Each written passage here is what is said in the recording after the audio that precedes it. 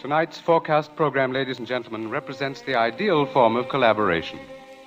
Mr. Alfred Hitchcock, brilliant English director of such outstanding motion pictures as The 39 Steps, Rebecca, and Foreign Correspondent, was eager to create a very special type of radio drama, the suspense story. As narrator and star for his production, he thought at once of the distinguished actor with whom he had been associated in countless British film successes, Herbert Marshall. Mr. Marshall suggested that they dramatize a certain favorite story of his. And that story happened to be the very one Mr. Hitchcock had had in mind. Mrs. Belloc Lowndes' classic in Chills, The Lodger.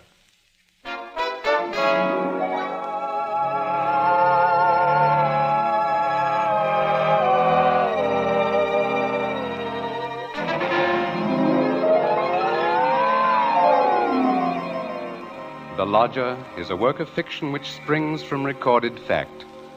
A story which begins in the year 1888 in London. A London terrorized by the fifth in a succession of recent murders. It was believed that these deeds were the work of one person, a tall, gaunt figure in a black Inverness cape, carrying a small, narrow bag. That meager description, provided by a highly unnerved witness, was the sum total of all that was known of the murderer. It was enough, however, to keep alive and alert the interest of all London, of all those in fine quarters, and all those in small, grimy houses, as, for example, Ellen Bunting. Ellen was no different from all the other middle-aged housewives dwelling in the great city's squalid Whitechapel district. She knew all the known facts of the case. As Herbert Marshall will tell you, Ellen knew it was quite proper to refer to this wielder of the knife as the Avenger.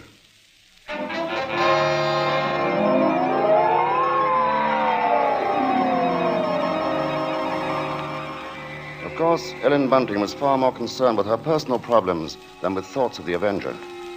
Yet the case of that strange, elusive killer quite often forced all other matters from her mind. There was that mad, meaningless scheme he seemed to follow. All his victims, for example, had been women. All had been young, attractive, and, oddly enough, blonde.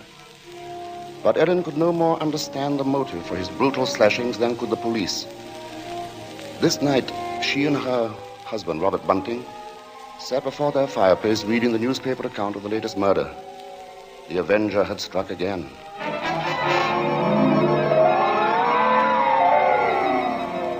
As Ellen expressed it, he might be anybody.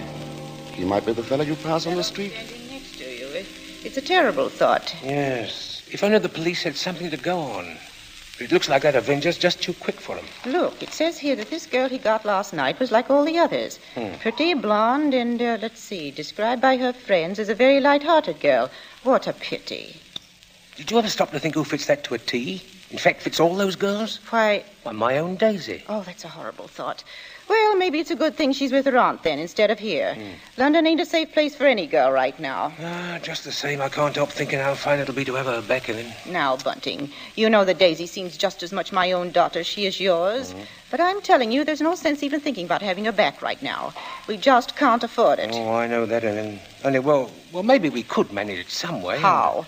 Haven't I scrimped myself half crazy trying to keep us going? But you don't care about that, do you? No, your Daisy's more important to you than I am. No, Ellen, that don't sound like you. Oh, I can't help if it don't. What are we going to do? Tell me that. We'll get along, dear. Something will turn up. Oh, we haven't had a lodger for months. Nobody even comes to look at the room anymore. Yes, but things will work out, Ellen. Oh, they ain't never going to work out. Soon we won't even have a roof over our heads and... Oh, I'm sorry, Robbie. I didn't mean to take on so... Oh, I know, dear, I know. It's all right. Oh, I didn't think it. It's just that I've been so worried. Well, don't you go worrying another second, old girl. Why, first thing you know, you won't be pretty anymore. You'll have your face all wrinkled now, and... see Now, here, come on, Bunting. Now, let's see a smile. Come on, just have one smile for me. Just alone. one smile like you used to, eh? Well, who do you suppose that could be? Awful late for visitors. Bunting, do you think it could be somebody looking for rooms? Well, it might be. Want me to go to the door? No, I'll go. Oh. You just stay here. Yes, all right. Now, be sure you get a good look at Louise before you let them in, dear. Oh, I'm coming. Oh, I do hope it's... Yes, sir? Is it not true that you let lodgings? Yes, sir. Won't you come in, sir? Thank you. Could I Could I take your cape, sir? There's no need. Now, I'm looking for a quiet room. It must be quiet. Oh, we have that, sir. Above all, our house is quiet. Your bag, sir. May I take it? No, I'll hold it. You'll be so good as to show me the room, please. Oh, yes, sir. It's right up these stairs, sir. This way. Thank you. You see, sir, there's just my husband and me here, and we're ever so quiet, and I'm sure you'll find this room to your liking, sir. Here we are. Now, I'll just light the gas. There. Mm-hmm. Very good. It is pleasant, isn't it, sir? And there's not many rooms with such pretty pictures, are there now? We've had them in the family for years, sir, and... Pictures interest me very little. You see, what really impresses me about the room is the very simplicity of it, the bareness. Yes, sir. It's not at all crowded, is it? It will be quite suitable, Mrs. Bunting's. Mrs. Bunting. You see, I do a great deal of studying in my book here, the Holy Bible. Yes, sir. Please, sir, let me help with your luggage. No, don't touch it. Oh, but I only wish to... Oh, you only wish to help, of course. You must forgive me, Mrs. Bunting. It's just that I'm so very weary. Of course, sir. He bringeth them to their desired haven. Beautiful words, Mrs. Bunting. Indeed they are, sir. And now at last I have found my haven of rest. Yes, sir. Then you'll be taking the room. Let us see now. What are you going to charge me? With attendance, mind. I shall be staying in most of the time, and I shall be wanting meals. Oh, we can see to that, sir. Then does 30 shillings a week suit you? 30... Why, yes, sir. Yes, sir, that will be quite all right. Good, and I shall pay you in advance. My name is Sleuth, Mrs. Bunting. Mr. Sleuth. Sleuth. Think of a hound, Mrs. Bunting, and you'll never forget my name. 23 and 4, 30 shillings. Thank you, sir. And I think I should enjoy a little light supper now, Mrs. Bunting. Bread and butter, perhaps. Could you arrange that? Well, certainly, sir. I'll do that now. And if you'd be requiring any beer or spirits... Certainly not. Oh, sir. What did I say? I thought you understood me, Mrs. Bunting, and I had hoped that you and your husband were abstainers. But we are, sir. We don't keep nothing about. I would have had to go out and... Of course. Oh, I'm sorry, Mrs. Bunting. I fear I spoke sharply. I don't wish you to think me rude. After all, you've been so kind, considerate. I hope I know a gentleman when I see one. Thank you very much. Now, I'll just hurry with your supper.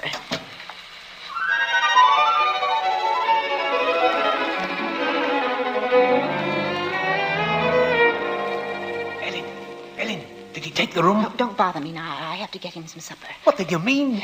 Come to the kitchen where he won't hear us. He took it, Ellen? Yes, He took the room? Yes, we're all right now. Look, 30 shillings. A week in advance. Oh, it's wonderful.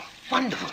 And Ellen, do you see what this means? Yes, you can have Daisy now. Yes. Here, Bunting, warm that teapot and put some tea leaves in it. Righto. Yeah, do you know something, old girl? We're not going to worry too much about Daisy being in danger of that Avenger fella. Whatever do you mean, Robbie? Well, she's not a girl who takes a drink, you know. What's that to do with it, please? Oh, something I read in the paper while he was upstairs with the gentleman. They just found out that every one of the Avenger's victims had been drinking. They figure he must be some kind of a rabid abstainer. What a peculiar chap. Now hurry, Bunting, please. Yeah. Two thoughts only governed Ellen's mind. The lodger's light supper and her own good fortune at having such a lodger. Mr. Sleuth was an eccentric sort, but then he was such a gentleman, so quiet, so very religiously inclined. She started up a staircase to Mr. Sleuth's room, her husband at her side. It won't do harm to be safe, though, once Daisy's back in London, eh? We'll see she stays closer in the house, Well, I'll be downstairs. Hurry up with his supper, old girl. She has passed down many wounded from her. Yea, many strong men have been slain by her. Come in. And to know the wickedness of folly. Why, Mr. Yes? What is it? Those pictures. Those pretty girls. You've turned all their faces to the wall.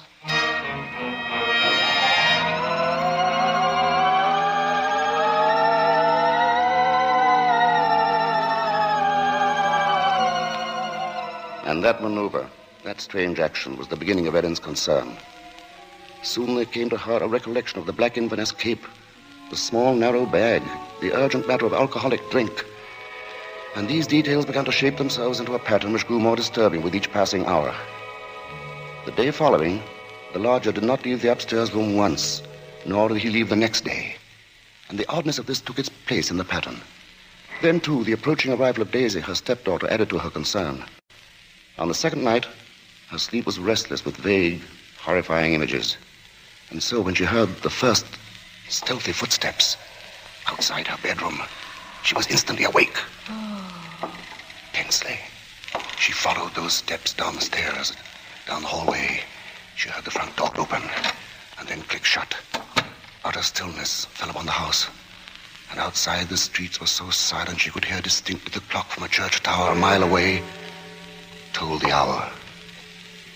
In her troubled frenzy, she pictured a lone figure plodding through the deep fog, moving quietly, stealthily, stalking, searching, finding.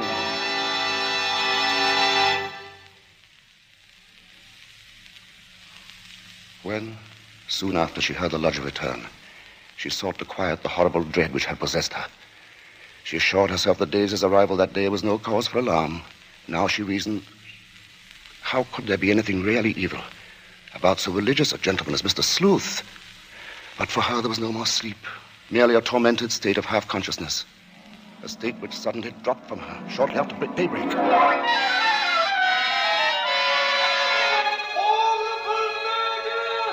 Horrible murder. That was the piercing scream of a newsboy far down the street. The Avenger strikes during night! Ellen Bunting heard the boy cry out the Avenger's latest stroke, made during the night. It's official! Horrible murder at King's Cross! Avenger takes the kingdom! Another special! Avenger strikes again!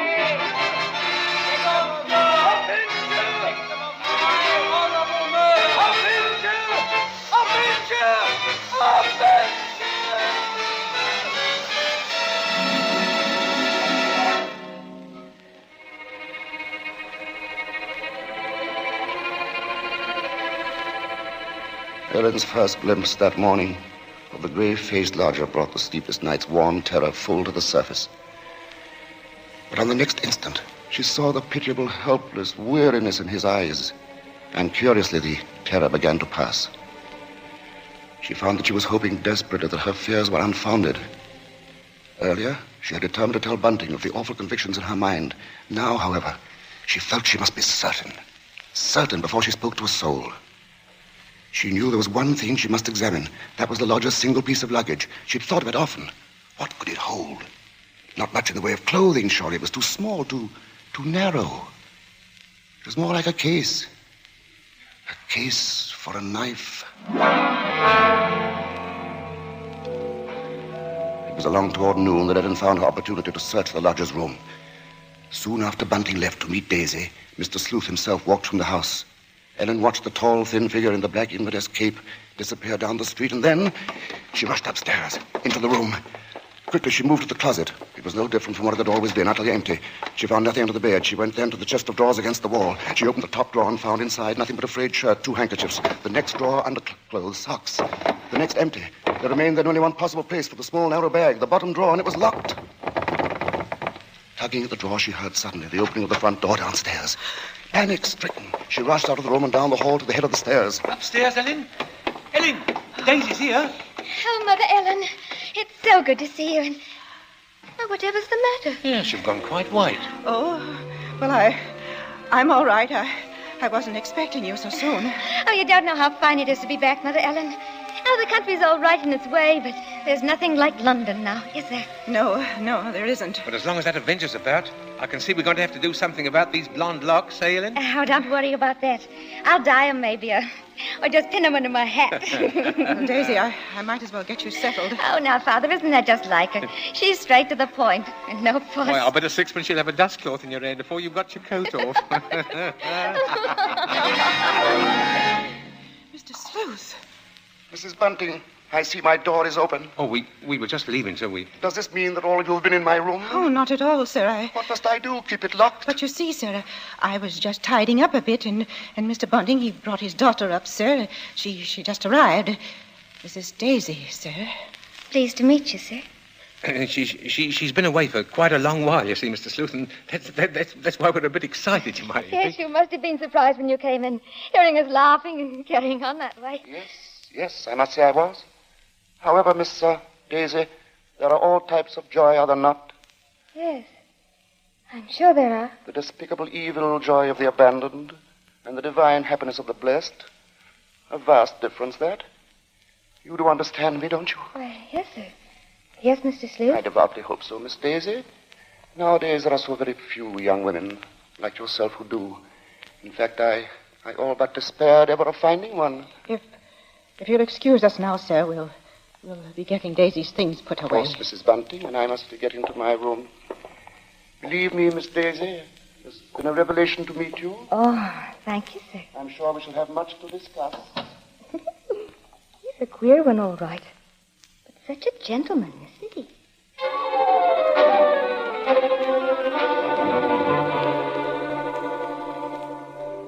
At that moment, Ellen had been determined to pour out her terrible knowledge, and then the moment passed by.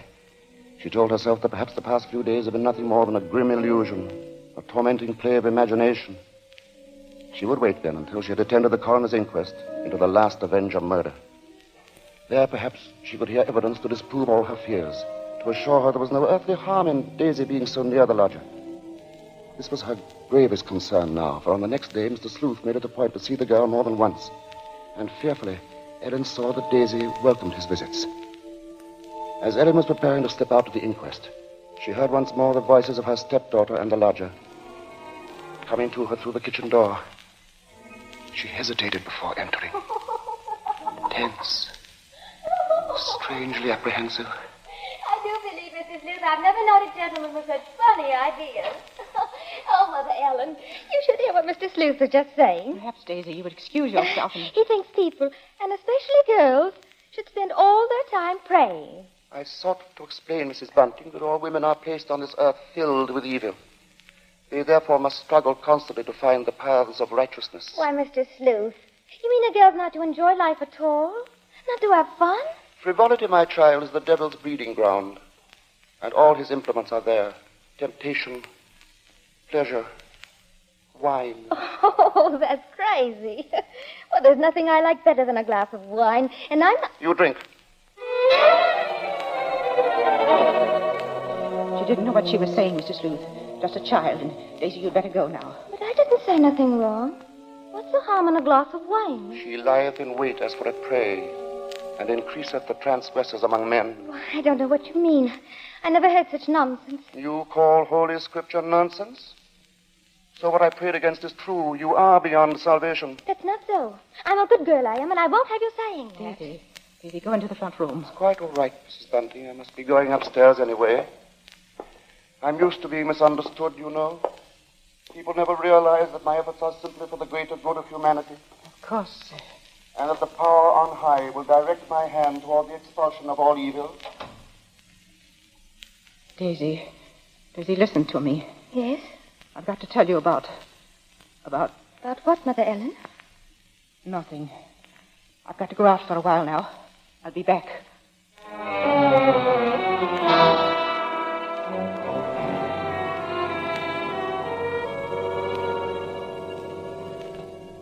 The moment to reveal the secret horror had come again and passed. Ellen's sudden recollection of Mr. Sleuth as he stood in the doorway had overwhelmed her. She must give him this last chance, this last frantic search for disproving evidence, this trip to the inquest. If that chance should fail, then she would tell Bunting or the police. So with the knowledge that Bunting was left in the house to look after Daisy, she boarded the underground train bound for the coroner's court. But as the train pulled away from the station, a new torture came to her, began to mount in her mind. It was the sudden realization that provided Sleuth was the murderer, she was equally responsible for his crimes. She had been giving him protection.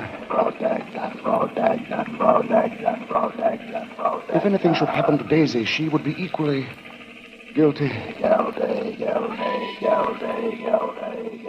Fully as guilty as the Avenger.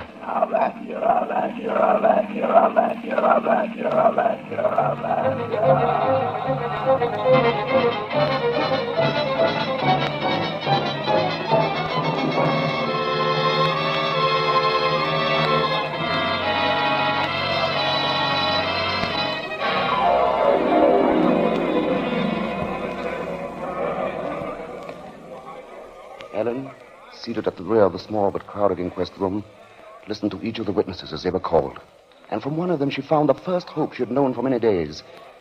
This witness lived next to the alley in which the Avenger had committed his crime that night. She had seen him from her window, and the man she described in no way resembled Ellen's lodger. But in another moment, Ellen's hope was swept away. It was pointed out that the fog had been so heavy that night that the witness could not possibly have seen the murderer from her window. She left the stand, replaced by a Mr. Cannot. This elderly gentleman was certain that he had not only seen, but talked with the Avenger. It was in Regent's Park, he testified, only a few moments before... A few moments before the murder, Mr. Coroner, when I saw him. He was quite a tall man, very gaunt-looking, and carrying a handbag. A handbag, you say? Yes, a small, narrow one. Just such a bag, I might add, as might contain a knife. As Ellen heard these words, the tension which had been mounting up within her became almost unbearable. Rigid with horror, she gripped the arms of her chair. She heard the coroner... I shall have to ask for more order in the court. And now, Mr. Cannot, I understand you heard this man speak. Oh, yes, he had a rather high, hesitating voice. An educated man, I would judge, but quite mad. What do you mean by that? Well, as he emerged from the fog, he was talking aloud to himself. Believe me, sir, he was reciting scriptures from the Bible.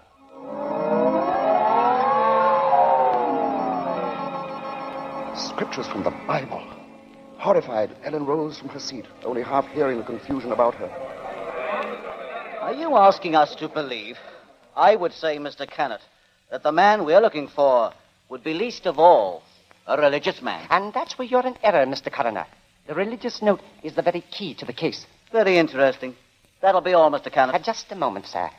Don't you understand? The man you're after must be a religious maniac. That's the only explanation possible. You will please stand down. The court was dismissing the very truth. Ellen knew that now. She would no longer keep silent. Her hands shot forth, and she screamed. I want to say... Ellen Bunting, on the verge of speaking, had fainted. And then, when she was revived a few moments later, she said nothing. Her brain was in too great a turmoil, her nerves too shocked. Like one in a dream, she allowed herself to be led from the courtroom. The voices of spectators were only vague sounds to her. I thought she was going to say something. Yes, it was hysterics, eh? Yeah, that bit about the knife. Yeah, the knife. The knife. The knife. As Ellen Bunting proceeded homeward, the remarks from the spectators remained in her mind. She heard them over and over. Yeah, that bit about the knife. The knife. And just such a bag as might contain a knife. We'll see she stays close in the house, eh? No harm in being safe. Direct my hand toward the expulsion of all evil. Expulsion of all evil. What's the harm in a glass of wine? I didn't say nothing wrong. As Ellen neared her neighborhood, her dread increased. With each moving footstep, the grip of terror grew tighter about her. She moved faster. If only she were in time. She was 2 streets away from the house. Then one. Then she saw Bunting. Sharply, like the thrust of a knife, she realized what this meant. Daisy was left alone with the lodger.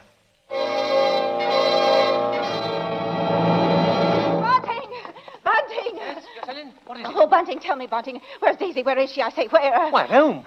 Oh, listen to me. Try to understand. Sleuth is the Avenger. What are you saying? Oh, Lodger, he's the Avenger, Bunting. Oh, but there's no time for that. Daisy's in danger. Hurry! Yes. Daisy! Daisy!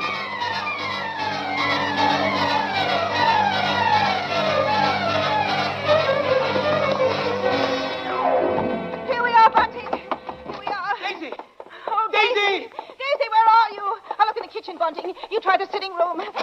Daisy! Where are you, Daisy? Answer me, Daisy! Oh, Try the bedroom. she's not here. What about the dining room? Look, she's not there. She's not downstairs. Then there's just his room.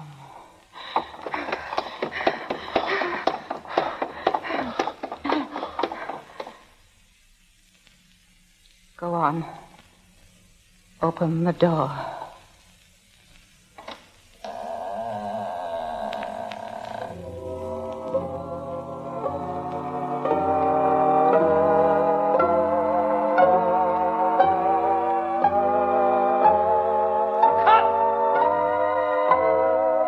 Okay, Mr. Hitchcock.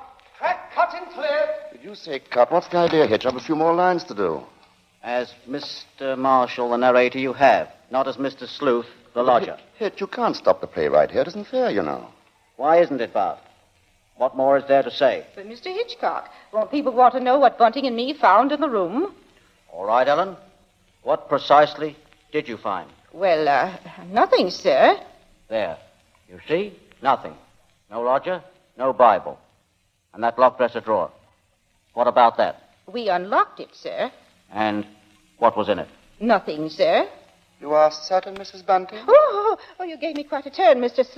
Mr. Marshall. Yes, sir, I'm sure, sir. There was nothing. Well, begging your pardon, Mr. Hitchcock, but don't you think we'd better just mention about Daisy? I don't know, Bunting. What do you think we ought to say? Oh, just that the reason she wasn't in the house when Ellen and me got there was, well, she'd gone out for a walk, that's all. Did she enjoy it? Oh, very much, sir. Made it to King's Cross and back in just under an hour, sir. Splendid time, Bunting. Well, there you are, Bart. There's the story. Now, wait a minute, Mr. Hitchcock. You can't do that. That's not the story. Of course it's not. Now, look here, Hitch. Here's the fellow who composed and conducted all our music, Wilbur Hatch. He wants to know about this, too. Everybody does. All right, Bart. What is it they want to know? What became of Mr. Sleuth? Oh, him. Why, he left that afternoon. They never saw him again. And now I think we ought to say something about the Columbia forecast Mr. Hitchcock, so far. sir, will you please... Stop him, Mr. Marshall. Hitch, listen to me. Yes? What is it? They want to know when the Avenger finally was caught. Oh, well, let me ask you something, Bart. Are you acquainted with Loretta Young? Yes, what's that got to do with it? Well, in next week's Columbia preview series, Miss Young will take the starring role in the drama of an American Red Cross nurse. That's good news, isn't it? Oh, that's great. But now listen, Hitch, you've just got to tell that audience exactly when and how Mr. Sleuth was caught. Caught? Why on earth should he be caught? Why? Well, he was the Avenger, wasn't he? Was he?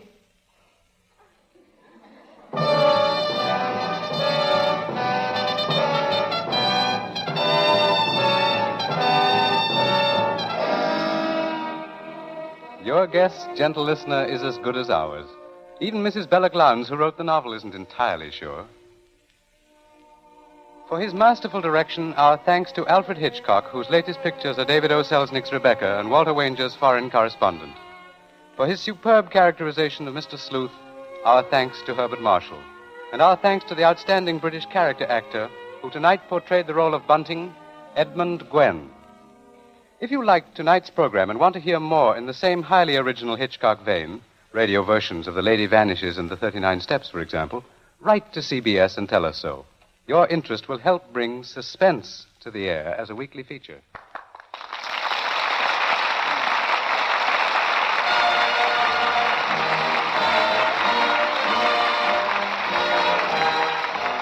Forecast next week presents from Hollywood, Loretta Young in Angel, first of a proposed series based on the adventures and the romance of a typical Red Cross nurse.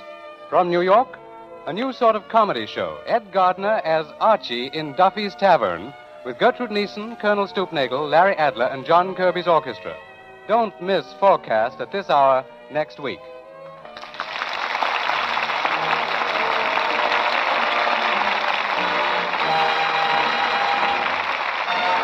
Thomas Freebandsmith speaking. This is the Columbia Broadcasting System.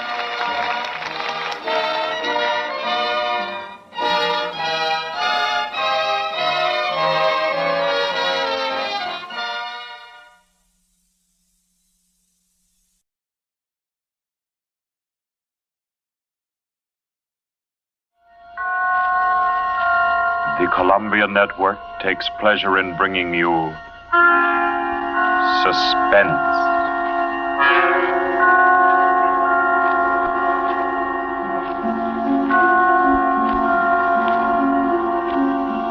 Suspense. Stories from the world's great literature of pure excitement. A new series frankly dedicated to your horrification and entertainment. Week by week, from the pick of new material, from the pages of best-selling novels, from the theater of Broadway and London, and the sound stages of Hollywood, will parade the most remarkable figures ever known. CBS gives you Suspense.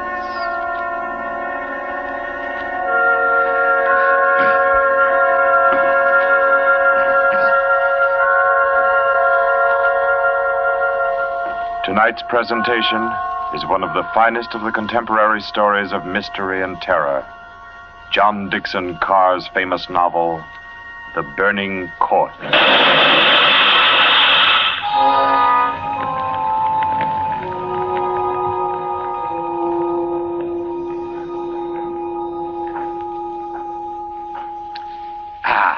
A glass of sherry by the fireside of a beautiful suburban home.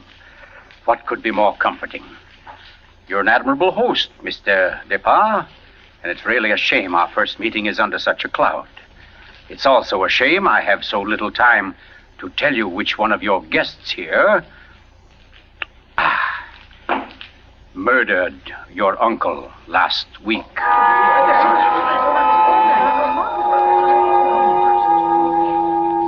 Now, let's see now. I believe we're all here. Your wife, your friend, Mr. Stevens, Captain Brennan. Yes, and incidentally yourself. Just who did you say you were? Well, no wonder you've had so much difficulty with the case, Captain. My name is Cross, Godin Cross, the writer. As a matter of fact, it's because of my just completed book, Poisoning Throughout the Ages, that I happen to be here now. And Ted Stevens there happens to be a member of the firm which publishes my work. I'd never seen him until tonight, but I've been told what happened.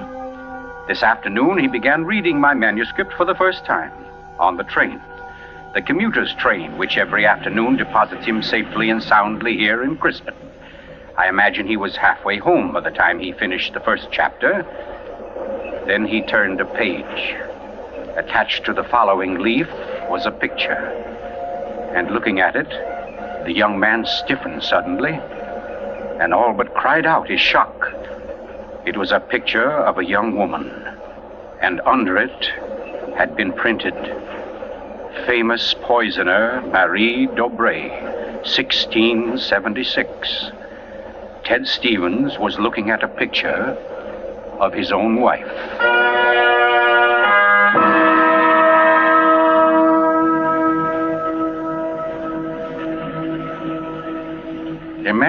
Imagine his 25-year-old wife in 17th century costume.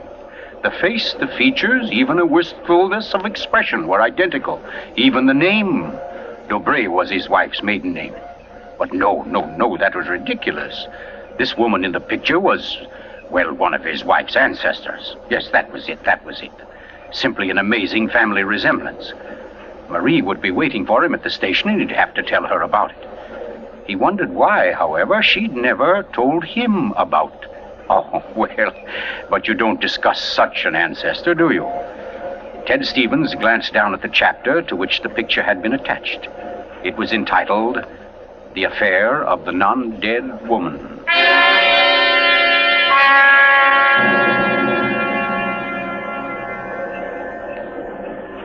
Hello, Ted. Stevens was almost jolted from his seat. It was Dr. Weldon, professor of English at the college, an old friend of his. Quickly, he thrust the picture beneath the manuscript and moved over. Hi, I didn't see you, Doc. Oh, here, have a seat. Oh, I thought maybe you were giving me the, what do they call it? The brush off? Oh, no, say, as a matter of fact, Doc, you're the one man I do want to see. Yeah? Very flattering. Remember those discussions we used to have about murders? Better than bridge anytime. Well, I got the idea that you'd made sort of a hobby out of the old cases, the historical ones. Well, I've studied quite a number of them, yes. Ever hear of a woman named Marie Dobré? Marie Dobré? Marie Dobré. Oh, yes. That was her maiden name, of course.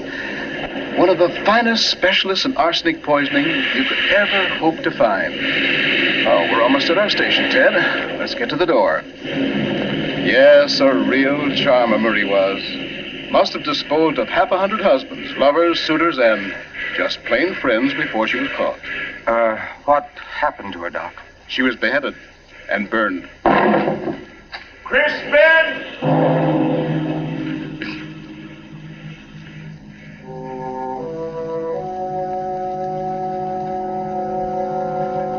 Oh, absurd, laughable. Ted Stevens kept saying this to himself, and yet what he knew was a foolish dread followed him straight through the small suburban station and clung to him as he reached the street. And there in the roadster was Marie, leaning toward him a little to hold the door open and smiling at him. Oh, Ted, what on earth are you staring at? That streetlight shining on your hair. I like that. Oh, you're tight. Come on, get in the car.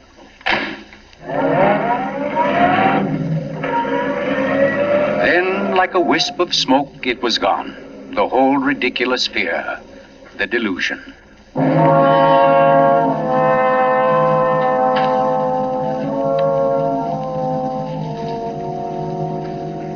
When at home, Marie brought the cocktails into the living room. The logs were burning brightly in the fireplace, throwing a soft, dancing glow upon a room that was darkening with dusk. To you, Marie. And to you, dear.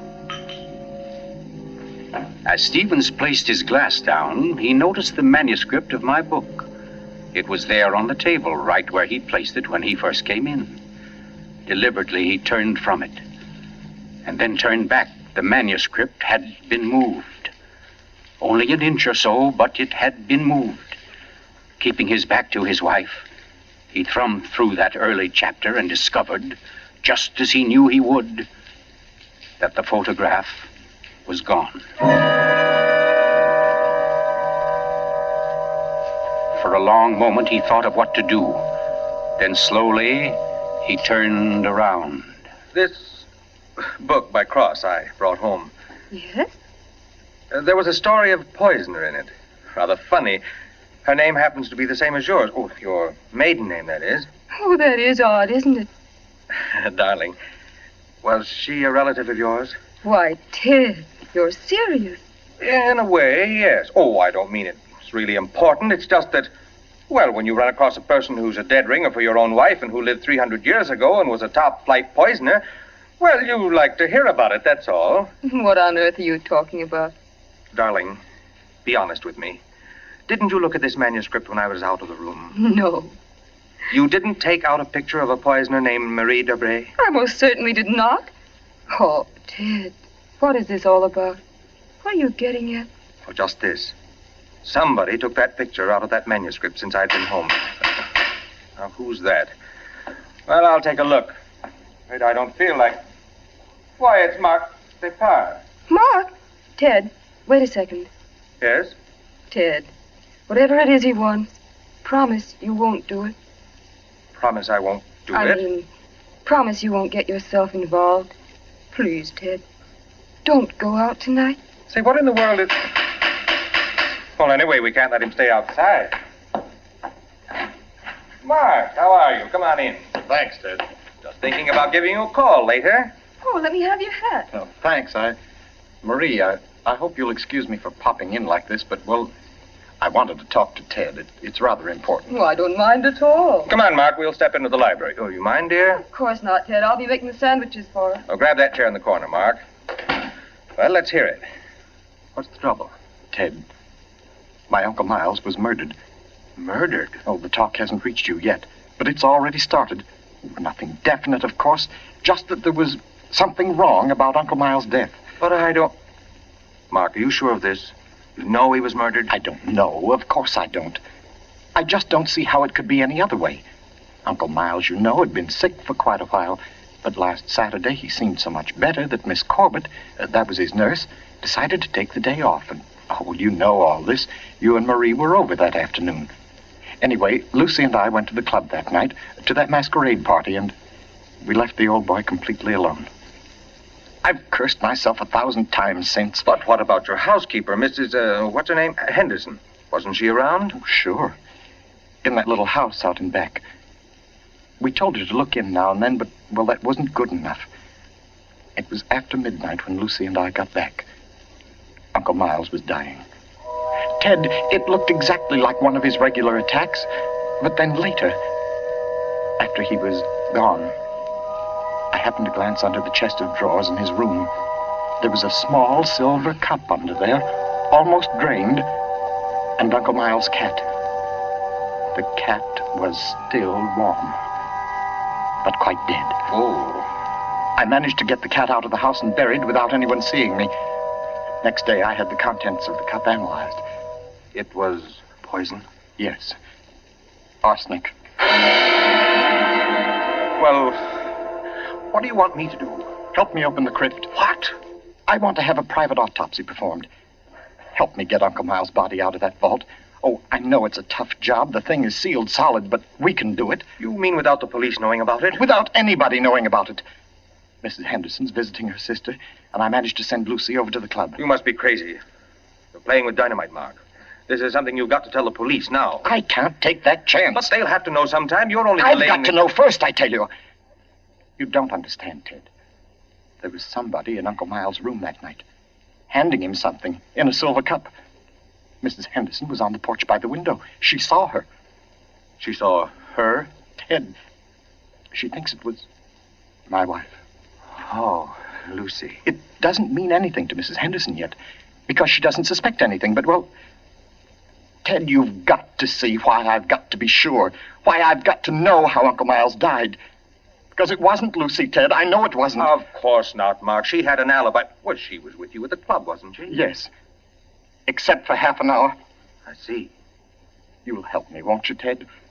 When do we start? As soon as you can make it. Okay. Come on now. I'll get your hat. You trot on ahead, and I'll come over as soon as I can see Marie. You're not going to tell her about this. Of course not. I'll think of something. Don't you worry about it. No, thanks, Ted. Thanks a lot. Marie? I'm coming. Darling, Mark asked me to... I know, Ted. Here. You better take these sandwiches with you. You'll be hungry. But you knew I was going out? Yes, I knew. You listened to us? I couldn't help it, Ted. I had an idea what Mark's visit was about. The talk about his uncle's death. There's a lot of gossip about it in the village. That's why I tried to tell you. Why I didn't want you to get mixed up in it. But it's too late now, isn't it? I mean, you're going. I can tell by the way you look. Ted, wait a second. There's just one thing I want to tell you before you leave. And that is that no matter what happens, no matter what you find or think or believe, I love you. You'll remember that, won't you? I'll remember you said so, Marie.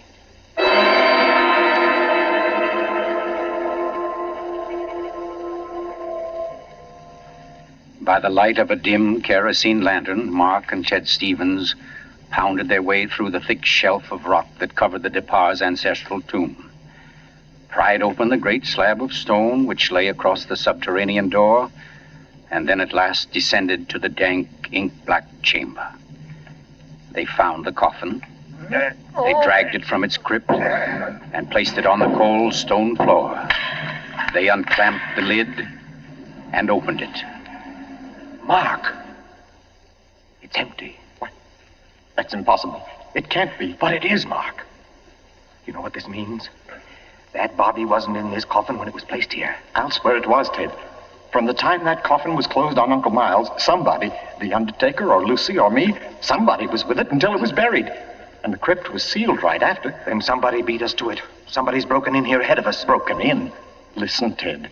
Lucy and I have hardly left the house since the funeral. Do you think anybody could break in here, smash through that stone and cement without our seeing them or without our hearing them? Well... What? Well, you might as well come on out then. But who was that? Me, Mr. Depar, up here. My name's Captain Brennan. I'm from the office of the Commissioner of Police. From the... Like to talk to you if you don't mind, Mr. Depar. Here, follow my flashlight up. But I don't understand. How did you know about this? By listening, mainly. You mind if we go up to your house, Mr. Depar? Why, no. Not at all. Oh, thank you. Oh, Freddie. Look here, Captain, Freddie, this is Mr. Depar, Lieutenant Gray. Glad to know you, Mr. Depar. And Mr. Ted Stevens, isn't it? Well, how did you know my name? Very simple. I got the names of everybody who was here at the Depars the day the old man died. You and your wife were included. Oh, here we are. But I don't... Captain, who gave you those names? Why, your housekeeper, of course. Mrs. Henderson? You didn't think Mrs. Henderson saw the dead cat, did you, Mr. Depar? But she did. She also saw you bury it. And we've been interested in the case ever since. Well, nice place you have here, Mr. Depar. Now, let's see. According to Mrs. Henderson, your wife was wearing some kind of a masquerade costume that night.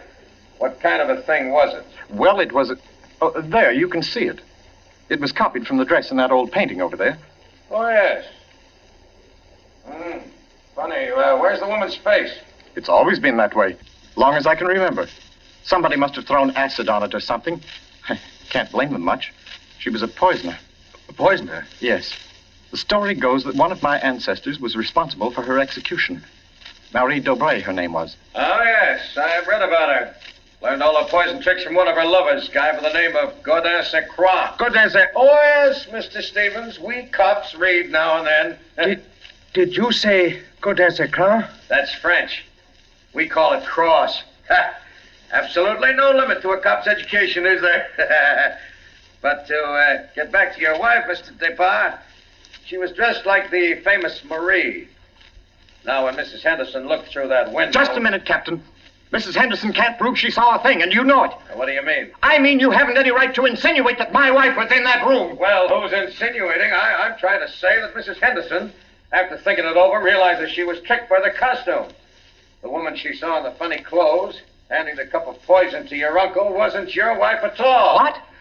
Because your wife is an unusually tall young woman. And the one Mrs. Henderson saw was fully half a head shorter. More on the order, let's say, of Mr. Stevens' wife. My wife? Captain, this is absolutely ridiculous. Well, I don't know. Why, what's the matter, Mr. Stevens? You're trembling like a leaf. Tell me now, just for fun, where was Mrs. Stevens that night? She was home with me. The whole evening? Certainly. She retired early?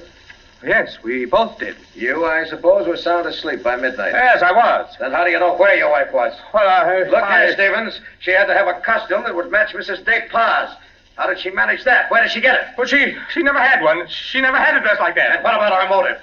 Why did she poison him? I don't know. Not for money, certainly. Then what was it? Hate? Did she hate Miles Depart? Yes, she did. No. Oh, I don't know. I don't know, I tell you. Brown? Yes, Freddie. I phoned and got hold of Mrs. Depart, the nurse, all right. That Mrs. Stevens, I couldn't reach her. Her phone won't answer. Okay, have her picked up. I'm going home. Stevens, come back here. I'm going to get my wife. Want me to stop him, Brennan? No, go.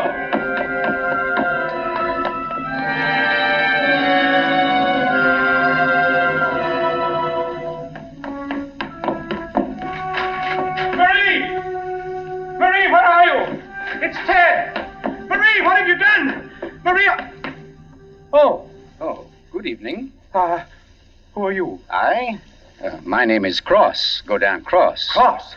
Where's my wife? What have you done to her? You fiend, what have you done to my wife? Why, nothing at all, young man. Here, sit down. You're lying. Something's happened to her. The police just phoned. There wasn't an answer. Why are you here? Why am I here? Well, because your wife, reading my chapter on the Dobrés, realized I knew more about the family than even she did. Because she found my phone number on the front cover of the manuscript. And because I know an exceptional case when I hear one. Does that answer your question? No, and you know it doesn't. Can't you see I've got to know whether... Yeah, I see. Whether your wife is that Marie Dobré, who was burnt by order of the High Tribunal for all poison cases, the burning court of France, witchcraft, black magic, the world across the threshold. You're quite sure, no doubt, also that I'm Godin Saint Croix, who first wooed her. No, my boy. No, my real name happens to be, of all things, Tom Simpson. Most unsuitable for a distinguished writing career. And Marie Dobré is no more your wife's real name than mine is Godin Cross. What? Your esteemed wife was an adopted child, Mr. Stevens, adopted by people in Canada named Dobré, remote members of the real family of poisoners. I can't believe it. Why didn't she tell me? Why? Because until I told her half an hour ago, she didn't know it herself. You see, in the course of my research on the family, I found out about it. And in the course of talking with your wife, I found out something else. How for years she was haunted by the fear that she might be a poisoner by inheritance, by blood. And you can see, can't you, why she never talked about it, her past to you? Yes. And yet, Mr. Stevens, you had all but made her forget that past. You. And that's why she was willing to lie, to steal a picture, do anything in order to hold you to her. Yes, I see that now. You know, young man, I rather think she loves you. But as you will see, though, she comes only when I call her. Mrs. Stevens? You mean she's... Yes, Mr. Cross. Marie, it's you. You're all right? Oh, yes, dear. We're both all right now, and nothing can change it, ever. Marie, listen. Don't say Marie, dear. Say Maggie. Maggie? Oh, that's my name, my real name. Maggie McTavish. And it's a lovely name, dear. The most beautiful, gorgeous... Darling, please. You don't understand. The police, they think you had something to do with Miles' death. They think I did. So, now, Mr. Stevens, before we go back to the Depas, don't you think you'd better tell me everything that's been said and done up to date? Having just saved your wife's soul from the burning court, now I'll wrest her body from the electric chair.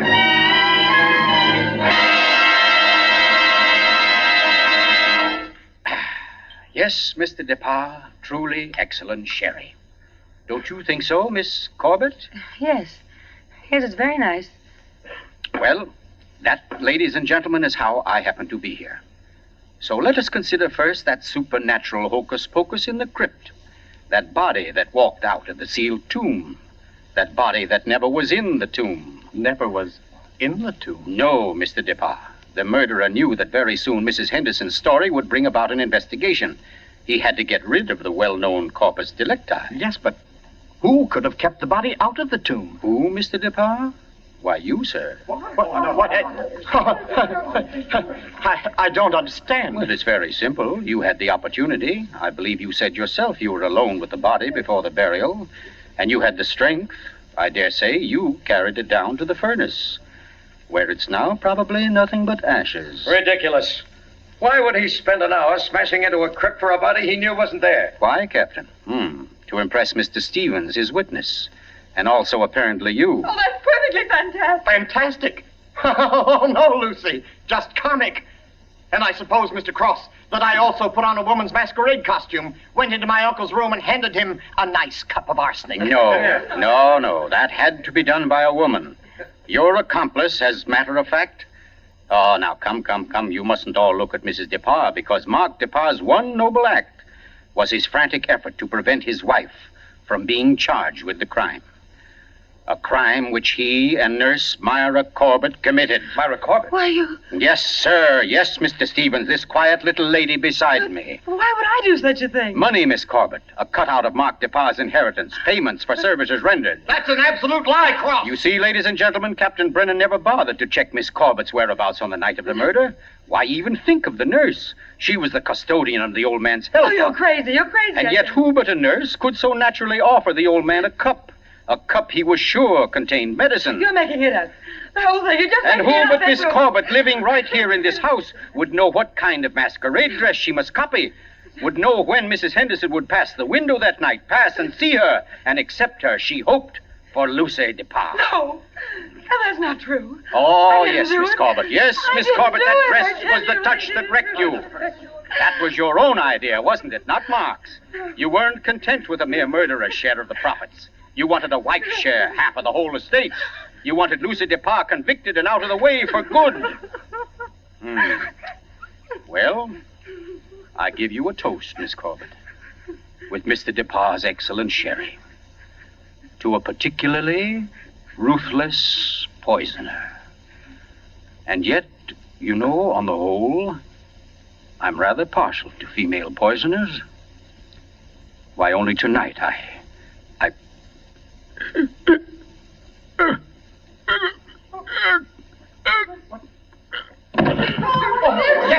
Here, let me get to him. Mr. Cook, what's the matter, Brennan? This man's dead. Dead? And from cyanide, if I know anything. Cyanide from that glass of sherry. Cyanide that a nurse could get quite easily.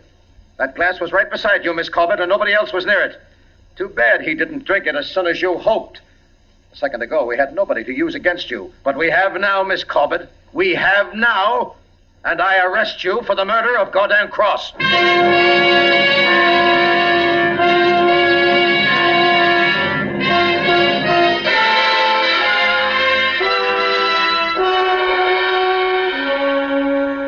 Now close to 5 months months ago that the prominent author was murdered. And tonight, Myra Corbett pays with her life for that crime. The former nurse, at first protesting her innocence, in recent Yes, weeks has grown... I'm in here, dear. Oh. I thought you might... Oh, what did you cut it off for? Huh? What do you mean? The radio. Oh, yeah, well, I thought you wanted to talk. Oh, Ted, don't you think I know you better than that? What was on the radio? Well, there wasn't any... Okay. It was about Myra Corbett. She goes to the chair tonight. Oh, I didn't think you wanted to be reminded. I don't really. But making such an effort to hide it only keeps it alive, doesn't it? All right, darling. Know what I came in to ask? If you wanted a cocktail before dinner? The largest one you've got. Fine. I'll get out the ice cube. I know. If I'll fix up the fire. Okay, Maria, a deal. Where are some papers to start it? Right there by the bookcase. And the name's not Marie. It's Maggie. Because, darling, Marie's dead and gone forever.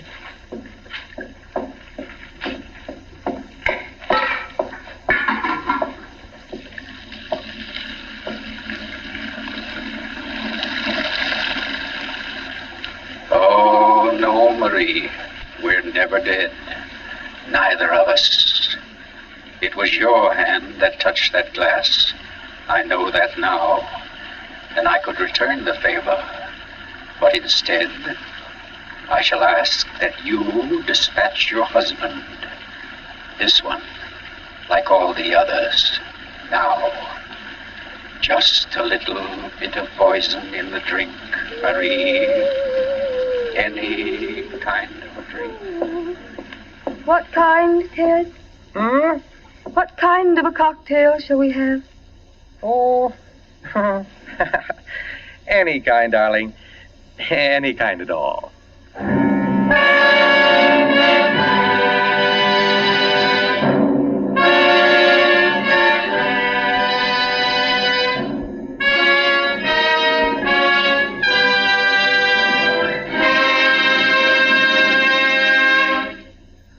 You've just heard The Burning Court from John Dixon Carr's famous novel, the first in Columbia's new series of outstanding classics and chills by world-famous authors. Tonight's play, ladies and gentlemen, has one rather special significance we think you'd like to know about. As you perhaps have heard, every fine comedian is said to cherish a secret desire to do an abrupt about-face. He pines for the part of a blackguard. Well, tonight you witness the fulfillment of one such desire. The role of that literary and quite infamous diehard, Gordon Cross, was portrayed by none other than Hollywood's expert provoker of laughs, Charlie Ruggles, here in New York for the world premiere of his latest screen success, Friendly Enemies. The role of Marie, well, that was enacted by a young lady who long ago won national acclaim as one of Broadway's most accomplished dramatic actresses, Miss Julie Hayden. Thank you, Charlie Ruggles and Miss Julie Hayden, for your splendid performances. The play tonight, as all plays in this series, was produced and directed by Charles Vander, written by Harold Metford and scored by Bernard Herrmann. Next week, we bring you an intensely exciting and moving drama, The Life of Nellie James. This is the Columbia Broadcasting System.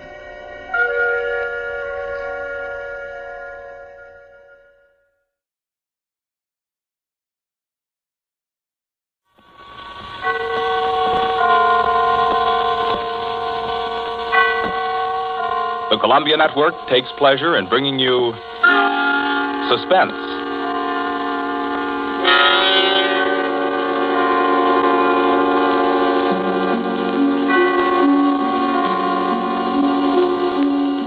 Suspense, a new series of programs with one strict purpose in view, your entertainment. Each week at this time, CBS sets aside 30 minutes to excite you, to mystify you, and on occasion to horrify you with a catalog of the world's great thrillers, dramas from the stage and screen, from fiction and radio, dramas that bring you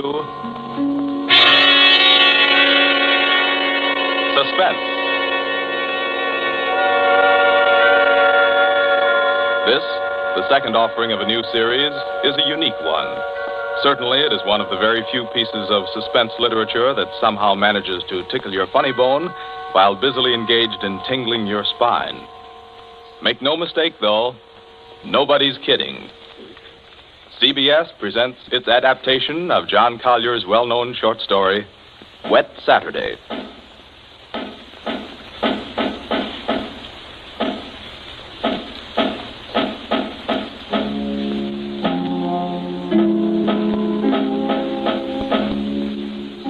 Yes, it's a wet Saturday. Never saw it rain harder. I'm Princey, Frederick Princey, just an ordinary family man. I've a son, a daughter, and a wife. I might be out golfing now if it hadn't been for the I'm rain. Mrs. Princey. I plan to drive over to the nurseries this afternoon for some arbutus. The borders, you know. But Oh, the whole lot of them make me sick. Yes, I'm George, son and heir. I had a date to go punting. Couldn't find the blasted punt in this weather, so I'm home too. I'm Millicent. I was going to play croquet. That's how I happened to have a mallet. Yes, that's the Princey family. We find them at home. Mrs. Princey, Millicent, George sprawled on a couch, Mr. Princey biting on a dry pipe. Their living room is dull and overstuffed. Rain beats at the windows. They are any middle-class family at home on a wet day, except for one small item. As you sit with them in the living room, you can see through the door to the sun porch a pair of men's feet, encased in black boots. They look like the feet of a curate. There's a tenseness in the room. The air is charged with excitement, but the feet are very still. Don't keep staring at them. Listen to me, all of you. Don't you see? They'd hang her. That's what they do. They'd hang her. Oh, Fred, it's too awful. Awful? It's catastrophic. A supposedly sweet, gentle, intelligent girl, respected, loved by the whole village, doing a thing like this. Think of the publicity, the disgrace. You think I'm going to resign from the bench, the vestry, sell out and live in some foggy hotel abroad? Oh, no. No, I'll kill myself. I will. Don't be a fool. Any more than you have been, the governor means. Be quiet. Wouldn't be so bad if it were you. Everybody in the village knows you're not responsible. George. Yes?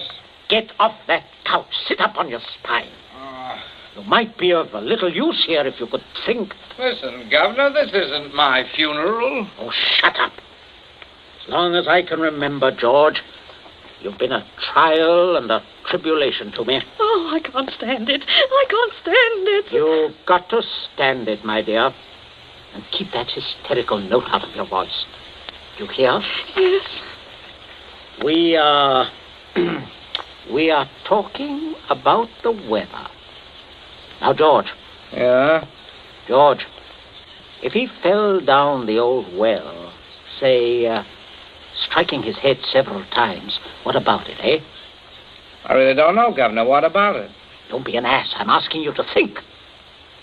He'd have had to hit the sides several times in 30 or 40 feet and at all the correct angles. No, I'm afraid not. We'll have to go over it all again, Millicent. Oh, no, Father. No. I couldn't. Millicent, we must go over it all again. Oh, Fred, you're torturing her. Oh, face facts, Mater. With him lying there, there's no use pretending it's a picnic. They might hang you, Millicent. Oh, stop that shaking. Stop it here. You must stop it. Just keep your voice quiet. Millicent, we are talking of the weather. Now, we will proceed. I can't.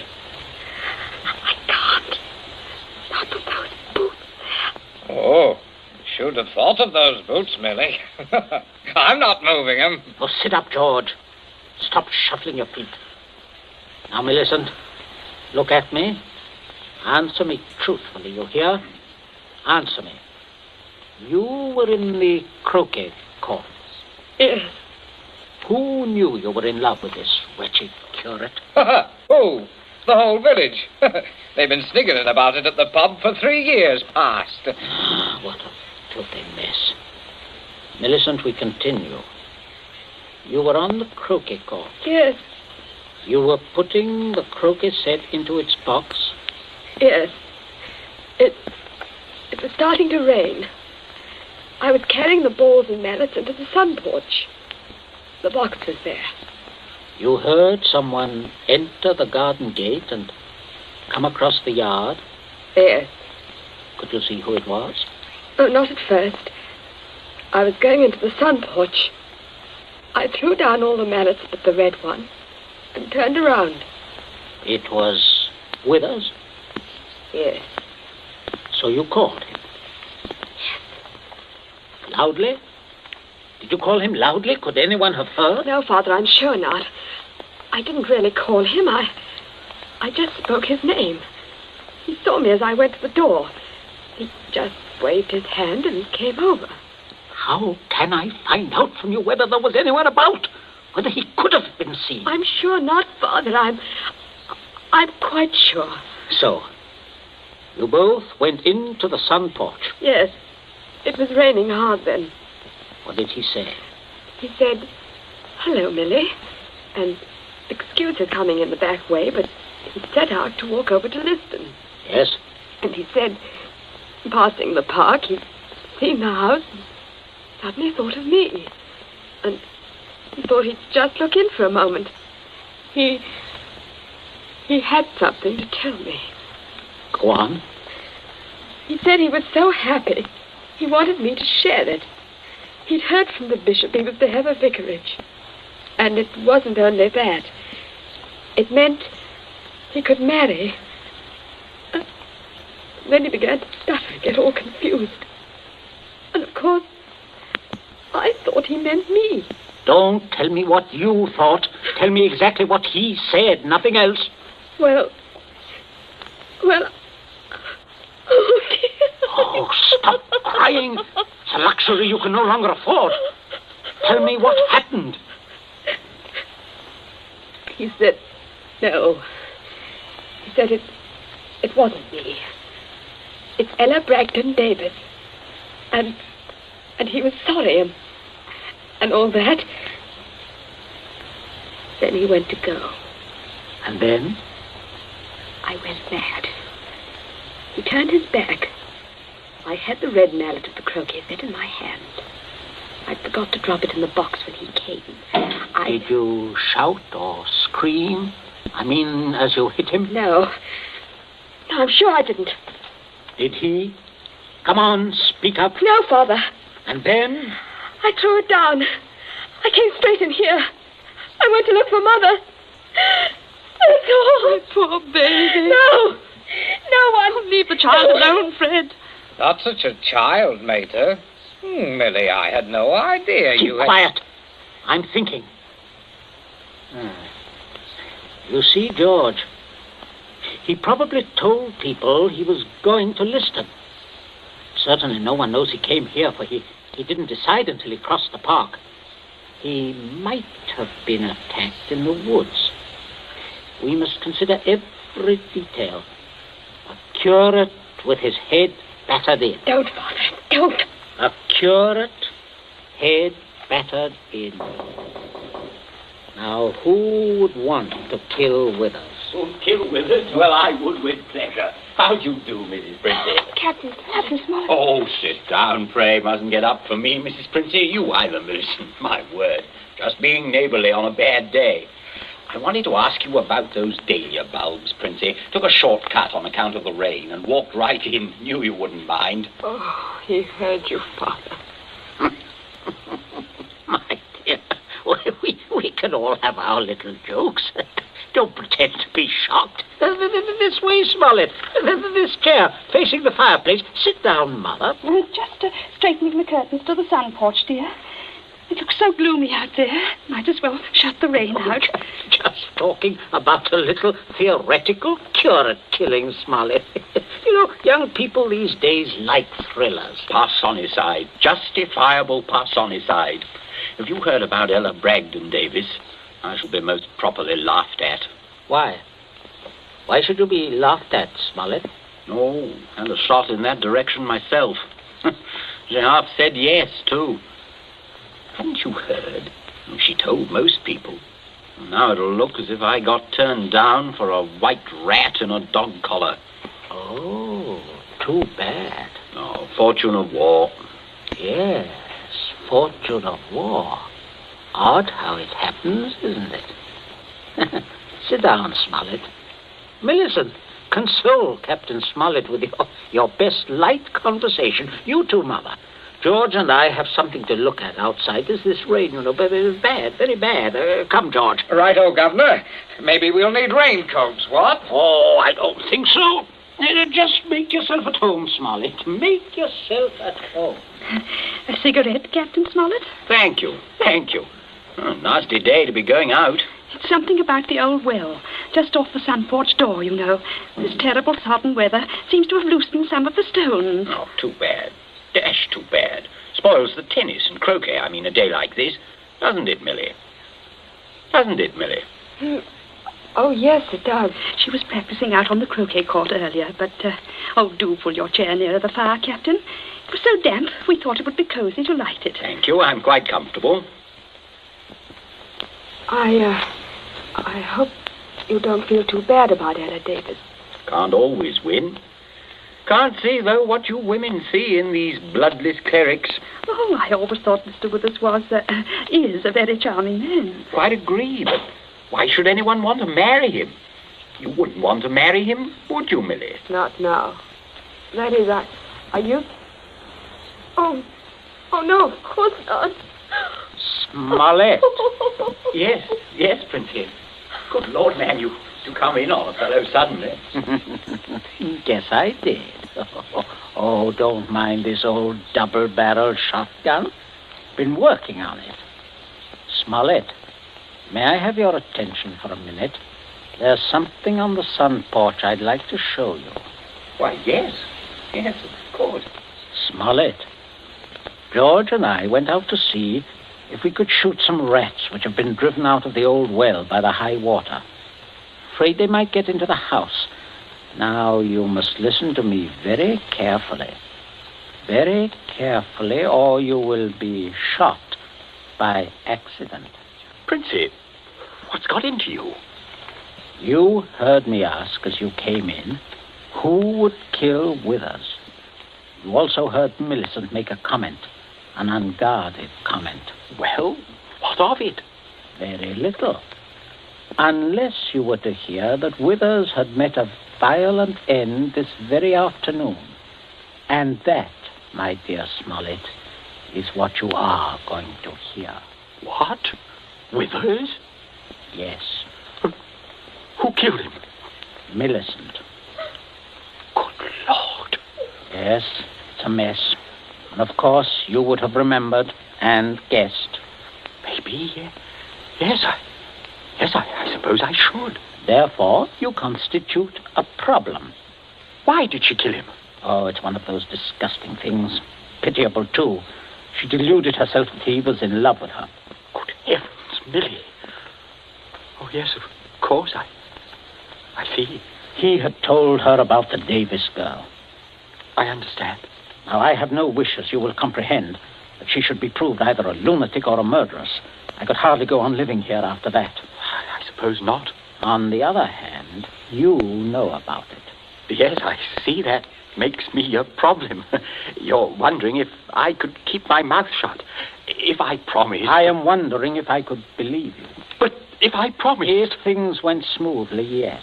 But not if there was any sort of suspicion, any questioning. You would be afraid of being an accessory. Why, I don't know. I do. What are we going to do? I can't see anything else. You'd never be fool enough to do me in. You can't get rid of two corpses.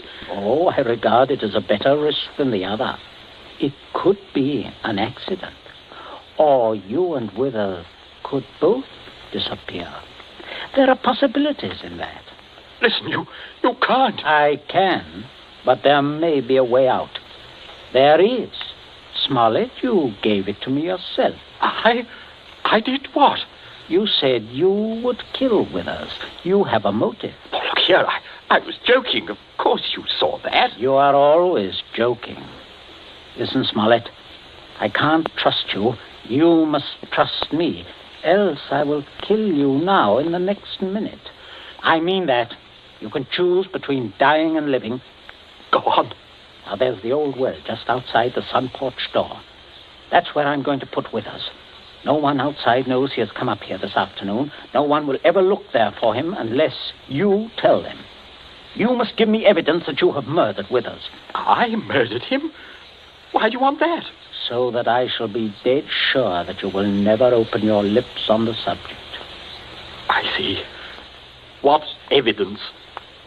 George, hit him in the face. Sure. George, don't! Keep out of this. Oh, Captain, you should be more careful. Look what your teeth did to my knuckles. Again, George. Okay. Oh, I can't stand it. Oh, how can you? Keep quiet. You women keep out of this. I'm sorry, Smollett, but there must be traces of a struggle between you and Withers. Then it will not be altogether safe for you to go to the police. But can't you take my word, man? I will when we are finished. George? Yes? Get the croquet mallet. Right, Governor. Take your handkerchief to it. In there on the sun porch floor. Yeah. Yes, I got it, Governor. There, Captain. There's the weapon. As I told you, Smollett. Now, you'll just grasp the end that mashed Withers' head. I shall shoot you if you don't. But good Lord, you can't. All right. That's it. Now deposit it out by the side of the house, out of the rain, of course. No, wait, George. First, you'd better pull a few hairs out of his head and put them under the nails of Withers' right hand. Princey, have you gone mad? Do you know what you're doing? With this gun, yes. Go ahead, George. Sorry to muss your hair up, Captain. Shut up, Smollett. There. That's all we need. Now for Withers, and we'll fix it right up. Be right with you, Governor. Smollett, you may turn around. Withers is just there in the sun porch. Draw back the curtain. Good Lord, Princey. Yes, messy. But we'll get him fixed up. Now you, Smollett, you've just got to drag him through the door and dump him in the old well. Just beyond the door, Captain. I won't touch him. I won't. All right. Stand aside. Out of range, George. Right. Only one place I want this bullet to go. Father. Oh, Father. Keep quiet. My aim's none too good. Wait a minute. That's better, Smollett. Much better. Go on now. In here. You'll have to take him outside. By the shoulders ought to do it, Captain. Keep quiet, George. Go on, Smollett. Go on. You've seen dead men before. Drag him. Drag him. I'll just hold the gun here to make sure that everything goes all right.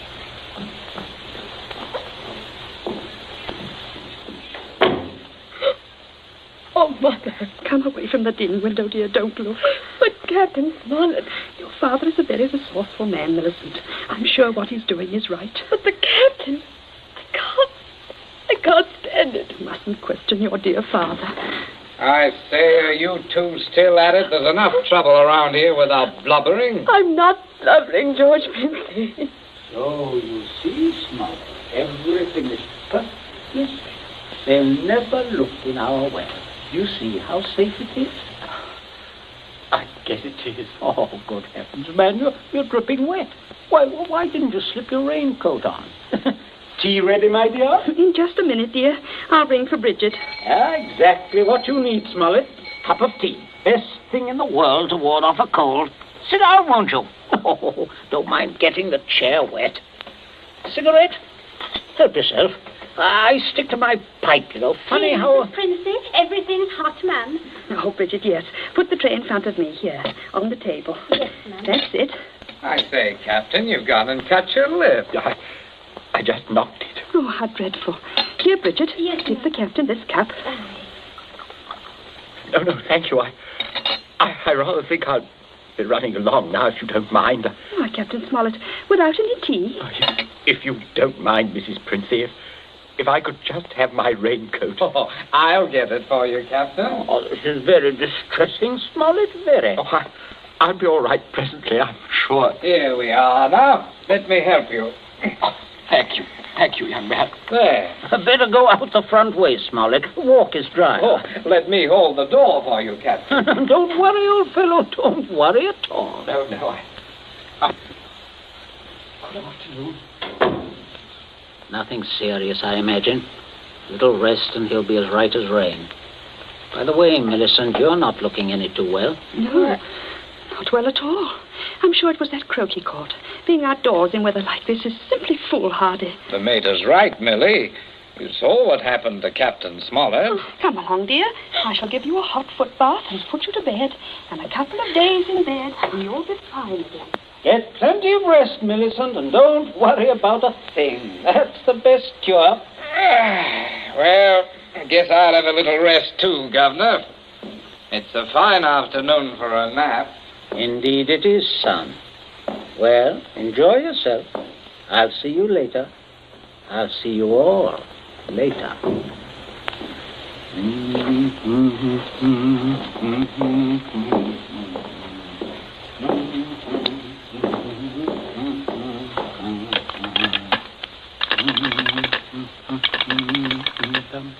Your number, please.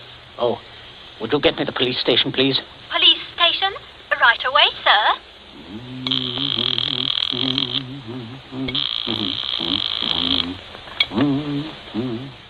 Police headquarters, Sergeant Yancey speaking.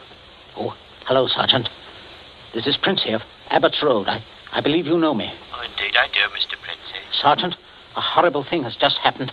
Quite extraordinary. Murder, in fact. Murder? I'm afraid it looks rather bad for a close friend of ours, unfortunately. We saw him do it. I think you'd better send someone over right away. Well, our man should be there right about now, Mr. Princey. I beg your pardon? I say, our man should be there now. Constable Martin has his post right below your house there. Just rang in. Seems Captain Smollett was with him. Captain Smollett? He reported some rather queer goings-on at your place, but I certainly didn't understand it was murder. Just don't touch anything, Mr. Princey. And don't worry. Don't worry at all. No. No. I won't, Sergeant. Thank you. Governor, where are you? There's a man I'm right outside. here. Stop shouting. We have some visitors, Governor. Oh, yes. Yes, I can see that. Well, Constable, good afternoon. Good afternoon, Mr. Princey. And Smollett, I say what a remarkable fellow you are, coming back like this. Here to reenact the crime? Only the one against me, Princey. The one against the curate I'll leave to you people. Extraordinary sense of humor. Mr. Princey, I just had a look at what's in your well. Not a pretty sight, that. Not pretty at all. Yes, Captain Smollett was thorough, if nothing else. You saw him when he did it, sir, out in the back? Oh, quite.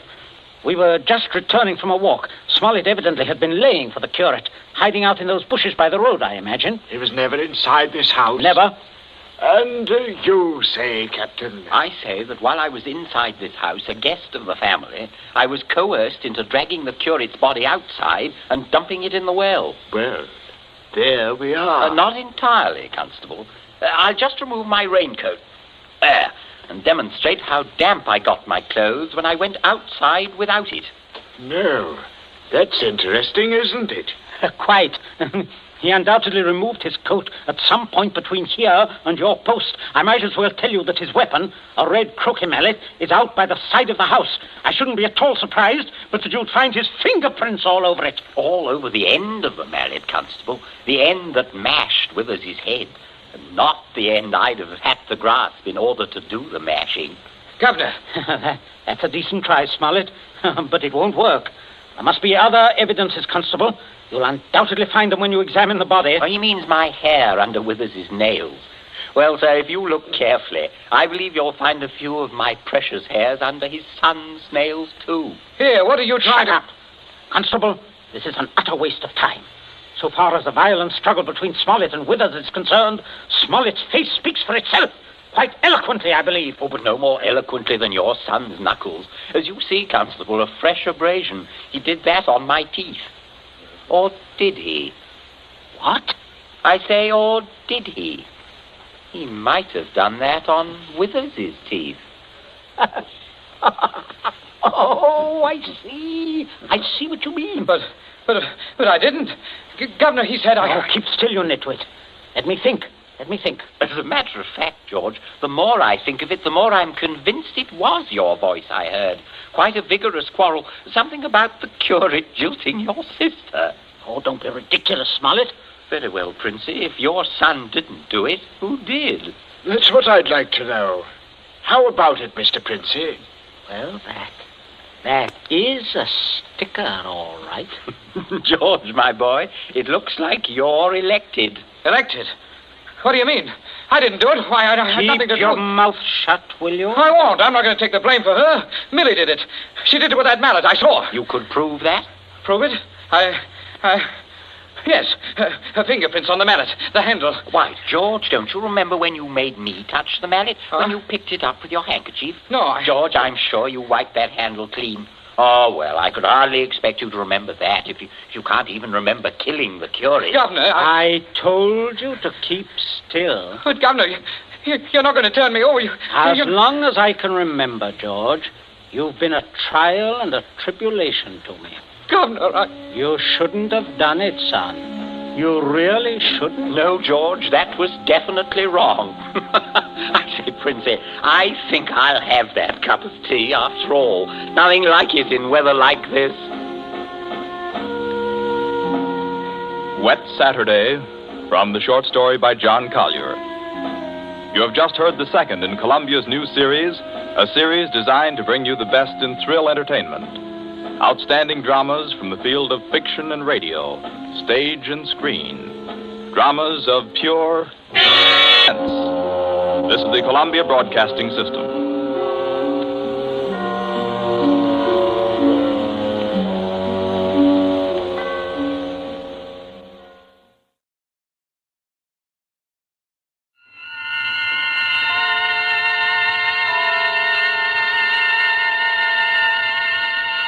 Columbia Network takes pleasure in bringing you Suspense.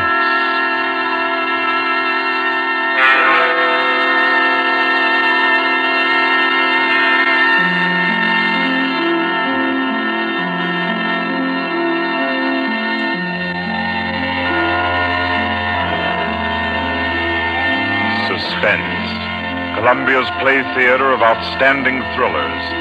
Produced and directed by William Spear and scored by Bernard Herrmann.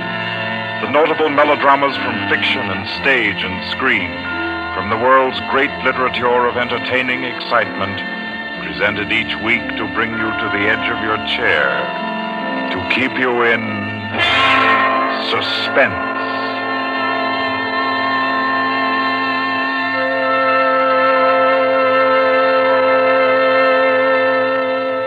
Tonight's adventure in suspense is from the pen of Dorothy Sayers. She called it The Cave of Ali Baba. Like the tale told by Scheherazade, a distinguished ancestress in the storytelling art, Miss Sayers' thriller deals with 40 thieves and with 2 magic words. For your uneasy listening, then, Suspense presents The Cave of Ali Baba.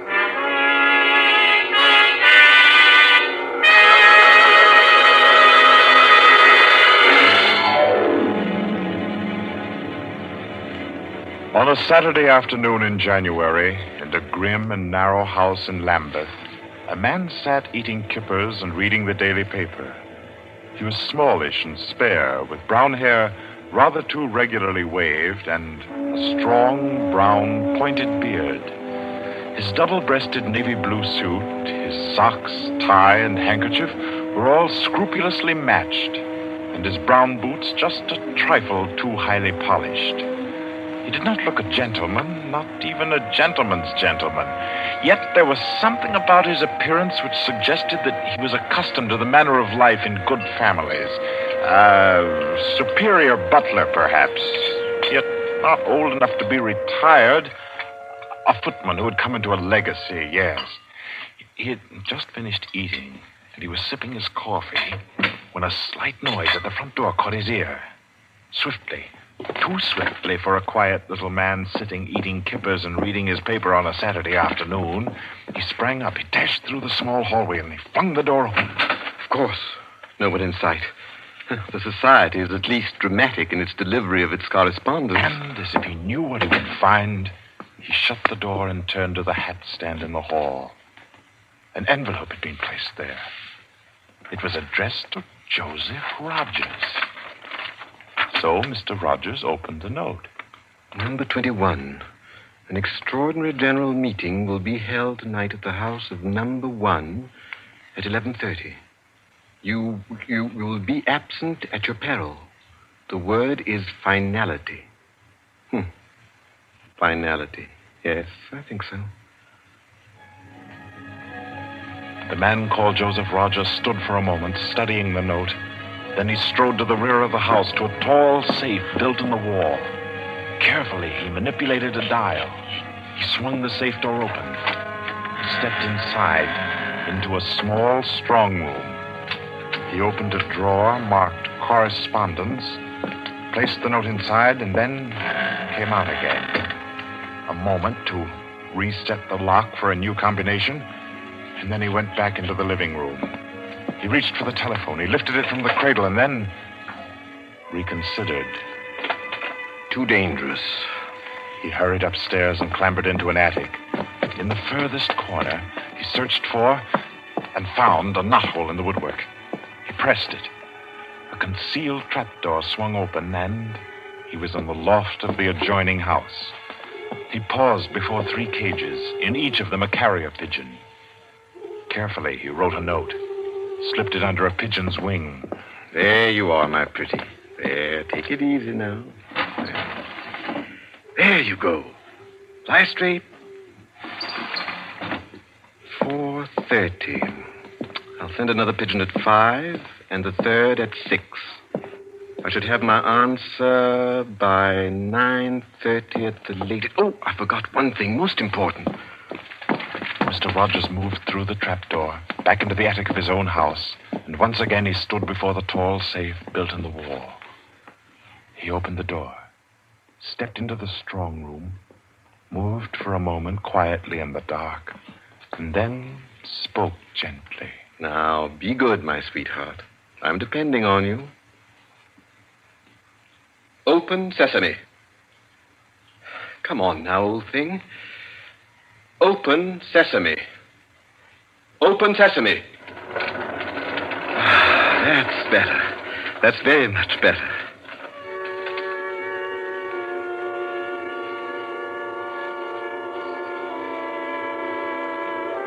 By 9:30, his answer was back. All the little piece of paper said was a hasty okay.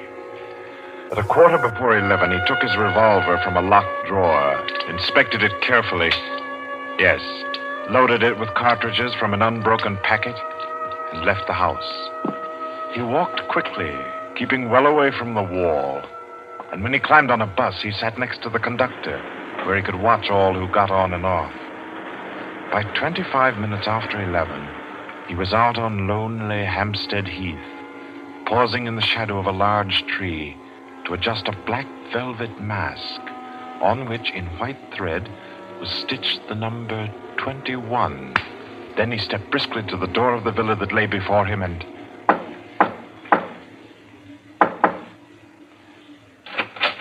What is it? Finality. Come in. Go right on through. Number 1 will check you in. Right.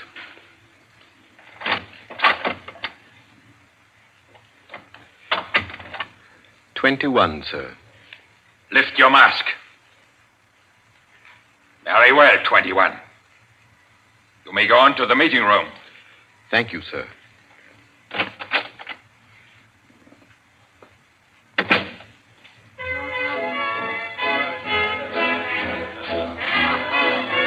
The room of the villa in which Mr. Rogers now stood was a large one, a brilliantly lighted room. There was a gramophone in one corner blaring out a jazz tune. To its rhythm, couples, masked men and women, were dancing. Some were in evening dress, some in tweeds and jumpers. In another corner of the room was the bar. Mr. Rogers went up to it and asked the masked man in charge for a double whiskey. He consumed it slowly, leaning on the bar. The room filled. Presently, someone moved across to the gramophone and stopped it. Mr. Rogers looked around. Number 1, the massive gentleman in evening dress who had checked him in, appeared on the threshold. A tall woman in black stood beside him. Her mask, embroidered with a white number 2, covered her hair and her face completely. Only her fine bearing, her white arms, and her dark eyes, shining through the eye slits, proclaimed her as a woman of power, of physical attraction. The masked dancers were silent now as number 1 spoke. Ladies and gentlemen, we are short 2 members tonight. I need not inform you of the disastrous failure of our plan for obtaining the plans of the Court Windlesham Heliscoper. Our courageous and devoted friends, number 15 and number 38, were betrayed and taken by the police. Some of you might fear that under examination these 2 would break down and give away our society. There is no need for such a fear. I gave the usual orders, and their tongues have been silenced. Their defense will be discreetly compensated in the usual manner. I call upon number 12 and 34 to undertake this agreeable task. They will attend me at my office for their instructions after the meeting. Will the numbers I have named kindly signify by raising their hands that they are able and willing to perform this duty? Thank you. Ladies and gentlemen, please take your partners for the next dance. The gramophone struck up again. Mr. Rogers turned to a girl near him in a red dress. She nodded, and they slipped into the movement of a foxtrot. The couples gyrated solemnly and in silence. Their shadows were flung against the blinds as they turned and stepped to and fro. The girl in red spoke to Mr. Rogers. What's happened? I'm frightened, aren't you? I feel as if something awful was about to happen. It does take one a bit short. Number 1's way of doing things, but it's safer like that. Oh, those poor men. No talking, please. You know the rules. Sorry. In silence, the dance continued. And then it came to an end. And then when it had finished, the dancers came again to where number 1 sat and waited with tense eagerness for him to speak. Ladies and gentlemen, you may wonder why this extraordinary meeting has been called. The reason is a serious one. The failure of our recent attempt was no accident. The police were not on the premises that night by accident. We have a traitor amongst us. This last failure was not the first. You'll remember the unfortunate way in which the affair of the Dinglewood pearls turned out. And there were others. However, I am happy to say that our minds can now be easy. All these troubles have been traced to their origin. The offender has been discovered and will be removed. The misguided member who introduced the traitor to our ranks will be placed in a position where his lack of caution will have no further ill effects. There's no cause for alarm. Ladies and gentlemen, please take your partners for the next dance.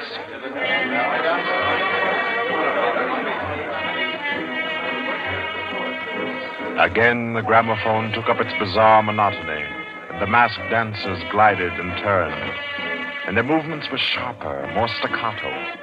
The girl in red was claimed by a tall mask in evening dress. A hand laid on Mr. Rogers' arm made him start.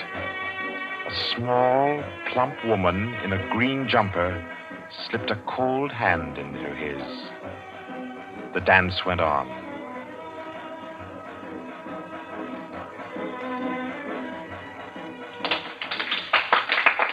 When it stopped, everyone stood detached, stiffened in expectation. The endless interval was over. Number 1 raised his voice. Ladies and gentlemen, you will no doubt wish to be relieved of the questions on your mind. I will name the persons involved. Number 37. No! Silence! I swear on it! Silence! You have failed in discretion. You will be dealt with. If you have anything to say in defense of your folly, I'll hear it later. Sit down. Number 37 sank down upon a chair. He pushed his handkerchief under the mask to wipe his face. 2 tall men closed in upon him. The rest fell back. Ladies and gentlemen, I will now name the traitor. Stand forward. Number 21. Take off your mask. Number 37. This man was introduced to our society by you under the name of Joseph Rogers, formerly second footman in the service of the Duke of Denver, dismissed for petty thievery. Did you take steps to verify the statement? I did, as God's my witness. It was all straight. I had him identified by 2 of the servants. I asked all over about him. The story was true. I'll swear it was. Number 21. Your name has been given as Joseph Rogers. Is that your real name? Answer me. Is that your real name? No. What is your name? Peter Death Braden Whimsy. Silence! My compliments, your lordship. We thought Lord Whimsy was dead. He was killed, so the paper said 2 winters ago, while shooting big game in Africa. He even left a will, proved of £500,000. To his mother, I believe, the Dowager Duchess of Denver. Lord Peter Whimsy, indeed. Well-known book collector, man about town, distinguished criminologist. Took an active part in the solution of several famous mysteries. Taking an active part, if you don't mind. So you deliberately led us to think you were dead and became Joseph Rogers to gain entrance to our society. What has become of the real Joseph Rogers? He died abroad. I took his place. And the end of your impersonation to uncover our society. Precisely. I see. The robbery of your own fete, upon which we congratulated ourselves, and which you helped to execute, was arranged. Obviously. The robbery of the Duchess, your mother, was arranged by you. It was. It was a very ugly tiara, no real loss to anybody with decent taste. The burglary of the Winthrop mansion, the theft of the necklace at Covent Garden, the others as well. You arranged them all. All. May I smoke, by the way? You may not. Numbers 15, 22, 39. You have watched the prisoner. Has he made any attempt to communicate with anybody? None. His letters and parcels have been opened. His telephone tapped and his movements followed. Even the water pipes in his house have been under observation for Morse code signals. You're certain? Absolutely. Then we may be sure that he has been alone in this adventure. Well, ladies and gentlemen, please take your... Very well. Take the prisoner away. And be sure you explain carefully to him first the manner of his death. I'm sure he'll enjoy it. Wait, at least you can let me die decently. Take him away. Stop, I have something to say, something to sell. We make no bargains with traitors. No, but listen. Do you think I haven't thought of this? I'm not a fool. I've left a letter. To whom? To the police. If I don't return tomorrow, it'll be opened. It's a bluff. The prisoner sent no letter. He's been strictly watched for months. I left the letter before I came to Lambeth. Then it can't contain no information of any value. Oh, but it does. The combination of my safe. Indeed? Has this man's safe been searched? Yes. What did it contain? No information of importance, sir. An outline of our organization, the name of the house, nothing that can't be altered and covered before morning. And did you investigate the inner compartment of the safe? You hear what he says, did you? He's trying to bluff. There is no inner compartment. I hate to contradict you, but I'm really afraid you must have overlooked it. And what did you say was in the compartment, if it does exist? The names of every member of this society with their addresses, photographs, and fingerprints. How did you say you contrived to get this information? By doing a little detective work on my own. But you've been watched. True, the fingerprints of my watches adorn the first page of the collection. That statement can be proved? Certainly. The name of number 40, for example... Stop! If you mention names here, you will certainly have no hope of mercy.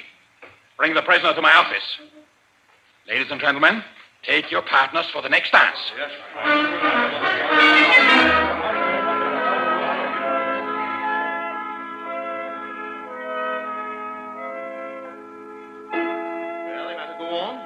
Prove that I know your gang from number 1 through number 25. Do you want me to prove that I know the others as well? My lord, your story fills me with regret that you are not, in fact, a member of our society. Wit, courage, and industry are valuable in an association like ours. I fear I cannot persuade you. No, I suppose not.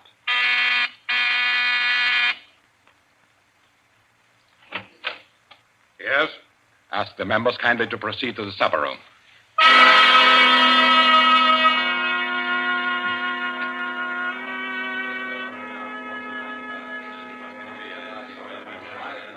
Ladies and gentlemen, I'll not conceal from you the seriousness of the situation. The prisoner has recited to me 25 names and addresses which were thought to be unknown except to their owners and to me. There has been great carelessness. Fingerprints have been obtained. He showed me some photographs of them. He tells me that the book of names and addresses is to be found in the inner compartment of his safe, together with certain letters and papers stolen from the houses of members, and several objects with fingerprints. I believe he tells the truth. He offers the combination of the safe in exchange for a quick death. I think his offer should be accepted. What is your opinion, ladies and gentlemen? The combination is known already. Fool! This man is Lord Peter Wimsey, a scientist of crime. Do you think he will have forgotten to change the combination? Oh, I say give him the promise. Time's getting short. You agreed? It's a bargain, Wimsey. What is the combination? The word of the combination is unreliability. And the inner door, the inner compartment? In anticipation of the visit of the police, the inner door is open. Good. Number 12 and 36. You will go to the prisoner's house and... Why should any more members... That's right. I agree. Nobody ought to be trusted. Then what, ladies and gentlemen, do you suggest? You go yourself. You're the only one that knows all the names. You go yourself. I second that motion. Is the wish of the meeting, then, that I should go? No. I say no. No, don't go. Number 1 is our president, the head and soul of our society. If anything should happen to him, where should we be? You've all blundered. We have your carelessness to thank for all this. Do you think we should be safe for 5 minutes if he were not here to repair your follies? Well, there's something in that. If you will pardon my suggesting it, the lady appears to be in a position peculiarly favorable for the reception of the president's confidences. The contents of my modest volume will be no news to her. Why should she not go herself? Because I say she must not. If it is the will of the meeting, I'll go. Give me the key of the house. Here. Is your house watched? No. If I have not returned in 2 hours, act for the best to save yourselves. And do what you like with the prisoner.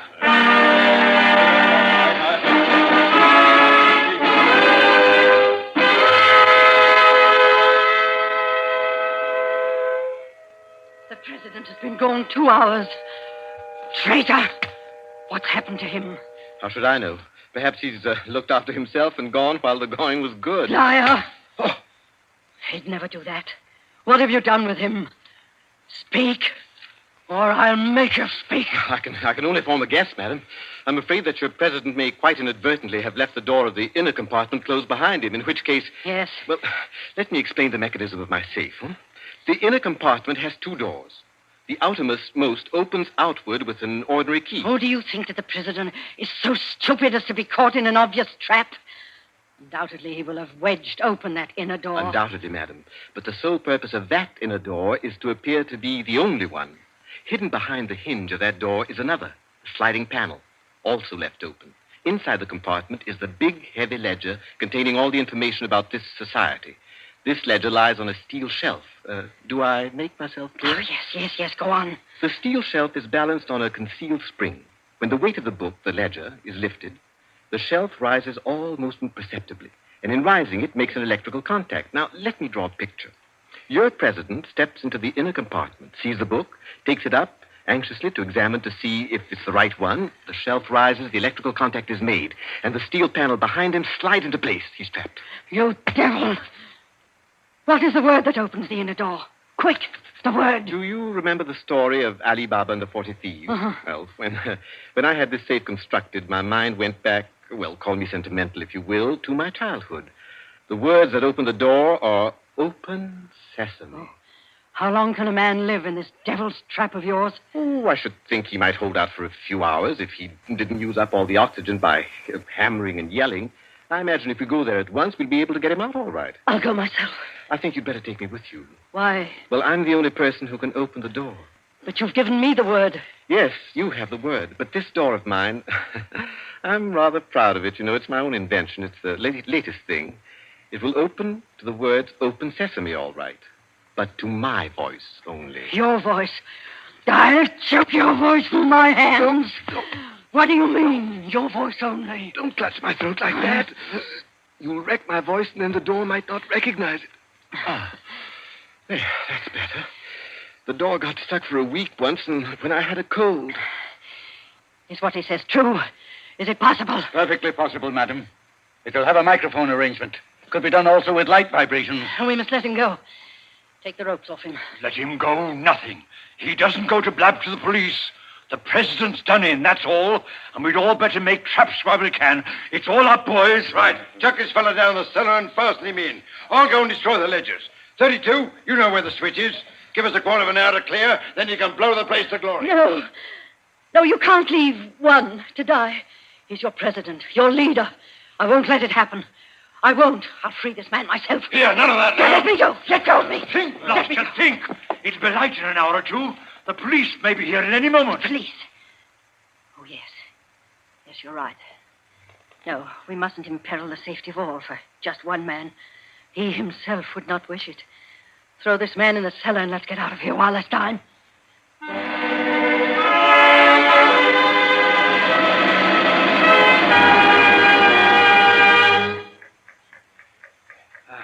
Here. This is good enough. Leave him here. Right. Let's go. Hey, you chaps. Yeah? Should have gagged him. I say, it's lonesome down here in this cellar. You might at least leave the light on. Don't worry about the dark. They're taking you here as the time fuse for the bomb that's going to blow out this place. It's all set. You won't have long to wait. Not long.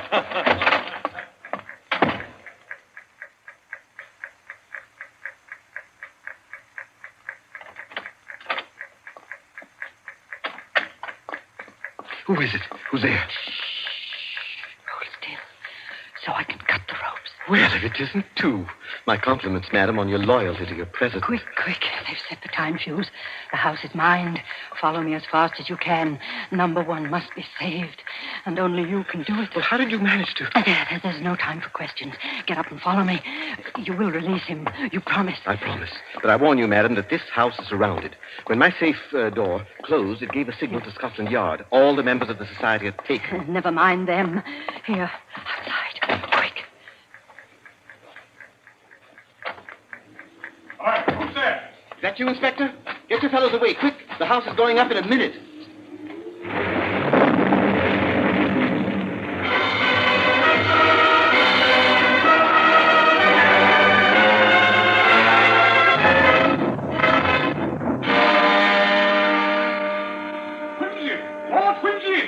It's Inspector Parker, old man. Are you all right? Yeah, I'm a bit winded. What's happened, Inspector? Oh, about half a dozen of them got blown up. The rest we bagged. Hurry, we must hurry. Who's this? One of the gang. She's called number 2. We must save him, we must. Golly, I clean forgot the gentleman in the safe. Parker, where's your car? It's down the lane. Send one of your men down to get it. Right. Johnson, bring that car here. Yes, sir. I've got the number 1 of the whole company, quietly asphyxiating at home. I promised we'd get back and save him. He's the bloke that we've been wanting. The man at the back of the Morrison case and the Hope Wilmington case and hundreds of others.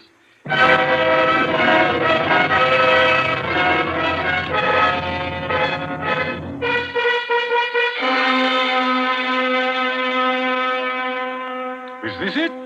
Quite a contraption. Yes, I only hope he hasn't upset the adjustment by thumping at it. Oh, please, hurry. I hope you haven't hurt my voice. You sound all right. I can only be conversational. Come on, old thing. Show us your paces. Open sesame. Open sesame, confound you. Open sesame. Open sesame.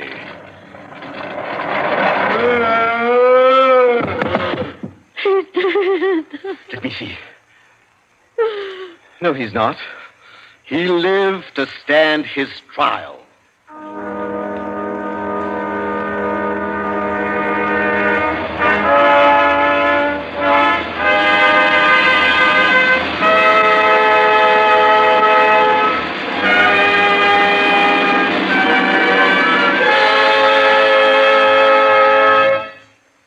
And so, all's right with the world. as it always is when Lord Peter Wimsey is involved. The Cave of Alibaba by Dorothy Sayers was the story which gave us tonight's Suspense. Suspense is produced by William Spear. Our guest director for this evening was Robert Louis Sheehan. Tonight's radio drama was written by Peter Lyon and scored by Bernard Herrmann. Romney Brent was Peter Wimsey, William Moulton played number 1, and Ira Gerald, the lady in the case. Others in the cast were Kathleen Cordell, Victor Beecroft, Roland Bottomley, J.W. Austin, William Podmore, Ian Martin, and William Moulton. Next Wednesday, Suspense will not be heard because of a special all-star Hollywood broadcast which Paramount Pictures will present. 2 weeks from tonight, at this time, Columbia will bring you another selected story from the world's great literature of thrills. Another study in suspense.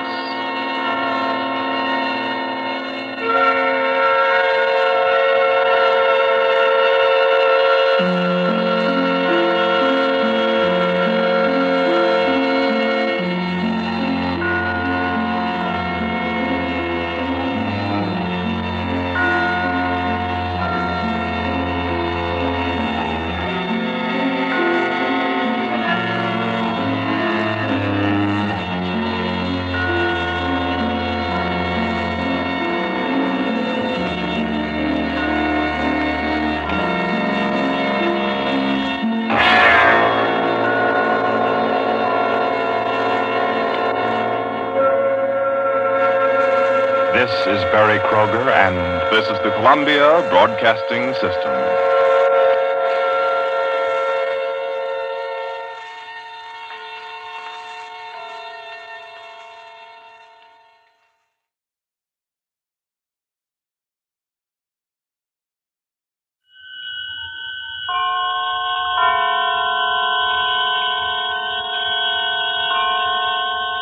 The Columbia Network takes pleasure in bringing you Suspense.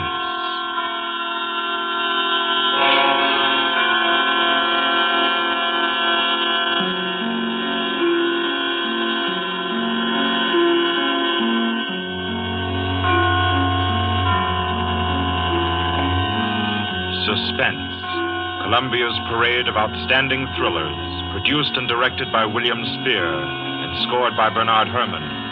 The notable melodramas from stage and screen, fiction and radio, presented each week to bring you to the edge of your chair, to keep you in suspense.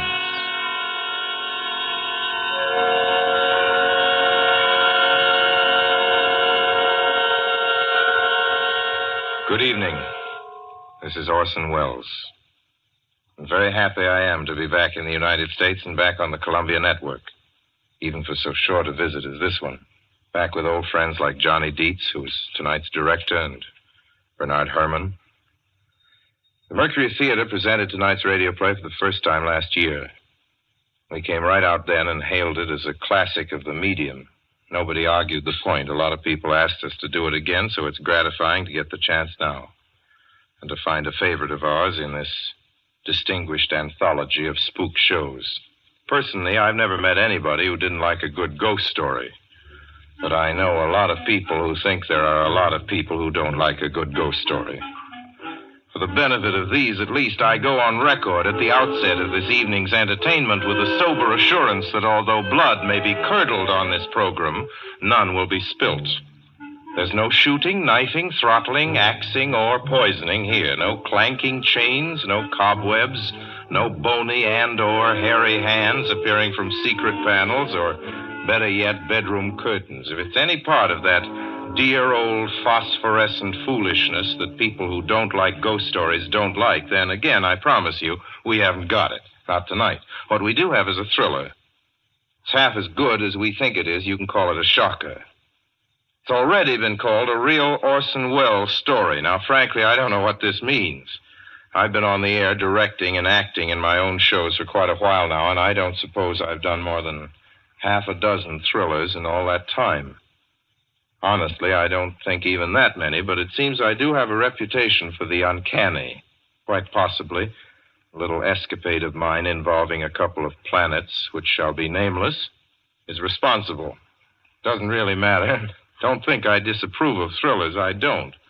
A story doesn't have to appeal to the heart. It can also appeal to the spine. Sometimes you want your heart to be warmed, and sometimes you want your spine to tingle. The tingling, it's to be hoped, will be quite audible as you listen tonight to The Hitchhiker. That's the name of our story, The Hitchhiker.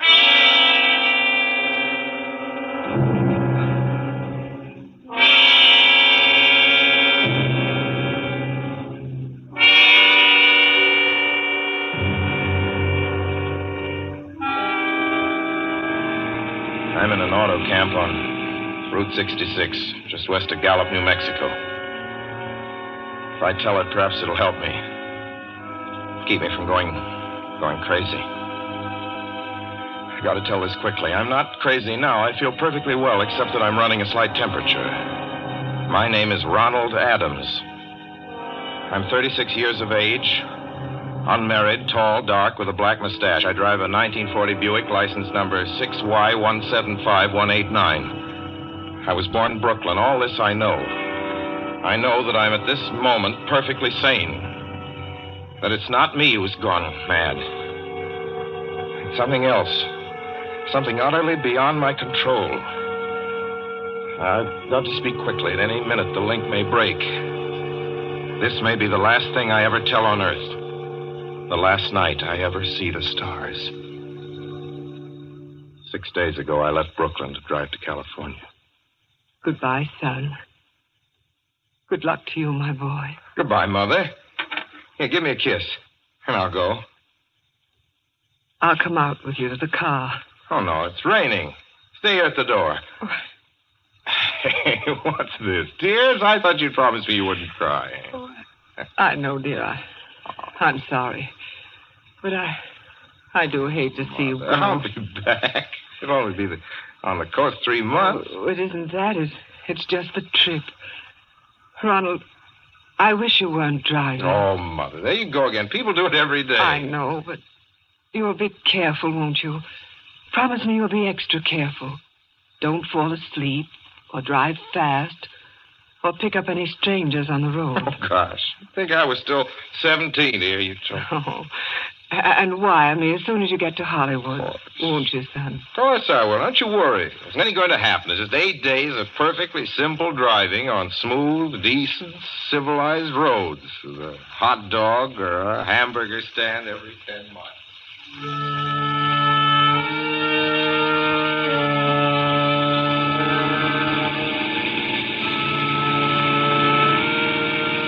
I was in fine spirits. The drive ahead of me, even the loneliness, seemed like a lark. I reckoned without him. Crossing Brooklyn Bridge that morning in the rain, I saw a man leaning against the cables. He seemed to be waiting for a lift. There were spots of fresh rain on his shoulders. He was carrying a cheap overnight bag in one hand. He was thin, nondescript, with a cap pulled down over his eyes. I would have forgotten him completely, except that just an hour later, while crossing the Pulaski Skyway over the Jersey Flats, I saw him again. At least, he looked like the same person. He was standing now with one thumb pointing west. I couldn't figure out how he got there, but I thought probably one of those fast trucks had picked him up, beaten me to the Skyway, and let him off. I didn't stop for him. Then late that night,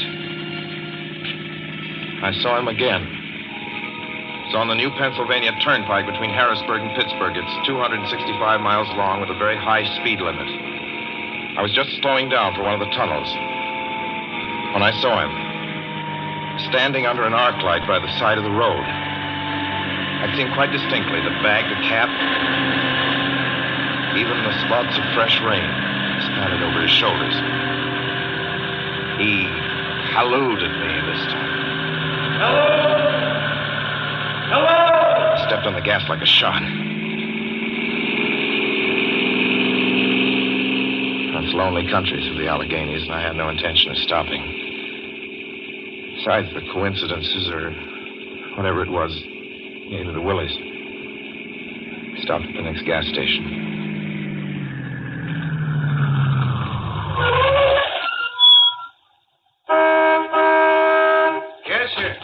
Fill her up. Certainly, sir. Check your oil, sir? No, thanks.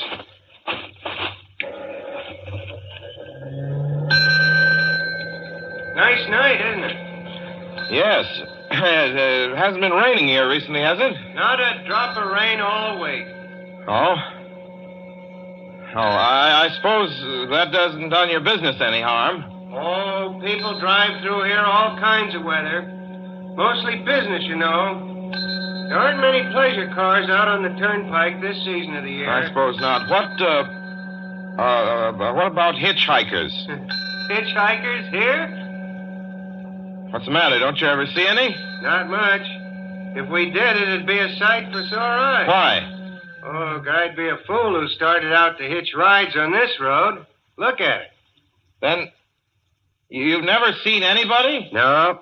Maybe they get the lift before the turnpike starts. I mean, you know, just before the toll house. But then it'd be a mighty long ride. Most cars wouldn't want to pick up a guy for that long a ride. And you know, this is pretty lonesome country here. Mountains and woods. You ain't seen anybody like that, have you? No. Oh, no, not at all. It's just a technical question. I see.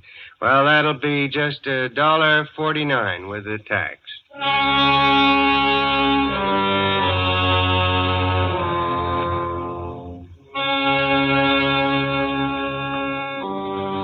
Gradually passed through my mind a sheer coincidence. I had a good night's sleep in Pittsburgh. I didn't think about the man all next day until just outside of Zanesville, Ohio, I saw him again. It was a bright, sunshiny afternoon. The peaceful Ohio fields, brown with the autumn stubble, lay dreaming in the golden light. I was driving slowly, drinking it in, when the road suddenly ended in a detour. In front of the barrier, he was standing.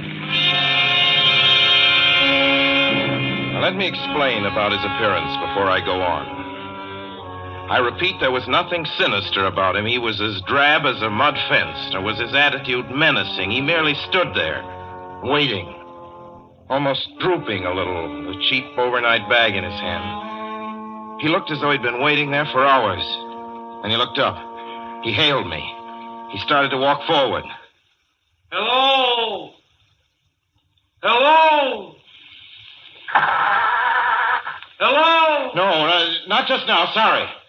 Going to California? No, not today. The other way, going to New York. Sorry.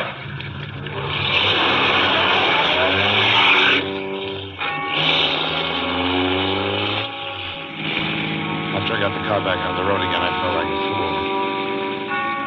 Yet the thought of picking him up, of having him sit beside me, was somehow unbearable. At the same time, I felt more than ever unspeakably alone.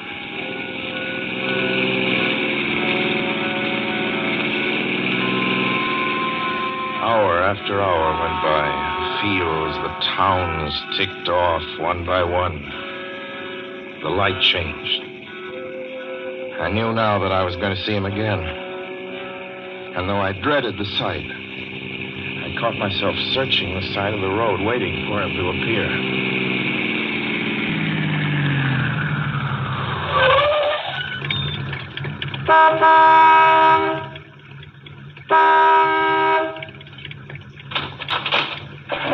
Yeah, what is it?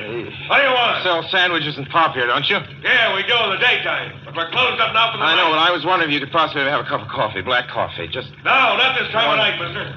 My wife's the cook. She's in bed. No, don't shut the door, please. Listen, just a minute ago...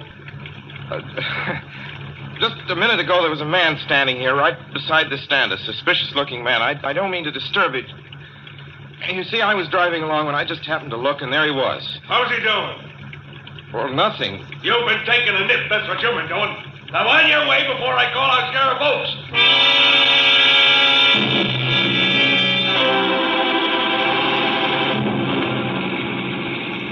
I got into the car again and drove on slowly. I was beginning to hate the car.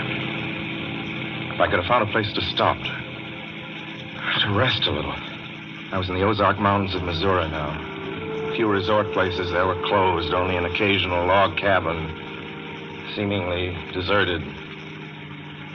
That's all that broke the monotony of the wild, wooded landscape. I had seen him at that roadside stand. I knew I'd see him again. Maybe at the next turn of the road. I knew that when I saw him next, I would run him down.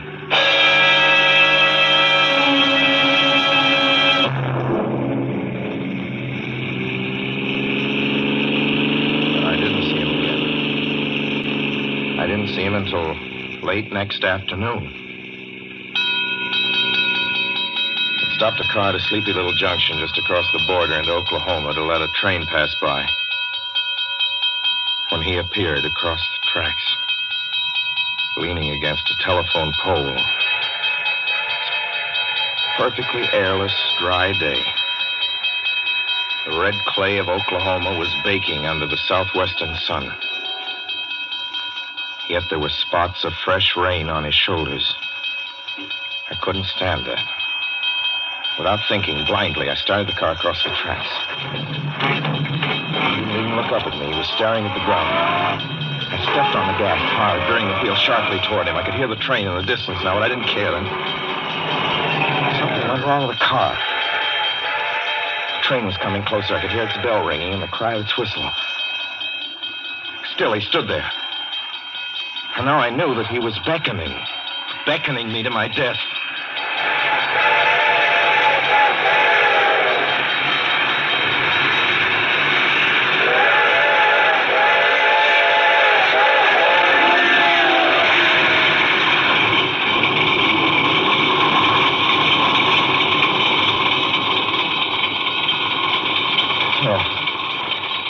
Frustrated him that time.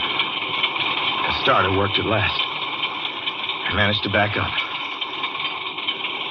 When the train passed, he was gone. I was all alone in the hot, dry afternoon.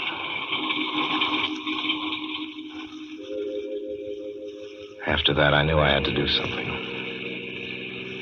I didn't know who this man was or what he wanted of me. I only knew that from now on, I mustn't let myself alone on the road for 1 minute. Hello there. Like a ride? Well, what do you think? How far are you going? Where do you want to go? Amarillo, Texas. I'll drive you there. Gee.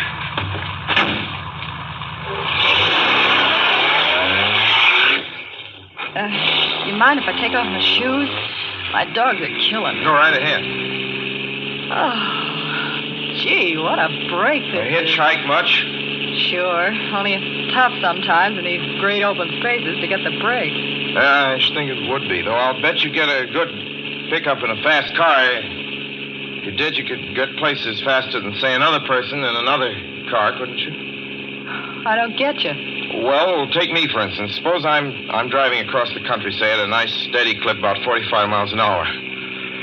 Couldn't a girl like you just standing beside the road waiting for lifts beat me to town, or any town, provided she got picked up every time in a car doing from 65 to 70 miles an hour? I don't know.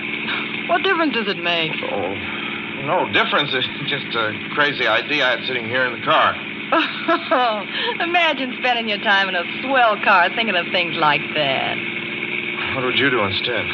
What would I do? If I was a good-looking fella like yourself, why, I just enjoy myself every minute of the time. I'd sit back and relax. And if I saw a good-looking girl along the side of the road, hey, look out! Did you see him? See who? A man standing beside the barbed wire fence. I didn't see anybody. There wasn't nothing but a bunch of cows and a wire fence. No? What'd you think you was doing? Trying to run into the barbed wire fence? There's a man there, I tell you. A thin gray man with an overnight bag in his hand. And I was trying to run him down. Run him down? You mean kill him? Say you didn't see him back there? You sure? I didn't see a soul. As far as that's concerned... Watch for him the next time and keep watching. Keep your eyes peeled on the road. He'll turn up again.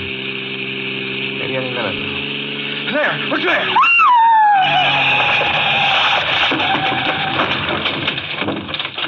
How does this door work? I'm getting out of here. Did you see him that time? No, I didn't see him that time.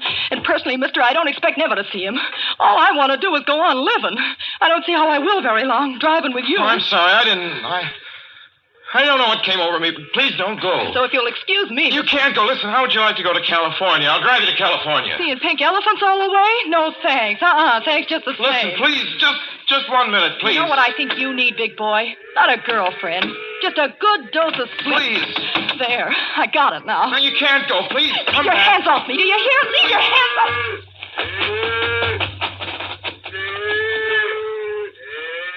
She ran from me. As though I were a monster. A few minutes later, I saw a passing truck pick her up. I knew then that I was utterly alone.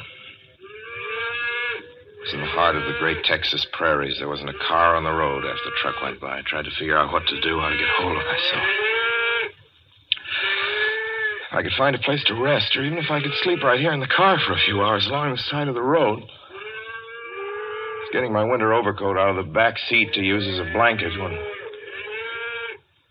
I saw him coming toward me, emerging from the herd of moving steer. Hello?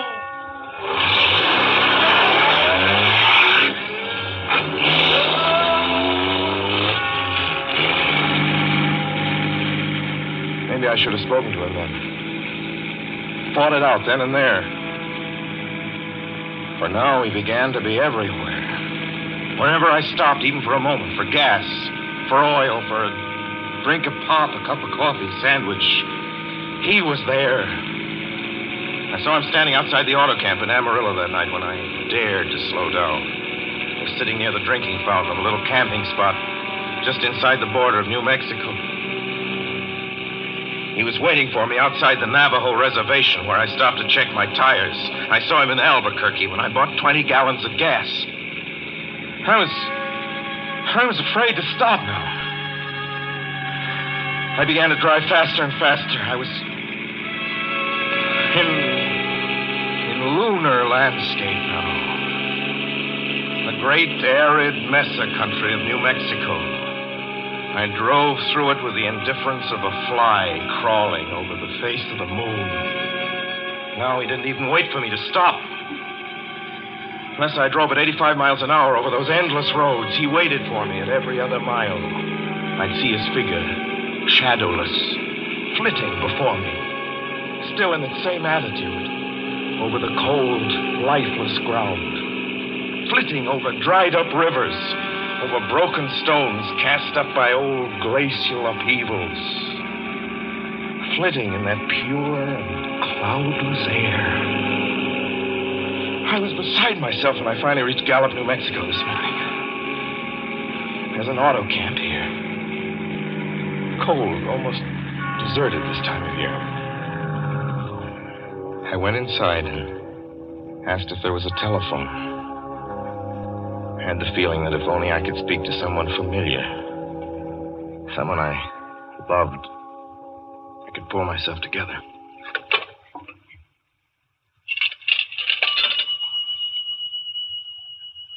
Your call, please. Long distance. Long distance, certainly. This is long distance. I'd like to put in a call to my home in Brooklyn, New York. I'm Ronald Adams. The number is Beechwood 20828. Certainly. I will try to get it for you. Albuquerque. New York for Gallup. New York. Gallup, New Mexico, calling Beechwood 20828. I'd read somewhere that love could banish demons. It's the middle of the morning. I knew Mother'd be home.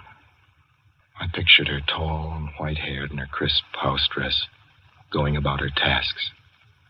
Be enough, I thought, just to hear the even calmness of her voice. Will you please deposit $3.85 for the first 3 minutes? When you have deposited $1.50, will you wait until I have collected the money?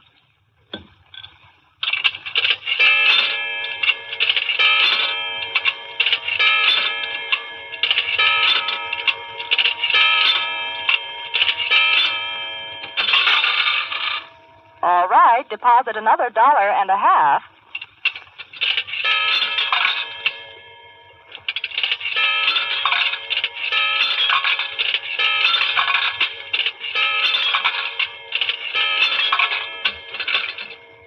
Will you please deposit the remaining 85 cents?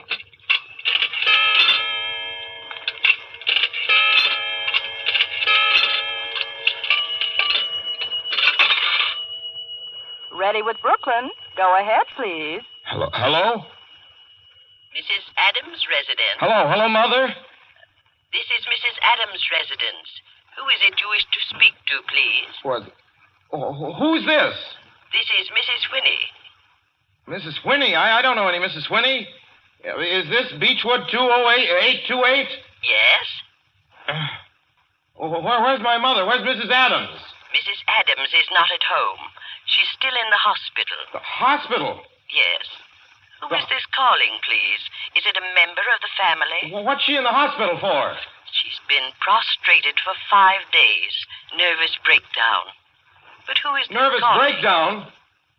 Well, my mother never was nervous. It's all taken place since the death of her oldest son, Ronald. Death of her oldest son, Ronald? Hey, what's this? What number is this? This is Beechwood 20828. It's all been very sudden. He was killed just 6 days ago in an automobile accident on the Brooklyn Bridge. Your 3 minutes are up, sir.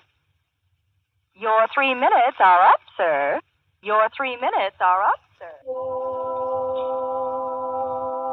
And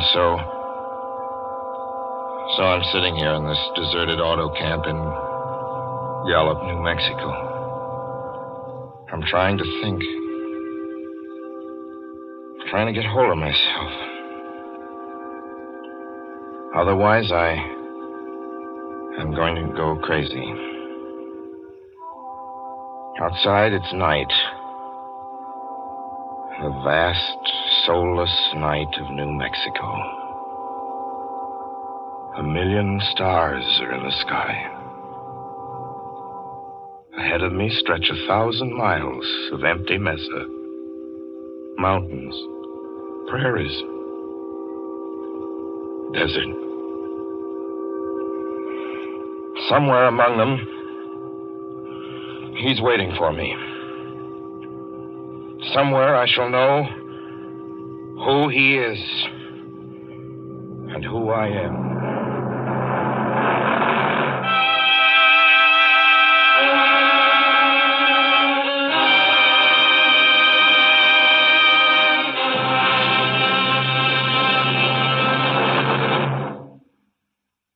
So ends The Hitchhiker, and to Orson Welles our considerable thanks for his playing of the title role.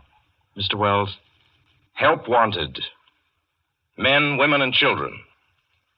Nature of work, hard, monotonous, back-breaking labor. Hours, 75 a week minimum. Pay, few cents an hour. Added inducement, 2 meals a day, including several ounces of bad bread and a cup of thin soup. Don't delay. Apply at once. How'd you respond to a want ad like that, Mr. and Mrs. American working man and woman? You'd laugh, wouldn't you, and throw the paper in the trash basket. Dismiss the whole advertisement as some kind of a joke, but believe me, it's no joke. It's a simple statement of the working conditions that exist today in Nazi Germany and the conquered countries under Nazi rule. It's also an exact statement of the working conditions that will be imposed on you and every member of your family if the Nazis win this war. You yourself personally can stop them from winning, as you know. You don't have to give up your well-paid job to do it. You needn't have to be a soldier or a sailor or an airman or a nurse or a war worker to ensure American victory. Uncle Sam doesn't ask plain, ordinary, hard-working citizens like you to give him anything. All he does ask very seriously and very urgently is that you loan him 10 cents out of every dollar you make. That's all there is to it. Lend Uncle Sam a dime to win this war, and he'll pay you back with interest when he's won it. The easiest, most convenient way to lend him these dimes is to enroll in the payroll savings plan. Just tell your boss to deduct 10 cents from every dollar he pays you and lend it to Uncle Sam in your name. Sign up for this simple savings plan today, and when victory comes, You'll have war bonds in your pockets instead of Axis bonds on your wrists. Suspense will be heard again 2 weeks from tonight. Next Wednesday night, September 9th, the Columbia Broadcasting System will present over many of these stations at 9:30 p.m. Eastern Wartime an address by W. Averill Harriman, the United States Lend-Lease Administrator in London. Mr. Harriman, as the personal representative of the President of the United States, attended the Moscow conferences between Winston Churchill and Joseph Stalin. Next Wednesday's broadcast will be Mr. Harriman's first public address since his return to this country. Suspense is produced and directed by William Spear. John Dietz was our guest director this evening. Tonight's radio drama was written by Lucille Fletcher. The original score was by Bernard Herrmann.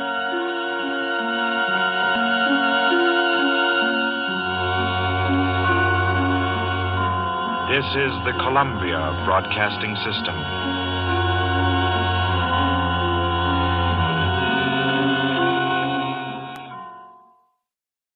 Will you give a few seconds of your time to help win this war? Then listen. At Stalingrad the other day, a Nazi tank unit attacked a corps of Russian soldiers. The Russians tried to stop the tanks and fought until their guns were silenced. Then did they surrender? Did they retreat? No. 18 of them rushed forward with bombs in their hands, got under the tanks, and blew them up. They gave their lives for their country.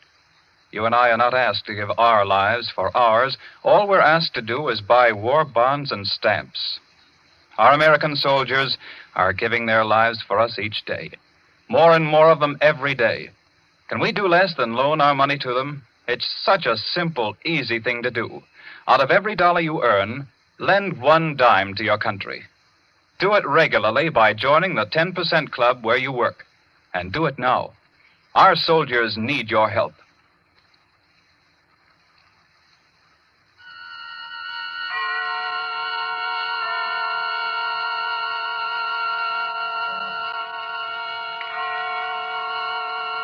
Columbia Network takes pleasure in bringing you Suspense.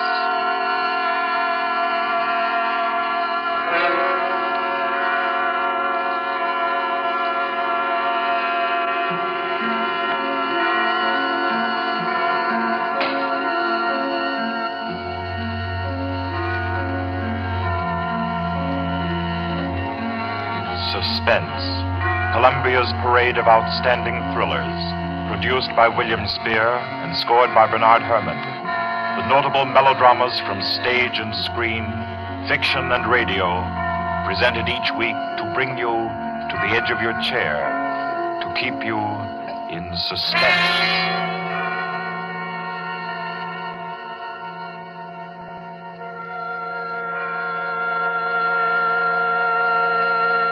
Tonight's story deals with a remote and dangerous house. And a terrifying thing that happened there because the rain went on for days and days. It deals with a surgeon and a girl, a giant, and a young man who took a long chance. And over them all, the moan of the night wind and the ceaseless roar of the storm. For your suspenseful listening, we invite you to learn about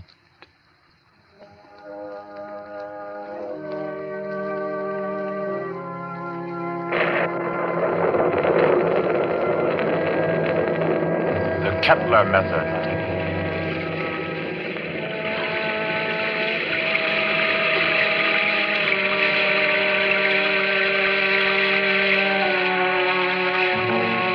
Four days of rain there'd been, ceaseless, teeming, pouring with a steady, relentless rhythm. 4 solid days. The fields around Culston had been turned into huge puddles that reflected the heavy, swollen sky. And Dr. Morrissey was stirred by a deep anxiety. He stood beside a window in his sanitarium, which rose high on a lonely hill, a few miles from the little town of Culston, and stared into the jagged, spraying screen of rain. It was just 3 o'clock. 3 o'clock of an afternoon he would long remember. He was on the point of sending for Caffrey, the ward attendant, when the door opened, and Caffrey came in, pale, disturbed. Dr. Morrissey. Is there anything wrong, Caffrey? I don't know. There's a feeling down in the ward. Feeling? This rain's going on too long. The patient's getting uneasy? They're bound to, ain't they? If a guy with good nerves gets jumpy, you can imagine what it does to theirs. Seem to be affecting anyone in particular? Number 5's been carrying on. Kettler? Yeah. I brought him up. Nurse Carter's waiting with him out in the hall. Bad as that? He's upsetting the others. Keeps asking for some guy named Benham. Oh, that's the man he killed. I didn't know he was homicidal. Oh, it was an accident. He was performing a brain surgery on Benham and... Him? Oh, Kettler was a very important surgeon, Caffrey. Didn't you know that? He keeps saying so, but... It's perfectly true. Very successful, Dr. Kettler was. Until he perfected an operative procedure that he called the Kettler method. A new process of brain operation. Spent most of his life on it, and... Well, when he tried it for the first time on this young lad Benham, and Benham died on the table, it unbalanced his mind. I've got to go back down there now. I think you'd better wait while I talk with Kettler. Okay, I'll bring him in. But don't make it long. I don't like the feel of things around here. Nurse, Miss Carter, Yes, we're coming. you can bring him in now. Come along. Dr. Morrissey wants to see you. Does he now? Does he? Come in, Kettler. I'd like to ask Dr. Morrissey a question. I'd like to ask him a question. Yes, Dr. Kettler. I should like to ask him where Laird Benham is. I know he'll never tell me. But I will, Kettler. Lad Benham is buried somewhere out there under the rain. He is at peace, Kettler. Can't you forget about him? Just forget. You'd all like me to forget about him, wouldn't you? Then you could keep him hidden away forever, couldn't you? Benham is dead, Kettler. You know that. Benham died. He did not. He's alive. He was alive when you and the rest of the envious medical profession stole him from the operating table. Kidnapped him with my bandages still round his head. You were determined to make the Kettler method seem a failure, weren't you? Weren't you? Easy now. Believe me, Kettler. I think Lad I know Benham where died. he is now, Dr. Morrissey. He's in the cellar under the ward downstairs, isn't he? Isn't he? Kettler. Let me see him. There, Benham. Oh, you'd better take him down, Caffrey. All right. Come along now, sir. I'll take him, nurse. You won't show him to me.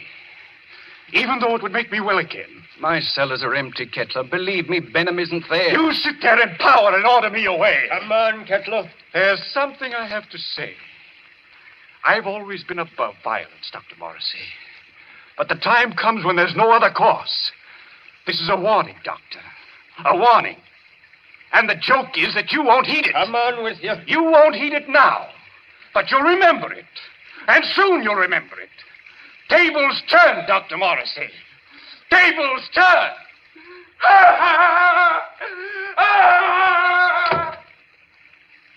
Poor thing. I'm afraid I'm failing with him. Failing completely. But you're not. It takes time to put a man back together. Oh, it's taken me too long with Kettler. I'm beginning to be afraid. If you'll pardon me, Doctor, Yes? I do think you're making a mistake. With him? No, with yourself.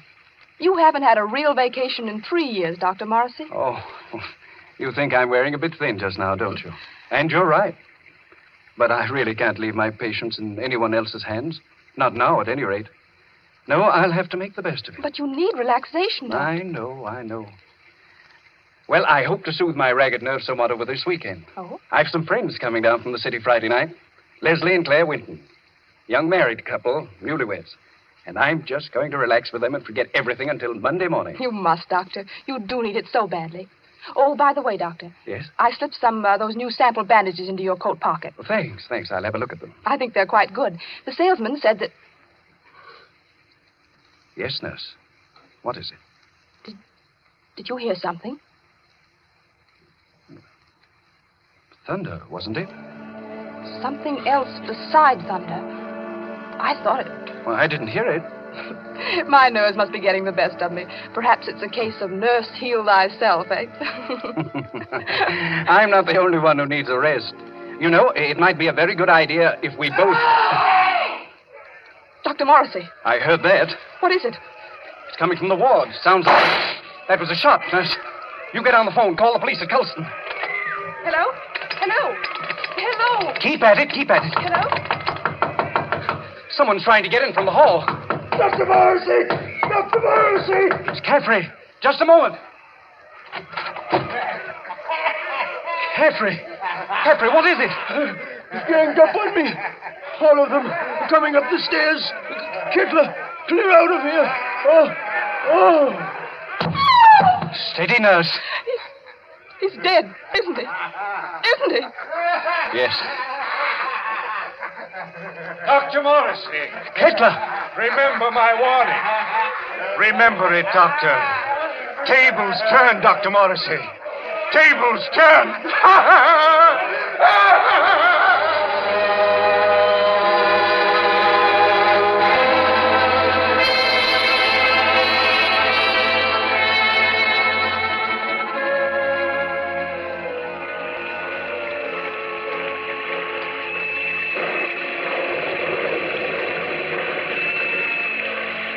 Rained for 3 more days. Friday night came, black, wet, and glistening. The 8:15 express groaned into Colston Station, bringing Leslie and Claire Wenton out from the city with their weekend luggage.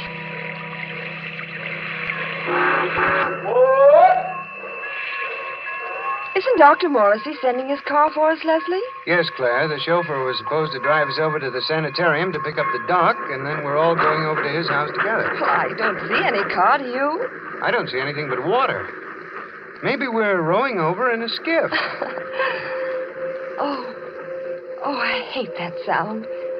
Like somebody's in agony. I think you're a little depressed, dear. Well, I shouldn't be surprised.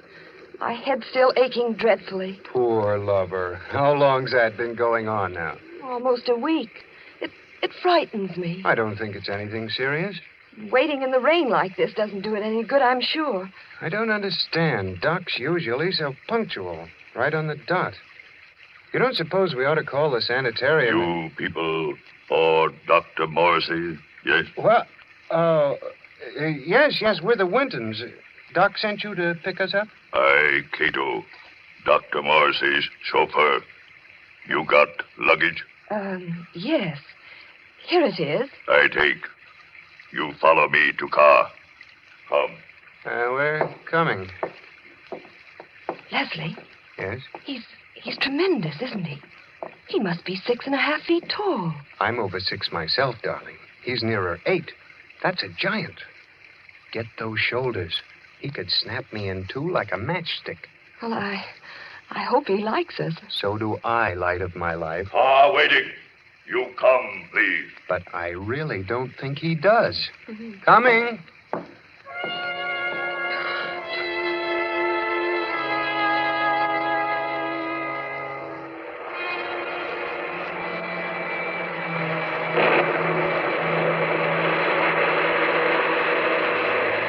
The heavy car lurched and hurtled over the rain-soaked roads, tearing wildly through the dark and careening up the hillside toward the stark walls of the sanitarium.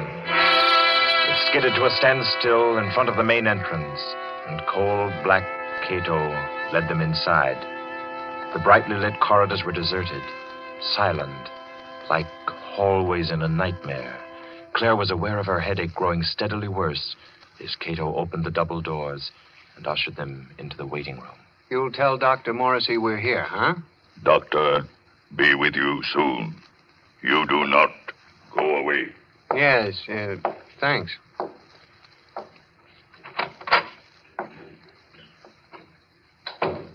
I hope we're not staying in here very long. It isn't very cheery, is it? Oh, I don't like places like this. I suppose it's very foolish of me, but I always feel as if I'm in some sort of danger. That's the headache again. Everything seems worse than it really is when you're not feeling well. Don't you always find... Leslie. Yeah? Listen. What is it? Somebody's knocking. Just a moment. Gracias a Dios. Who is it, Leslie? I don't know. What, you do not know me? I am Arturo Alvarez, the South American pianist. You have heard of me? Well, sure, I've heard of Arturo Alvarez, but I'd hardly expect to find him Leslie, humor him. Oh, of course, for a moment I forgot where I was. I've heard of you, Mr. Alvarez. Is there anything I can do for you? Will you help me? I must get out of this place. Oh, sure. I came here several days ago to be treated for a mild nervous trouble. And now they won't let me go. I am being held a prisoner. And tonight I am scheduled to give a concert at Carnegie Hall, and I must get out of here. Please, will you help me? Ah, number 10 out of the ward again, I see. How many times must I tell you that is strictly against the rules? I was doing nothing wrong. I was only telling this gentleman that I must be at Carnegie Hall for my concert. Yes. I'm sure the gentleman was very interested. Cato. Yes, Doctor. Cato, you will escort number 10 back to the ward and see to it that he doesn't wander back into the waiting room. No, I will not be taken back to the ward. Help me. Oh, no. Help me, no. No. How strongly he believes in his delusion. Strange fantasy of a diseased mind. Seriously believes that he's Arturo Alvarez. He was telling me. Oh, I'm very sorry. I'm afraid I haven't been very cordial. Won't you sit down? Is there anything I can do for you? Well, you see, Dr. Morrissey invited us up for the weekend. Oh, yes, of course. He told me he was expecting you. Does he know we're here? I'm afraid not. Dr. Morrissey was unexpectedly called away on an emergency case, and I'm in charge of the sanitarium until he returns. Well, do you have any idea about when that'll be? Well, it's very hard to say. However, he asked me to ask you to wait and see to it that you're made comfortable. Let me see now. Your name is... Winton, Leslie Winton. And this is my wife, Claire. Ah, yes. Permit me to introduce myself. I'm Dr. Kettler, Dr. Morrissey's assistant. What can I do for you? A bite of food or a drink, perhaps? I don't think so. There's nothing in the world I want so much as an aspirin. Aspirin? Yes, Doctor. She's had a headache that's been troubling her for days. It's terribly annoying. I can well imagine. Annoying and interesting. That is to a man of my profession, of course. But if you will step into the inner office, I think I can offer you something a good deal more effective. Oh, I'd hate to trouble you. No trouble at all. I find these things most intriguing. Should I, Leslie? I think you might as well. Morrissey won't be back for a long time by the looks of things. You're quite right, Mr. Winton. Dr. Morrissey won't be back for a long, long time. Oh, well, then, which way do I go? Right this way. The large door on your left. You won't mind waiting alone, will you, darling? Oh, Mr. Winton shall make himself comfortable. There are cigarettes in the box, whiskey in the liquor cabinet, and a radio behind the ferns there. I'm sure he will be quite happy. After you, Mrs. Winton. If Dr. Morrissey comes in, let me know. I hope you'll find everything you want, sir. Thanks. By the way, Doctor. Yes? You said you had something better than aspirin. I didn't know there was anything better than aspirin for a headache. I have something, Mr. Winton. Really? It is a process which I invented myself. One that never fails. A little treatment, very effective and highly complicated, called the Kettler method. Please make yourself at home, Mr. Winton.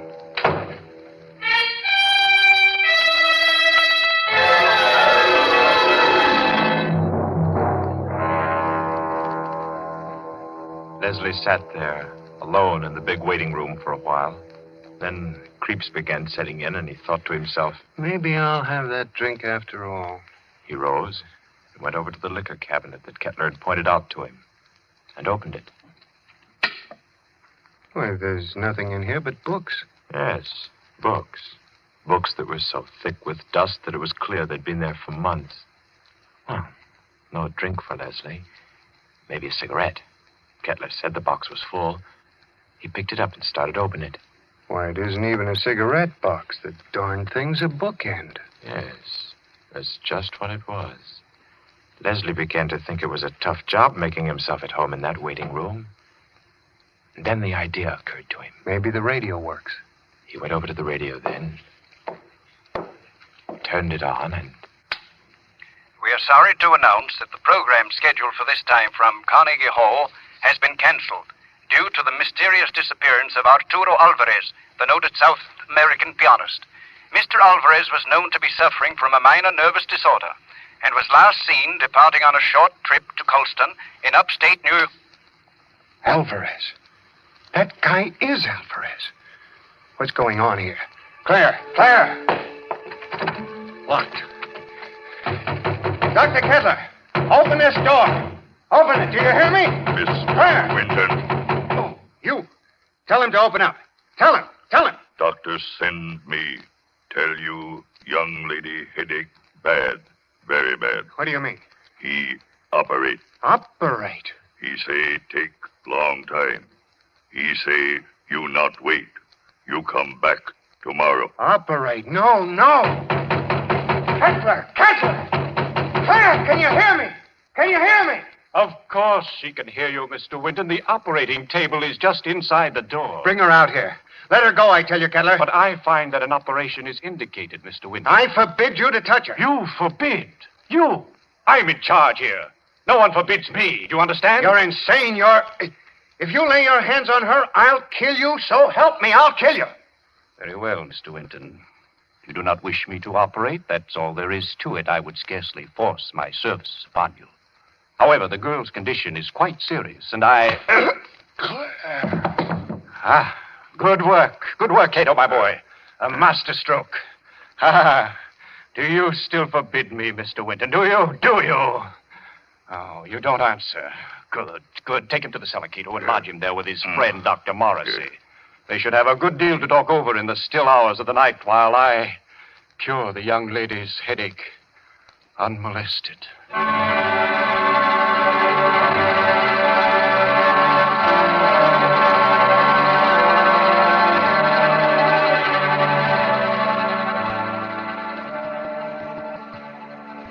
You've got to pull yourself together, Leslie. Now try. Try to think. Cato brought you down a few moments ago. You've been hit in the head. Can you remember?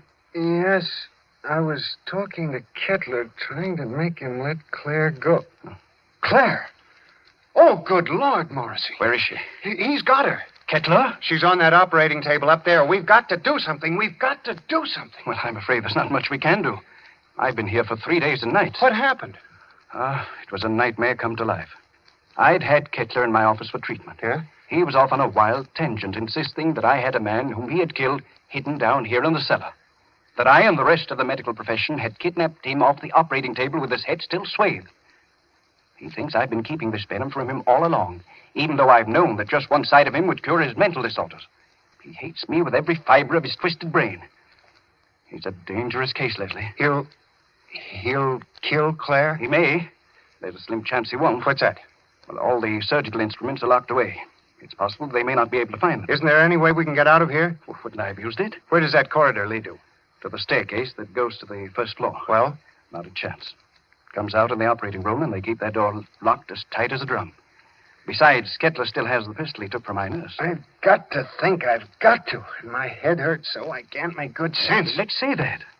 I think they gave you a nasty cut. Oh, it doesn't matter. Say, Doc. Yes? What was his name? Who? The guy Kettler thought you were keeping from him, the one he killed. Benham. Lad Benham. Why? Was he a young fellow?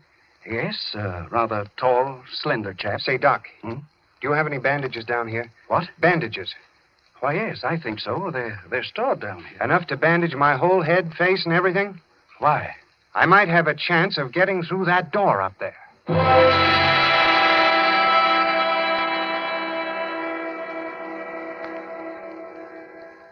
Please, let me go now.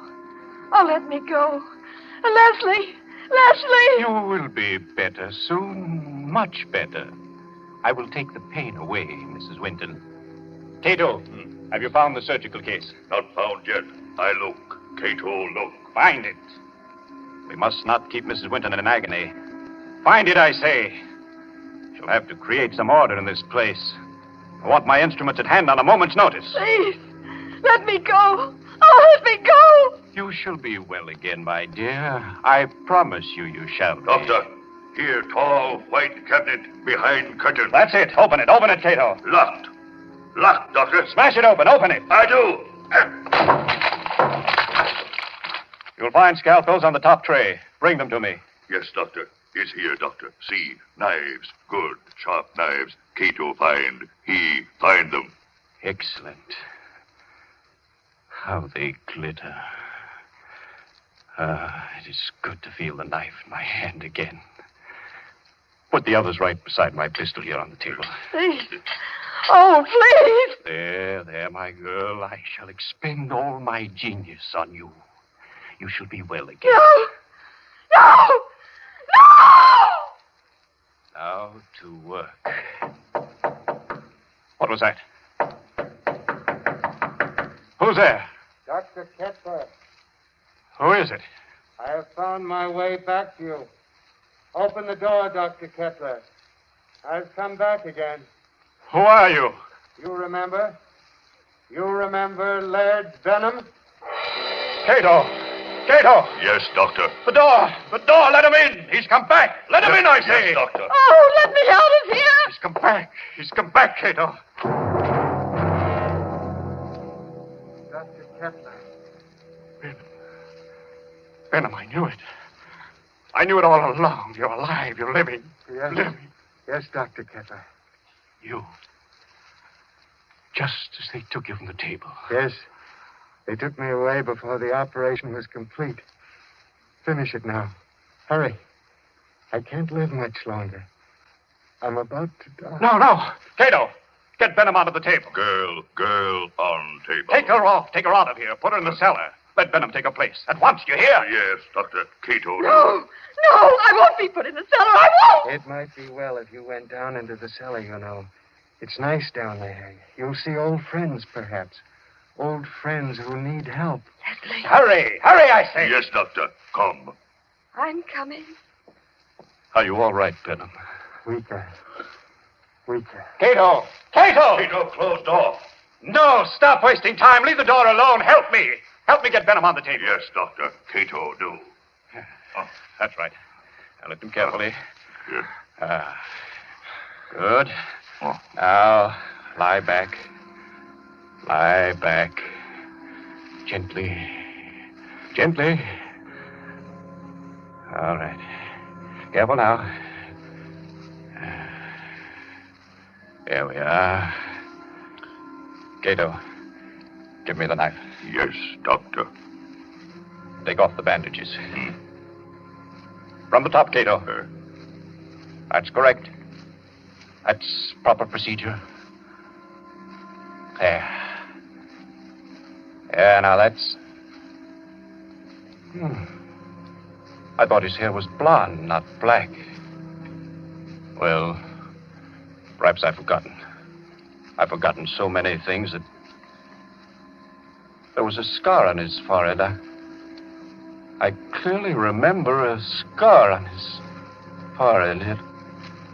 Well, maybe I imagined that, too. Perhaps it was someone else with brown eyes. Benham, didn't you have blue eyes? I know they were blue. And your nose was thinner and longer. Yes. And your lips. You had thick lips. That I know. Bandages off, Doctor. Dr. Kettler, there's a trick here. You're not Benham. You're not Benham. You're that young Mr. Winton. Dr. Kettler, listen to me. Cheat. So you wanted me to finish you, did you? Yes, Mr. Winton, I will. Hold him, Cato. Hold him. See the knife, Mr. Winton? Watch it glisten as it comes down, and into...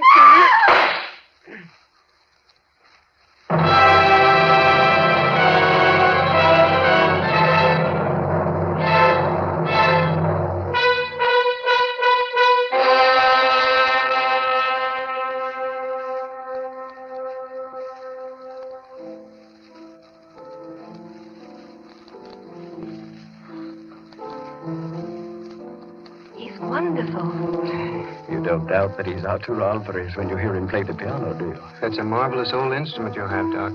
It was my mother's.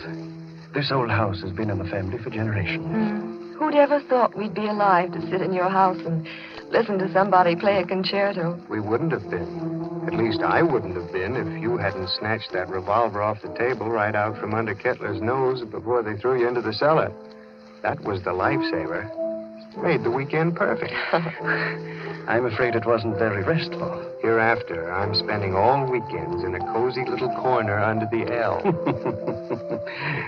It was worse for Claire than anybody. She had a dreadful time. It was ghastly, all right. Horrible. But you know something? What? My headache. It's completely gone.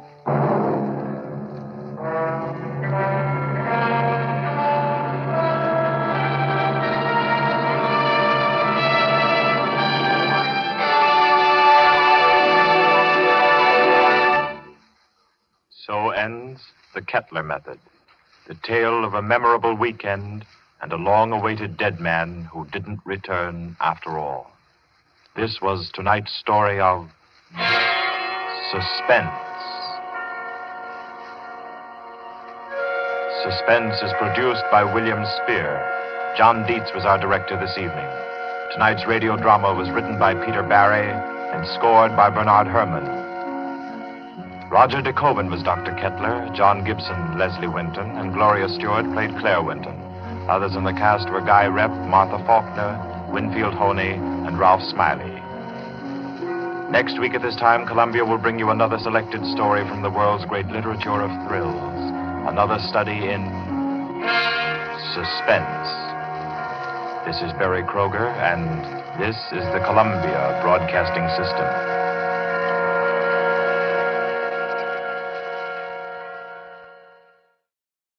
Will you give a few seconds of your time to help win this war? Then listen. At Stalingrad the other day, a Nazi tank unit attacked a corps of Russian soldiers. The Russians tried to stop the tanks and fought until their guns were silenced. Then did they surrender? Did they retreat? No. 18 of them rushed forward with bombs in their hands, got under the tanks, and blew them up. They gave their lives for their country. You and I are not asked to give our lives for ours. All we're asked to do is buy war bonds and stamps. Our American soldiers are giving their lives for us each day. More and more of them every day. Can we do less than loan our money to them? It's such a simple, easy thing to do. Out of every dollar you earn, lend 1 dime to your country. Do it regularly by joining the 10% club where you work. And do it now. Our soldiers need your help.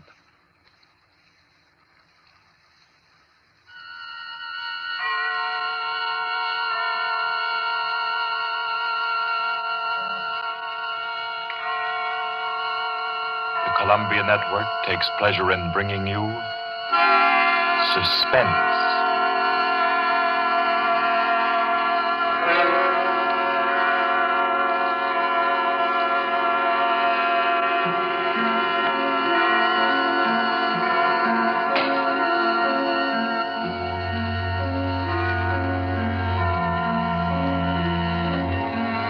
Suspense, Columbia's parade of outstanding thrillers. Produced by William Spear and scored by Bernard Herrmann. With notable melodramas from stage and screen, fiction and radio, presented each week to bring you to the edge of your chair, to keep you in suspense.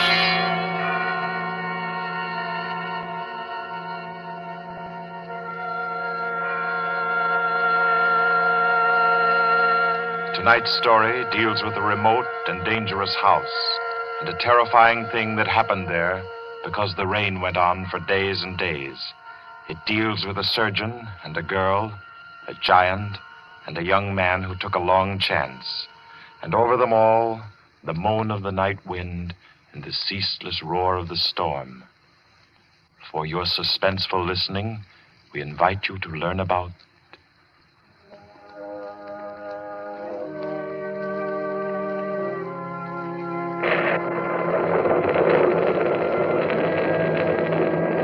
Kettler method.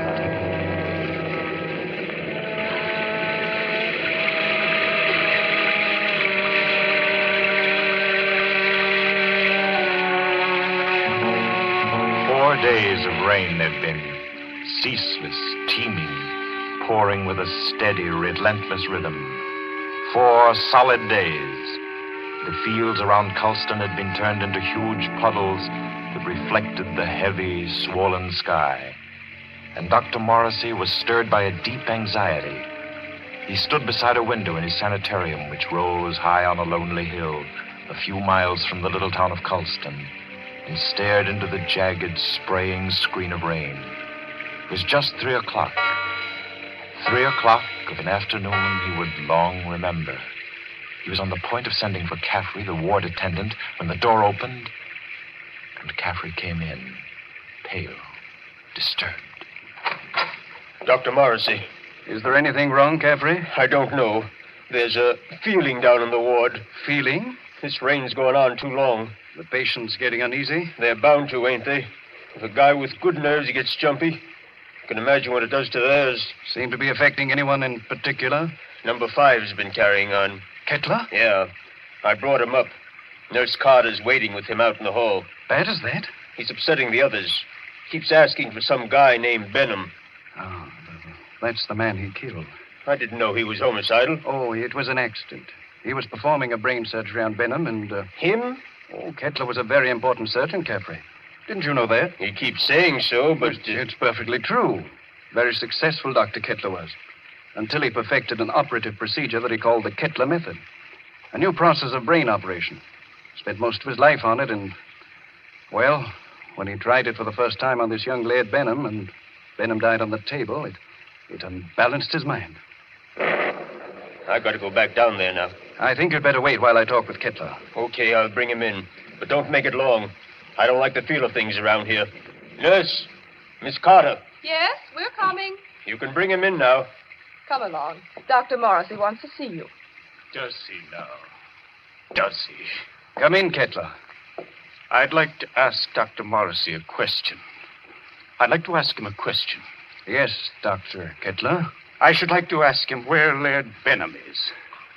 I know he'll never tell me. But I will, Kettler. Lad Benham is buried somewhere out there under the rain.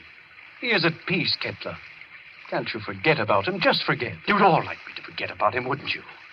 Then you could keep him hidden away forever, couldn't you? Benham is dead, Kettler. You know that.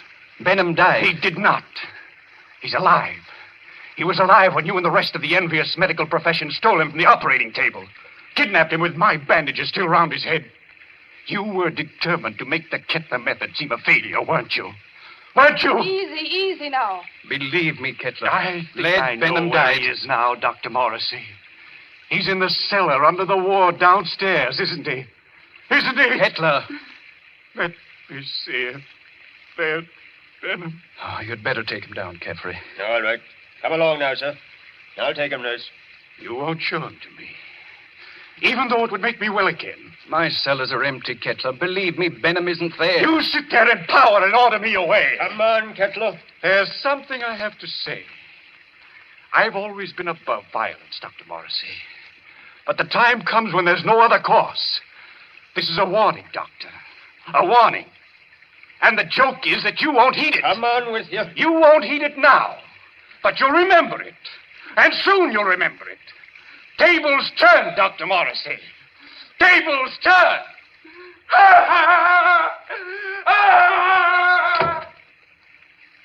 Poor thing. I'm afraid I'm failing with him. Failing completely. But you're not. It takes time to put a man back together. Oh, it's taken me too long with Kettler. I'm beginning to be afraid. If you'll pardon me, Doctor, Yes? I do think you're making a mistake. With him? No, with yourself. You haven't had a real vacation in 3 years, Dr. Morrissey. Oh, you think I'm wearing a bit thin just now, don't you? And you're right. But I really can't leave my patients in anyone else's hands. Not now, at any rate. No, I'll have to make the best of it. But you need relaxation, Doctor. I know. Well, I hope to soothe my ragged nerves somewhat over this weekend. Oh? I've some friends coming down from the city Friday night. Leslie and Claire Winton. Young married couple, newlyweds. And I'm just going to relax with them and forget everything until Monday morning. You must, Doctor. You do need it so badly. Oh, by the way, Doctor, Yes? I slipped some those new sample bandages into your coat pocket. Well, thanks. I'll have a look at them. I think they're quite good. The salesman said that... Yes, nurse. What is it? Did you hear something? Thunder, wasn't it? Something else besides thunder. I thought it... Well, I didn't hear it. My nerves must be getting the best of me. Perhaps it's a case of nurse heal thyself, eh? I'm not the only one who needs a rest. You know, it might be a very good idea if we both... Dr. Morrissey, I heard that. what is it? It's coming from the ward. Sounds like... That was a shot, nurse. You get on the phone. Call the police at Colston. Hello? Keep at it. Hello? Someone's trying to get in from the hall. Dr. Morrissey! It's Caffrey. Just a moment. Caffrey, what is it? He's ganged up on me. All of them coming up the stairs. Kettler, clear out of here. Oh. Steady, nurse. He's dead, isn't he? Isn't he? Yes. Dr. Morrissey. Kettler. Remember my warning. Remember it, Doctor. Tables turn, Dr. Morrissey. Tables turn.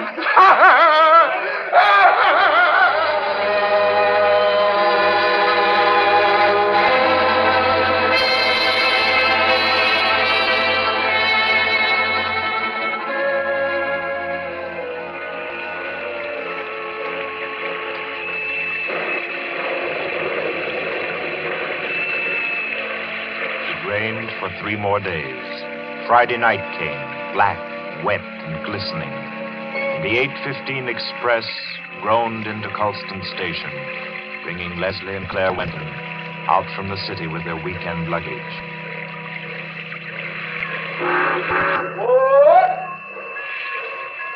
Isn't Dr. Morrissey sending his car for us, Leslie? Yes, Claire. The chauffeur was supposed to drive us over to the sanitarium to pick up the doc, and then we're all going over to his house together. Well, I don't see any car, do you? I don't see anything but water. Maybe we're rowing over in a skiff. Oh, I hate that sound. Like somebody's in agony. I think you're a little depressed, dear. Well, I shouldn't be surprised. My head's still aching dreadfully. Poor lover. How long's that been going on now? Almost a week. It frightens me. I don't think it's anything serious. Waiting in the rain like this doesn't do it any good, I'm sure. I don't understand. Doc's usually so punctual. Right on the dot. You don't suppose we ought to call the sanitarium? You people for Dr. Morrissey, yes? Well, yes, we're the Wintons. Doc sent you to pick us up? I, Cato, Dr. Morrissey's chauffeur. You got luggage? Yes. Here it is. I take. You follow me to car. Come. We're coming. Leslie? Yes? He's tremendous, isn't he? He must be 6.5 feet tall. I'm over 6 myself, darling. He's nearer 8. That's a giant. Get those shoulders. He could snap me in two like a matchstick. Well, I hope he likes us. So do I, light of my life. Waiting. You come, please. But I really don't think he does. Coming.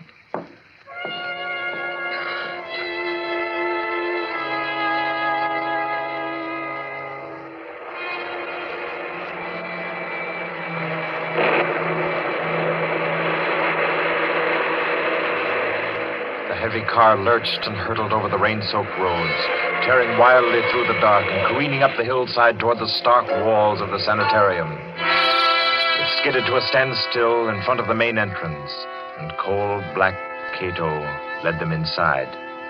The brightly lit corridors were deserted, silent, like hallways in a nightmare. Claire was aware of her headache growing steadily worse as Cato opened the double doors and ushered them into the waiting room. You'll tell Dr. Morrissey we're here, huh? Doctor, be with you soon. You do not go away. Yes, thanks.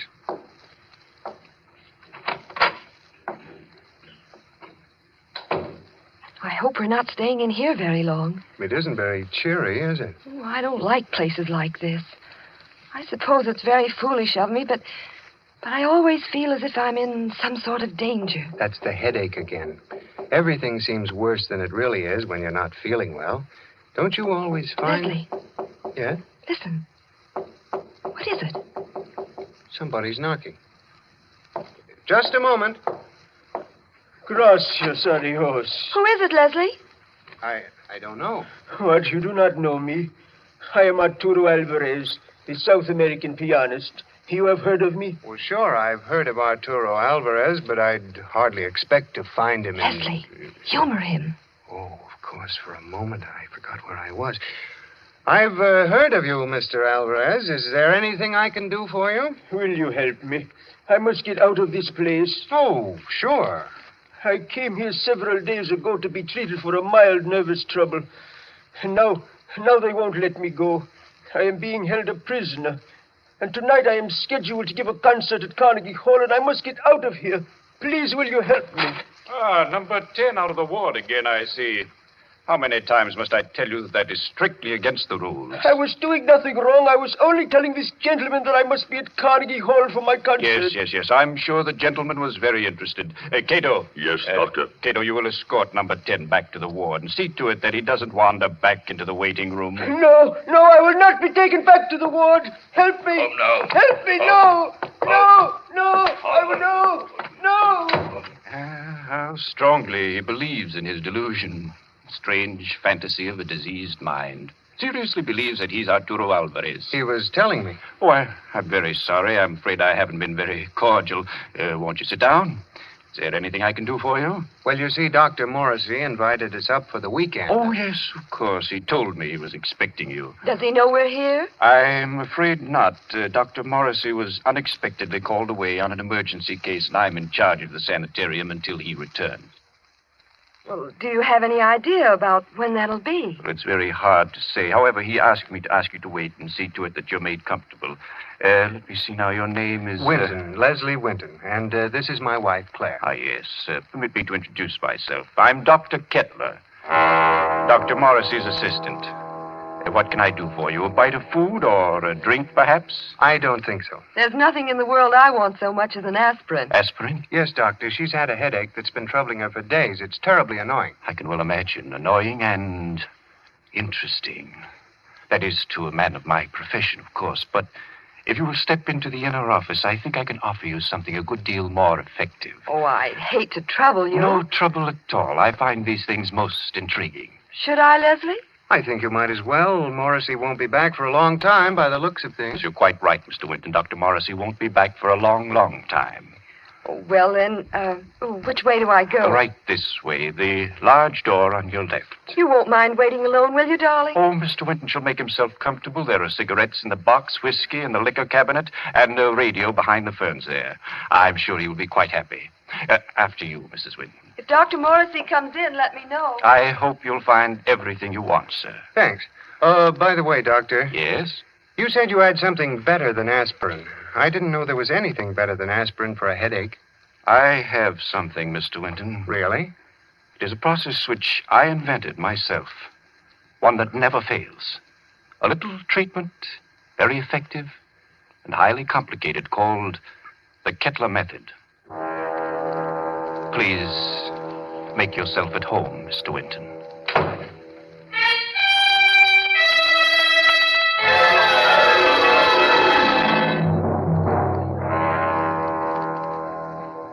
Leslie sat there, alone in the big waiting room for a while. Then creeps began setting in, and he thought to himself, maybe I'll have that drink after all. He rose and went over to the liquor cabinet that Kettler had pointed out to him and opened it.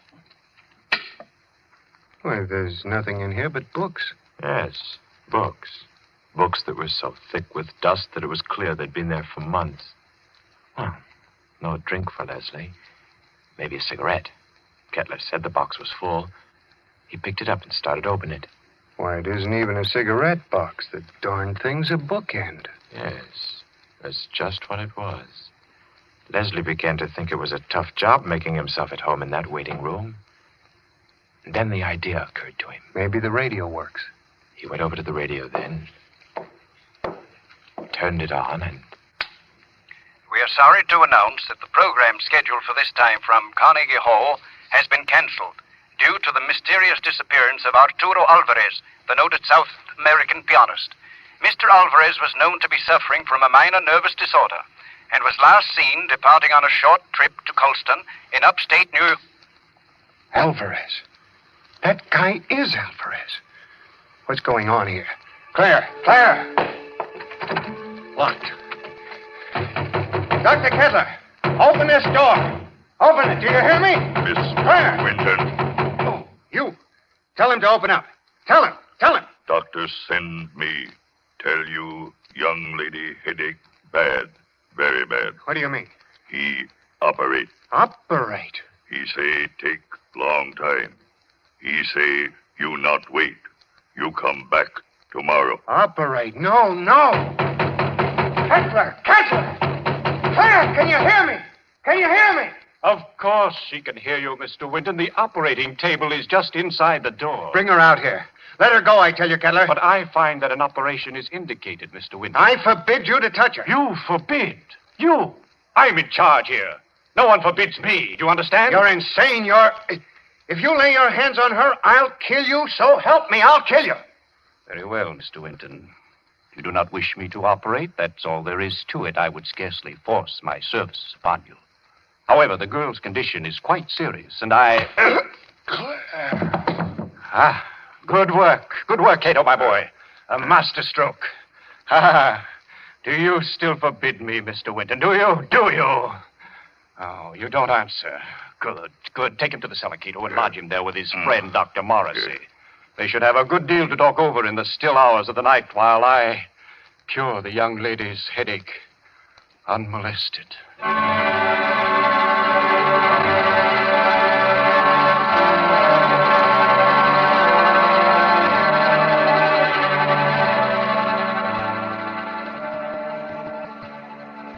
You've got to pull yourself together, Leslie. Now try. Try to think.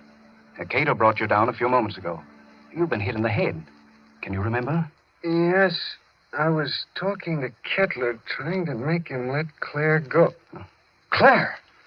Oh, good Lord, Morrissey. Where is she? He's got her. Kettler? She's on that operating table up there. We've got to do something. We've got to do something. Well, I'm afraid there's not much we can do. I've been here for 3 days and nights. What happened? It was a nightmare come to life. I'd had Kettler in my office for treatment. Yeah? He was off on a wild tangent, insisting that I had a man whom he had killed hidden down here in the cellar. That I and the rest of the medical profession had kidnapped him off the operating table with his head still swathed.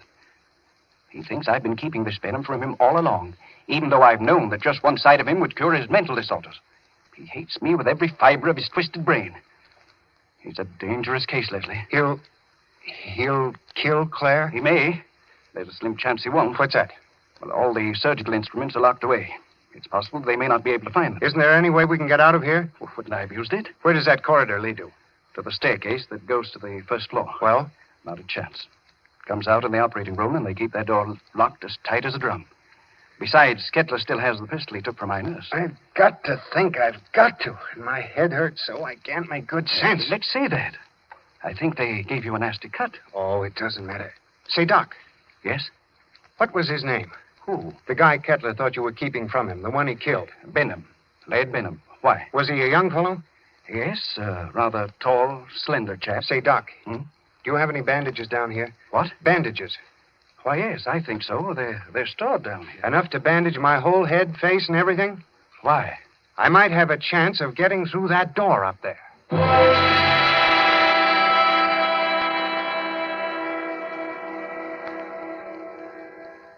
Please, let me go now. Oh, let me go. Leslie! Leslie! You will be better soon. Much better. I will take the pain away, Mrs. Winton. Cato, have you found the surgical case? Not found yet. I look. Cato, look. Find it. We must not keep Mrs. Winton in agony. Find it, I say. She'll have to create some order in this place. I want my instruments at hand on a moment's notice. Please, let me go.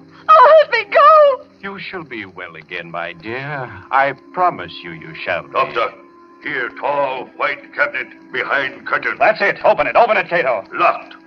Locked, Doctor. Smash it open. Open it. I do. You'll find scalpels on the top tray. Bring them to me. Yes, Doctor. Is here, Doctor. See, knives. Good, sharp knives. Cato find. He find them. Excellent. How they glitter. It is good to feel the knife in my hand again. Put the others right beside my pistol here on the table. Please. Oh, please. There, my girl. I shall expend all my genius on you. You shall be well again. No! Now to work. What was that? Who's there? Dr. Kettler, Who is it? I have found my way back to you. Open the door, Dr. Kettler. I've come back again. Who are you? You remember? You remember Laird Benham? Cato! Cato! Yes, Doctor. The door! The door! Let him in! He's come back! Let him in, I say! Yes, Doctor. Oh, let me out of here! He's come back! He's come back, Cato! Dr. Kettler. Benham, I knew it. I knew it all along. You're alive. You're living. Yes. Living. Yes, Dr. Kettler. You. Just as they took you from the table. Yes. They took me away before the operation was complete. Finish it now. Hurry. I can't live much longer.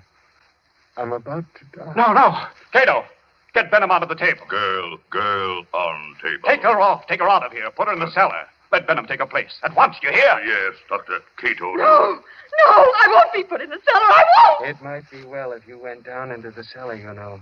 It's nice down there. You'll see old friends, perhaps. Old friends who need help. Leslie. Hurry, I say. Yes, Doctor. Come. I'm coming. Are you all right, Benham?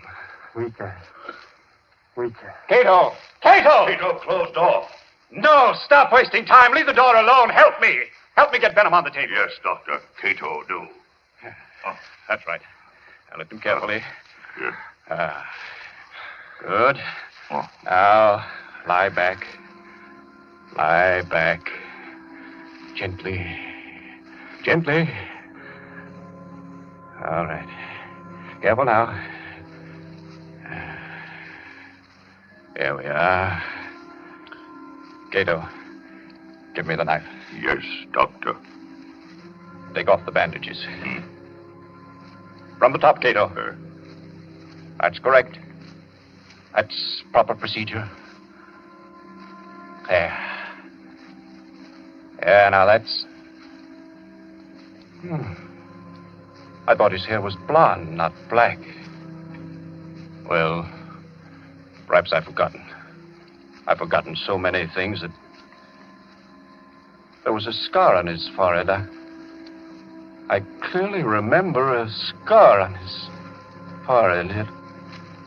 Well, maybe I imagined that, too.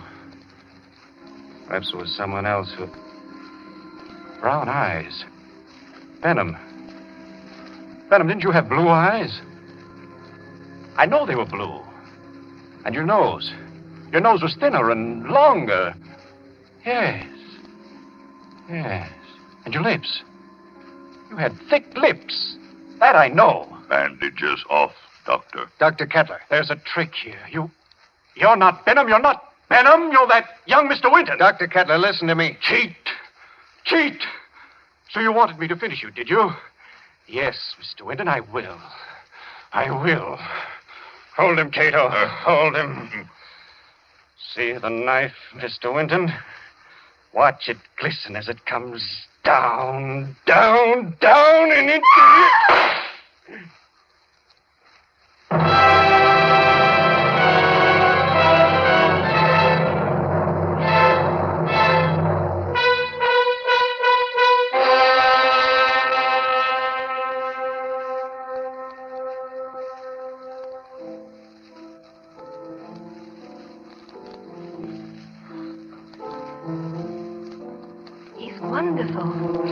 You don't doubt that he's out to rob for us when you hear him play the piano, do you? That's a marvelous old instrument you have, Doc. It was my mother's. This old house has been in the family for generations. Who'd ever thought we'd be alive to sit in your house and listen to somebody play a concerto? We wouldn't have been. At least I wouldn't have been if you hadn't snatched that revolver off the table right out from under Kettler's nose before they threw you into the cellar. That was the lifesaver. Made the weekend perfect. I'm afraid it wasn't very restful. Hereafter, I'm spending all weekends in a cozy little corner under the L. It was worse for Claire than anybody. She had a dreadful time. It was ghastly, all right. Horrible. But you know something? What? My headache. It's completely gone.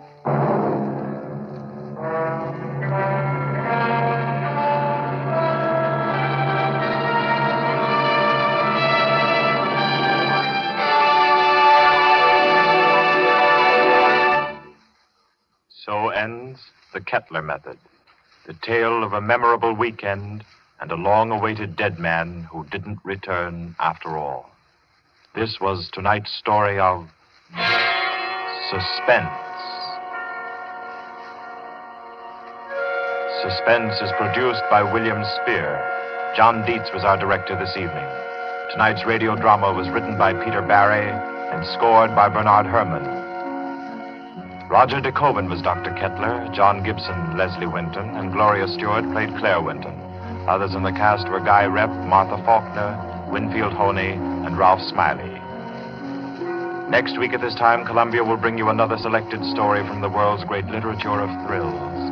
Another study in suspense. This is Barry Kroger, and this is the Columbia Broadcasting System.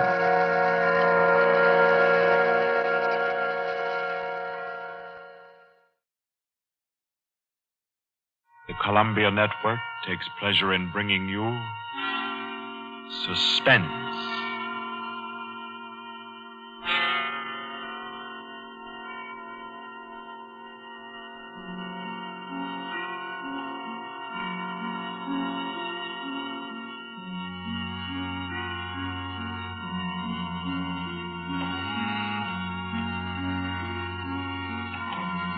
Suspense. Columbia's parade of outstanding thrillers, produced by William Spear and scored by Bernard Herrmann. Notable melodramas from stage and screen, fiction and radio, presented each week to bring you to the edge of your chair, to keep you in suspense.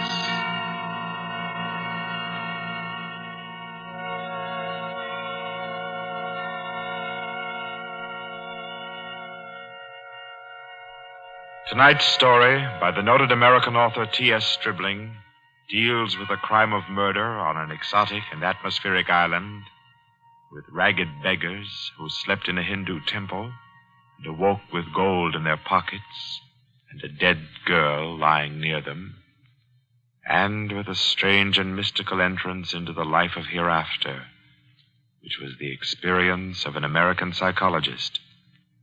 For your suspenseful listening, we invite you to join us for A Passage to Benares.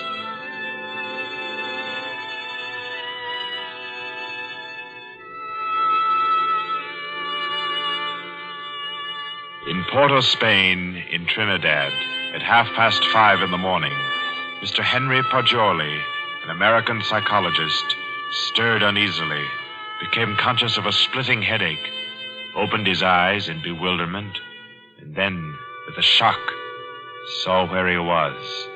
He got up, arranged his clothing. He tried with his neat psychological mind to recapture his dream, to bottle up again the little smoking wisps that still floated about within his aching head. By 7 o'clock, he had found his way back to the house of Mr. Lowe, his host in Port of Spain. Lowe was already about his coffee, with an interested spoon poised above the morning paper. Ah, there you are. Good morning, Poggioli. I say, you're quiet. Didn't hear you get up at all. Have some breakfast? Oh, thanks. I've been out for a breath of air. What's the news today? Well, the new governor will arrive in Trinidad on the 12th, and, hello. Another native's killed his wife. Tell me, Poggioli, as a psychologist, why do coolies kill their wives? Oh, for various reasons, I imagine. But here's some of the facts. Oh, I say, this is a coincidence. Really putting on a show for you, Poggioli, on your first visit to Trinidad. How so? Well, you remember that wedding procession you and I watched last evening down at the Hindu temple? The temple? Oh, of course. The cream-colored little bride with the breastplates and the linked gold coins and the anklets and all the finery. Mm-hmm. The bridegroom. What'd you say his name was? Budman Lal? Yes. Well, do you know what's happened? Budman Lal is in jail this morning, and his cream-colored little bride is dead, with her throat cut. No. Do they think he did it? No doubt of it. That's why he's in jail now. He always seemed like a sensible fellow, too. One of our best patrons, which only proves my contention, Poggioli. A bridegroom of only 6 or 8 hours killing his wife without any reason at all. Oh, there's usually some reason for murder. Maybe. But I say, old boy, you're missing the point completely. How? Well, suppose you actually had gone and slept in the temple there last night. You wanted to, you know. Remember? And I said, no white man ever stays all night in a coolie temple. Remember? Yes, I remember. You said it simply isn't done. Well, if you had, Pajoli, I say, that would have been a pretty kettle, wouldn't it? Yes. Yes. Well, I'm afraid I'll be mixed up in this. Both Mr. Lal and his uncle Hiradas are clients of mine. Old Hiradas has upwards of $5 million in my bank. Hiradas? Didn't you tell me he built that temple where the murder took place? Yes. It's what the Hindus call a temple and rest house. Hiradas gives rice and tea to any traveler who comes in for the night. It's an Indian custom to help mendicant pilgrims. A rich Indian will build a temple and rest house just as you Americans erect libraries. Ah. What does it say there about the murder, though? Budman Lal, nephew of the famous Mr. Hiradas, was arrested early this morning at his home for the alleged murder of his wife, whom he married yesterday. The body was found at 6 o'clock this morning in the temple where the wedding ceremony took place. The temple attendants gave the alarm. The victim's head was severed completely from her body, and all her jewelry was gone. 5 coolie beggars who were asleep in the temple when the body was discovered were arrested. They all claimed ignorance of the crime, but a search of their persons revealed that each beggar had a piece of the bride's jewelry and a coin from her necklace. Mr. Goodman Lal and his wife were seen to enter the temple at about 11 last night for the Hindu rite of purification. Mr. Lal, who is a prominent curio dealer, declines to say anything further. Doesn't tell you very much, does it? No, not much. What do you make of those beggars? Oh, that's simple enough. Those devils laid in wait inside the temple until the husband went out and left his wife. Then they murdered her and divided the spoil. Ah, but she had enough bangles and geegaws to give a dozen to each man. Yes, you're quite right, Pajoli. That's a fact. Why should they continue sleeping in the temple after they'd killed her if they did murder her? Well, why shouldn't they? They knew they'd be suspected, and they couldn't get off the island without capture, so they thought might as well lie down again and go back to sleep. You may be right, Lo, but that doesn't look like the solution to me. Well, I'm satisfied that's how it occurred. You mean the beggars killed her? Mm-hmm. Well, I don't think so. I rather fancy that the actual murderer took the girl's jewelry and went about the temple thrusting a bangle and a coin in the pockets of each of the sleeping beggars to lay a false scent. Oh, come now. That's laying it on a bit too thick, Butcher. My dear Lo, that's the only possible explanation for the coins in the beggars' pockets. I say, oh, boy, you've had lots of experience in these things. Come along with me, and we'll go up and see Mr. Hiradas and see if we can't help his nephew. I'll be glad to. But we'll go to the temple first. Then we'll call on Mr. Hiradas.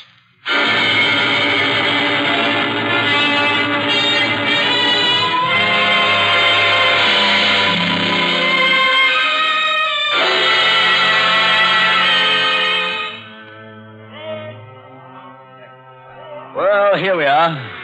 In spite of the police guard at the door, the temple doesn't look sinister in the daylight. No, it just looks dirty. Let's go in and question the beggars. Excuse me, did any of you fellows hear noises in this temple last night? Oh, much sleep, Sahib. No noise. Policeman punch us wake this morning. Makes it still here. What's your name? Shuda Chand, Sahib. When did you go to sleep last night? When I ate rice and tea, Sahib. Mm-hmm. Do you remember seeing Budman Lal and his wife enter this building last night? Yes, remember, Sahib. Did you see them go out? No, Sahib. No one remember go out. You were all asleep then, huh? All asleep, Sahib. Did you have any dreams during your sleep? Hear any noises? I dream bad dreams, Sahib. Huh? When policeman punched me awake this morning, I think dream has come true. And me, Sahib. Me, too. Me. You all have bad dreams? Yes, all have bad dreams. Look here, Pajoli. I don't see where this is getting us. I do think we ought to be getting on to old Haradas's house. No, I think we can now entirely discard the theory that the beggars murdered the girls. On what grounds? They told you nothing except that they all had bad dreams. That's the reason. They They all had wild, fantastic dreams. That suggests that they were given some sort of opiate in their rice or tea last night. It's quite improbable that 5 ignorant coolies would have wit enough to concoct such a piece of evidence as that. That's a fact, but I don't believe a Trinidad court would admit such evidence. We're not looking for legal evidence. We're after some indication of the real criminal. Now I suggest that we get on to the house of Hira Das.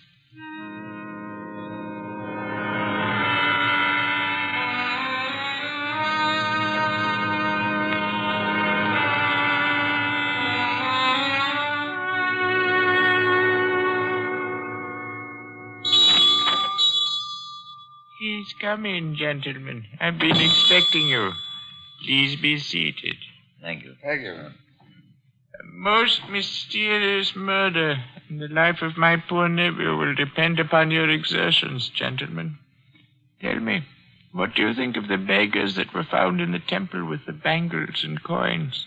Well, I'm afraid my judgment of the beggars will disappoint you, Mr. Hira Das. Huh? My theory is that they're innocent of the crime. Really? Why do you say that? Because they told me of dreams they had. All their dreams were very nearly identical. You are not English, sir. No Englishman would have thought of that.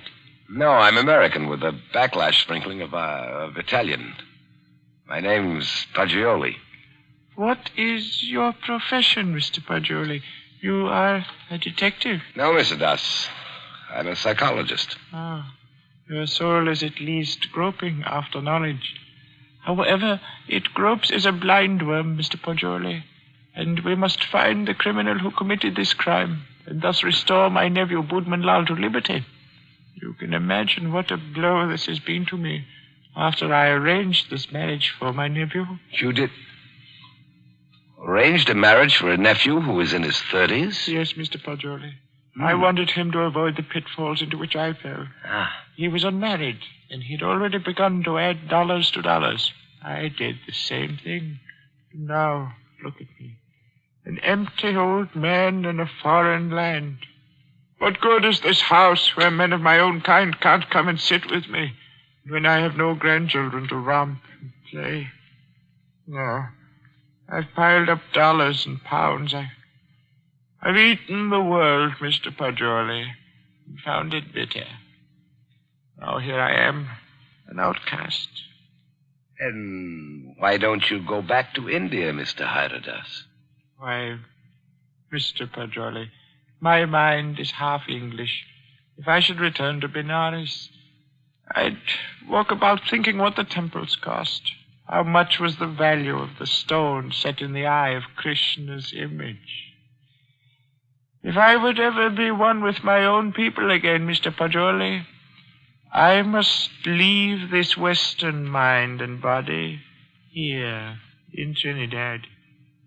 That's very interesting and moving, but we were discussing your nephew, Budman Lal. Wait.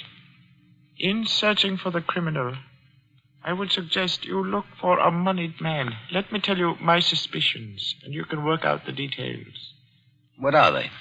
I went out to the temple this morning to have the body of my poor murdered niece brought here to my villa for burial. I talked to the 5 beggars, and they told me there was a 6th sleeper in the temple last night. Was there indeed? Yes, Mr. Lowe. A white man. White man? Yes, Mr. Lowe. All 5 of the coolies and my man, Guka, told me it was true. But, Mr. Hira Das, decapitation is not an American mode of murder. American? I was speaking generally. I mean, a white man's method of murder. It is indicative in itself. I meant to call your attention to that point. It shows the white man was a highly educated man who had studied the mental habits of other peoples than his own. So he was enabled to give the crime an extraordinary resemblance to a Hindu crime. But what motive could a white man have? Possibly robbery, Mr. Paggioli. Or if he were a very intellectual man, he might have murdered the poor child by way of experiment. A murder for experiment? Yes, Mr. Lowe. To record the psychological reaction. Why, I can't entertain such a theory as that, Mr. Hyradas. Oh, no. It is too far-fetched. However, it is worth investigating, is it not? Yes, but I'll begin my investigations with the man Guka. By all means, Mr. Poggioli. And in your investigations, gentlemen, hire any assistance you may need. Draw on me for any amount. I want my nephew exonerated, and above all things, I want the real criminal apprehended and brought to the gallows.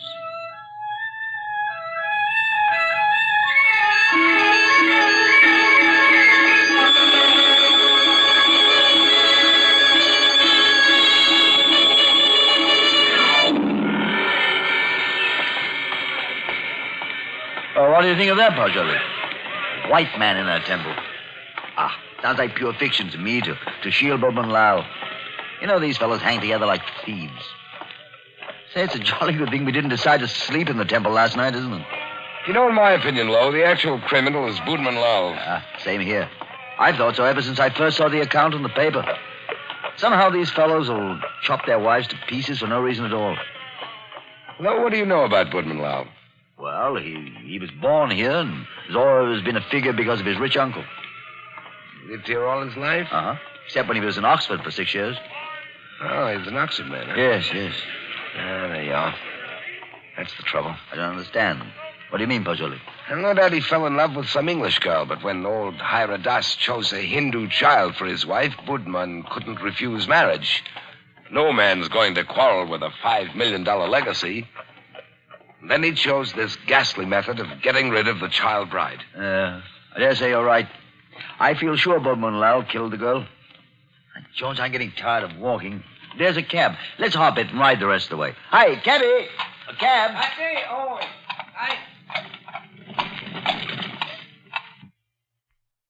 Well, aren't you coming? You know, I don't feel that I can conscientiously continue this investigation, trying to clear a person whom I have every reason to believe guilty. Oh, man, don't leave me like this. At least come as far as police headquarters with me and explain your theory about Guka, the temple keeper, and the rice. Well, I thought I'd go back to your cottage and pack my things. Pack your things? Oh, your boat doesn't sail until Friday. Yes, I know, but there's a daily service to Curacao. It struck me to go there. Oh, no, come. You can't run off like that just when I've stirred up an interesting murder mystery for you to unravel. Why, Poggioli, you ought to appreciate my efforts as a host more than that. Well, all right, then. To the police station. Yes, Sahib. Halt it. Hurry up. Bye-bye.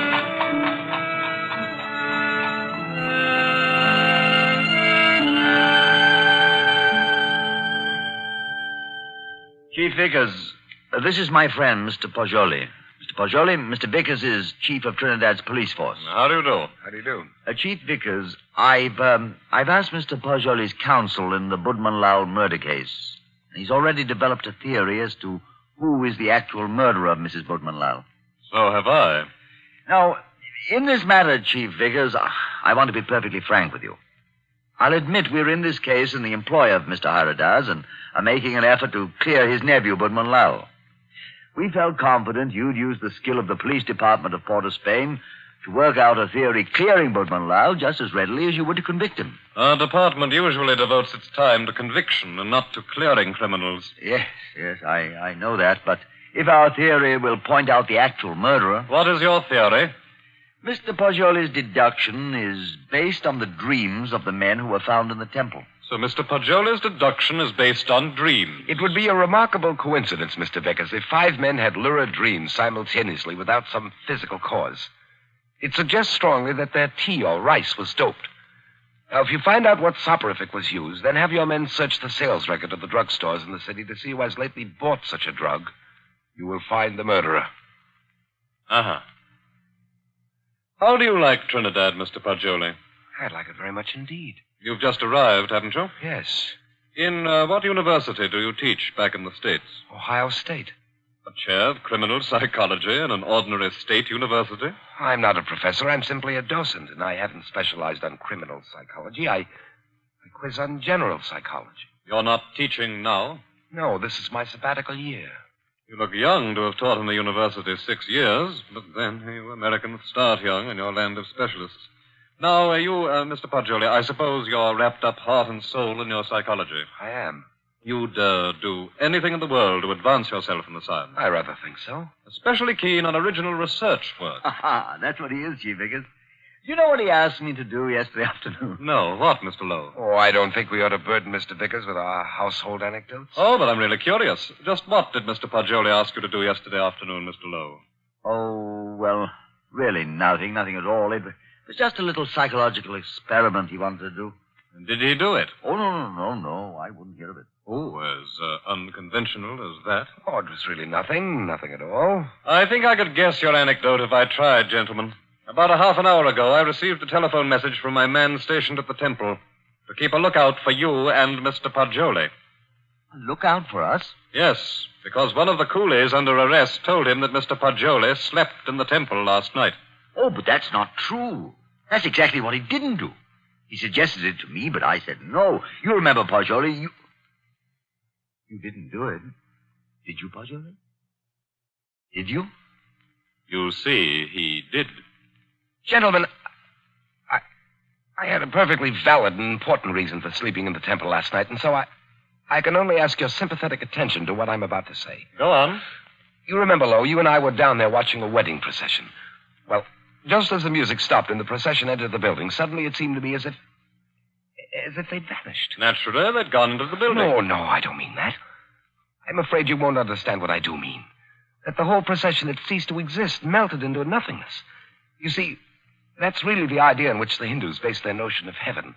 Oblivion, nothing. Yes, I've heard that before. Well, our medieval Gothic architecture was the conception of our Western heaven, and I thought perhaps the Indian architecture had somehow caught the motif of the Indian religion, suggested nirvana. That's what amazed and intrigued me. That's why I wanted to sleep in the place. I wanted to see if I could further my shred of impression. Does that make any sense to you, Mr. Vickers? We are not interested why you went, Mr. Poggioli. We know a murder took place in the temple. You can't think that I committed a horrible murder as an experiment. You intellectual chaps do some pretty weird things, Mr. Poggioli. Why, only the other day I was reading about two young intellectuals. What?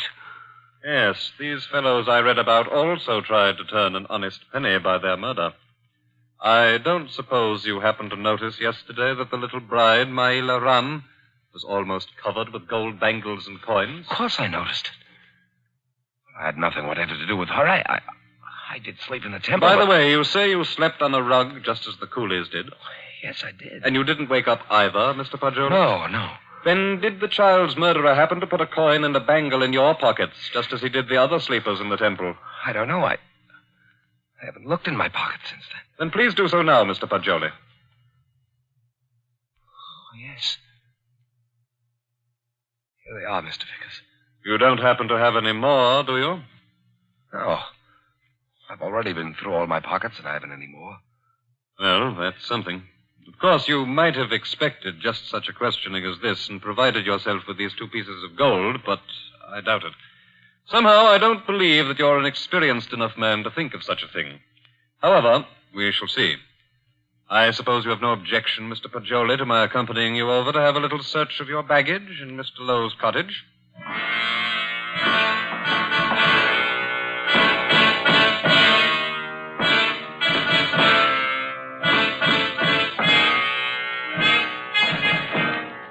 Now then, Mr. Poggioli, be so kind as to open your trunk.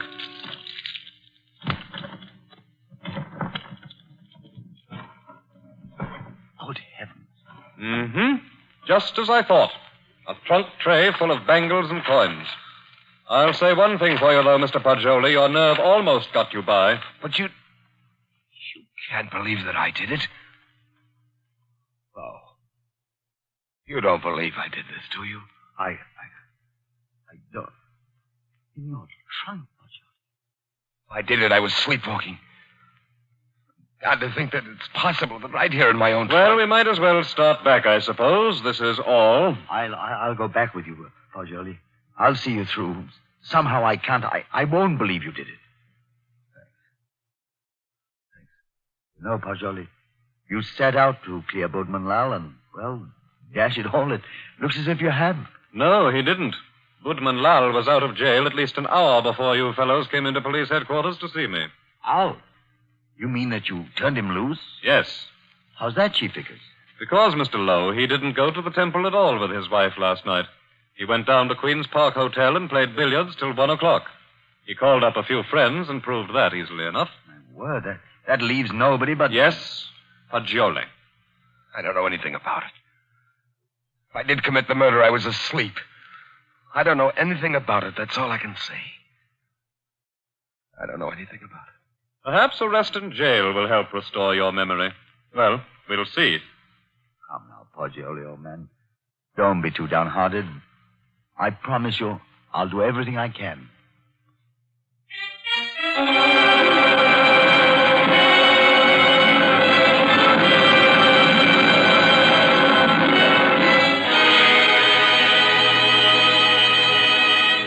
In the case against Henry Poggioli, having been duly tried by a jury of your peers who have been found guilty and by the powers invested in me, I herewith sentence you to be hanged by the neck until you are dead.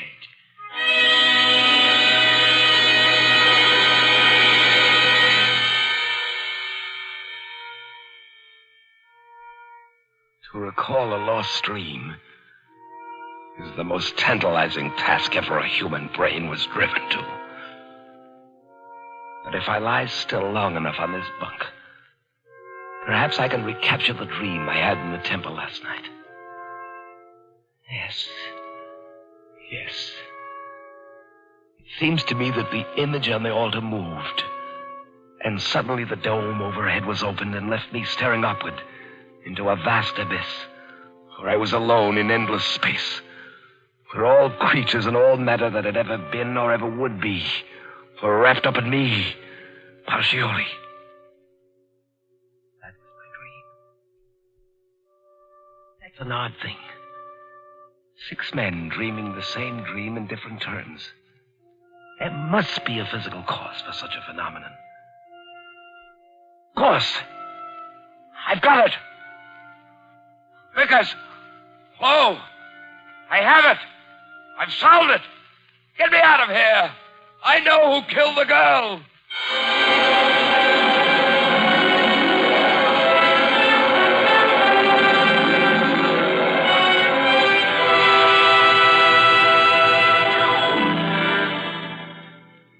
What is it, my friend? I know who murdered the bride. Old Hira Dodds did it. Now listen. Go tell Vickers to take the gold he found in my trunk and develop all the fingerprints on it. He'll find Hira Dass's prints. Also tell him to follow out that opiate clue I gave him. He'll find Hira Das sent a man to put the gold in my trunk. See if they don't find brass or steel filings in my room where the scoundrel sat and filed a new key. But they've already done that long ago. They have? But certainly.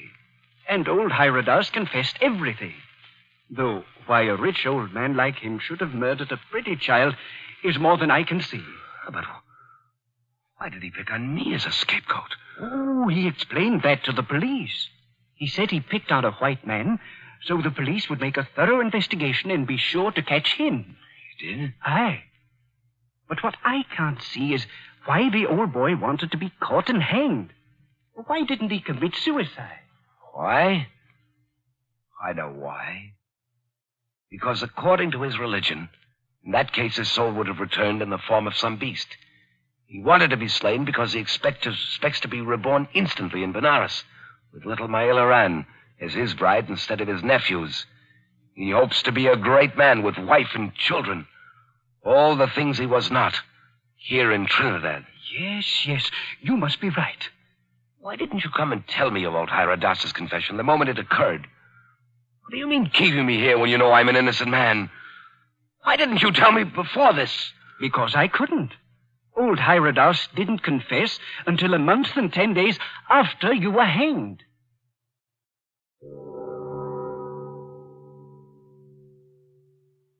So ends A Passage to Benares, T.S. Stribling's tale of mysterious death and death mysterious.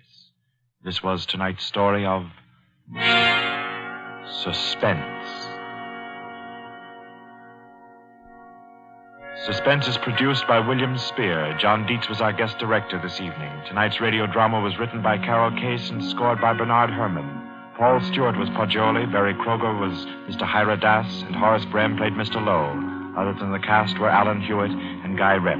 Next week at this time, Columbia will bring you another selected story from the world's great literature of thrills, another study in suspense. This is Barry Kroger, and this is the Columbia Broadcasting System.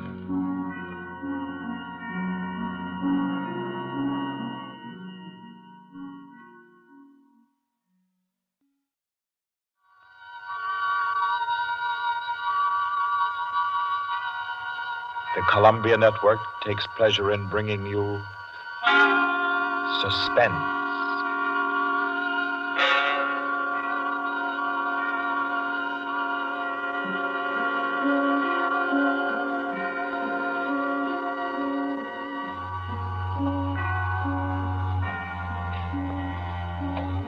Suspense, Columbia's play theater of outstanding thrillers, produced and directed by William Spear and scored by Bernard Herrmann. The notable melodramas from fiction and stage and screen, from the world's great literature of entertaining excitement, presented each week to bring you to the edge of your chair, to keep you in suspense.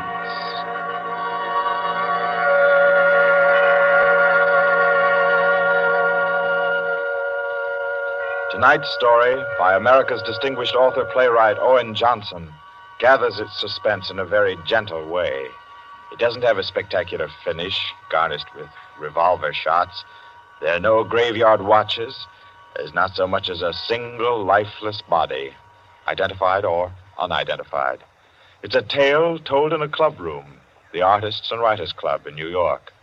A tale of high-class robbery and suspicion, and of how some ladies and gentlemen nervously counted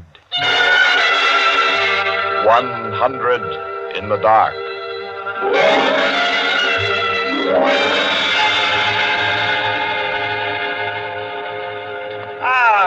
That was a fine meal. Me for the club anytime. Here, we can all sit here, Quinny. Yes, if you'll just draw up that chair for Mr. Peters. Oh, yeah. Here you are, Mr. Peters. Thank you. Do you all know Peters? This is Mr. Steingall. How do you do? I know you. Mr. Golier. Oh, I believe we've met. Oh, yes. How are you? Oh, you know each other. Yes. And the one who drew up the chair, Mr. Rankin. How do you do? Well, I guess we're all acquainted now. To get back to our table discussion, Quinny. Oh, yes. How about a drink? Who'll join me? Oh, yeah, pleasure. Fine. John. Well, now, Steingall, as I said, there are only half a dozen stories in the world. What is more to the point? There's every reason Yes, sir. What? Oh, 5 with soda, John. Yes, sir. Now, where was I? Oh, yes. What is more to the point, gentlemen, is the small number of human relations that are so simple and yet so fundamental that they can be eternally played upon, redressed, and reinterpreted in every language, in every age, and yet remain inexhaustible in the possibility of variation. Well, that's true, of course. It's very possible. Take the eternal triangle. 2 men and a woman, or 2 women and a man. Its variations extend to thousands. That right, Rankin? Well, in a way. Ah, here we are. Set them down right there, John. Very well, sir. A little soda. Here you are. Thank you. And you? Thank you. Soda, Peter? Yes, please.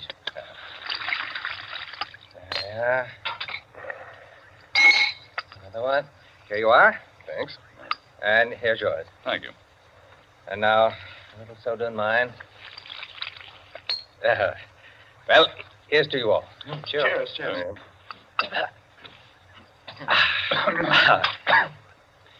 I'm afraid we can't see eye to eye, Quinny. I believe there are situations, original situations, that are independent of your human emotions, that exist just because they are situations, accidental and nothing else. As for instance? Well, I'll just cite an ordinary one that happens to come to my mind. In a group of 5 men, such as we are here, a theft takes place. One man is the thief. Now, which one? Now, I'd like to know what emotion that interprets. And yet it certainly is an original theme at the bottom of a whole literature. It's not the same thing at all. Detective stories. I could answer that the situation you give can be traced back to the commonest of human emotions, curiosity. I think Quinny has you there, Rankin. What is the peculiar fascination that the detective problem exercises over the human mind? You will say curiosity. Yes and no.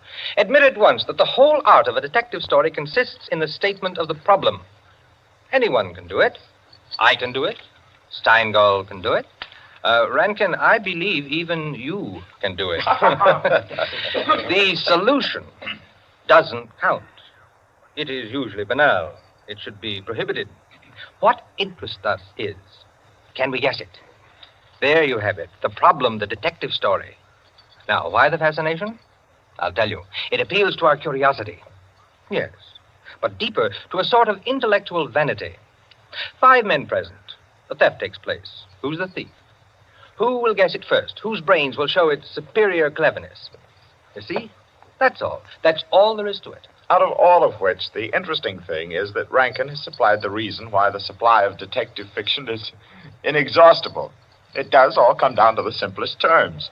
5 possibilities, 1 answer. Well, the reason is that the situation does constantly occur.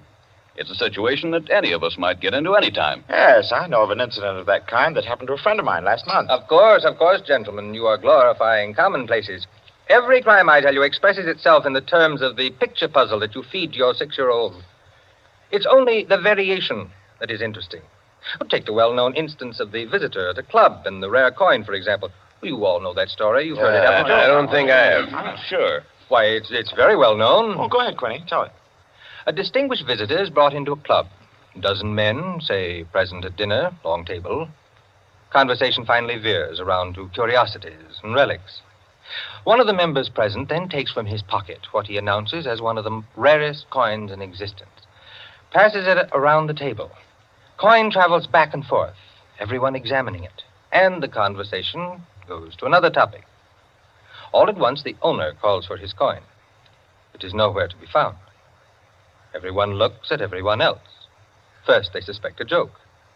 Then it becomes serious. The coin is immensely valuable. Who has taken it? The owner is a gentleman. Does the gentlemanly, idiotic thing, of course, laughs as he knows someone is playing a practical joke on him and that the coin will be returned tomorrow. The others refuse to leave the situation so. One man proposes that they all submit to a search. Everyone gives his assent until it comes to the stranger. He refuses, curtly, roughly, without giving any reason. Uncomfortable silence. The man is a guest. No one knows him particularly well, but still he is a guest. One member tries to make him understand that no offense is offered, that the suggestion was simply to clear the atmosphere. The stranger becomes very firm, very proud, and says, I refuse to allow my person to be searched, and I refuse to give the reason for my action. Another silence. The visitor evidently has the coin, but he is their guest, and etiquette protects him. Nice situation, huh? Well, what's the answer? The table is cleared. A waiter removes a dish of fruit, and there, under the ledge of the plate, where it's been pushed, is the coin. Banal explanation, eh? Of course. Solutions always should be. At once, everyone apologizes to him, whereupon the visitor rises and says, Now I can give you the reason for my refusal to be searched. There are only 2 known specimens of that coin in existence, and the second happens to be here in my vest pocket. That's rather obvious. Of course, the story is well invented, but the turn to it is very nice. Very nice, indeed. Well, I don't know.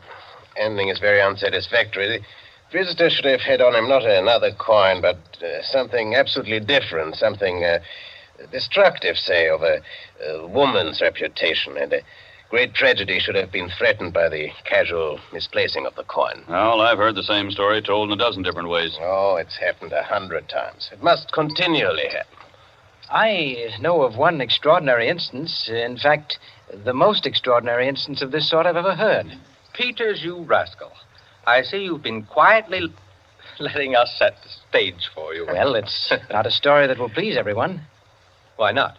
Because you will want to know what no one can ever know. It has no conclusion, then? Yes and no. As far as it concerns a woman, quite the most remarkable woman I've ever met, the story is complete. Do I know the woman? Possibly. Probably, I should say. As a matter of fact, this should be particularly interesting to you because I believe that most of you are acquainted with the people involved. The names, of course, are disguised. I think... yes, I have. Just time before I catch my train to tell it to you.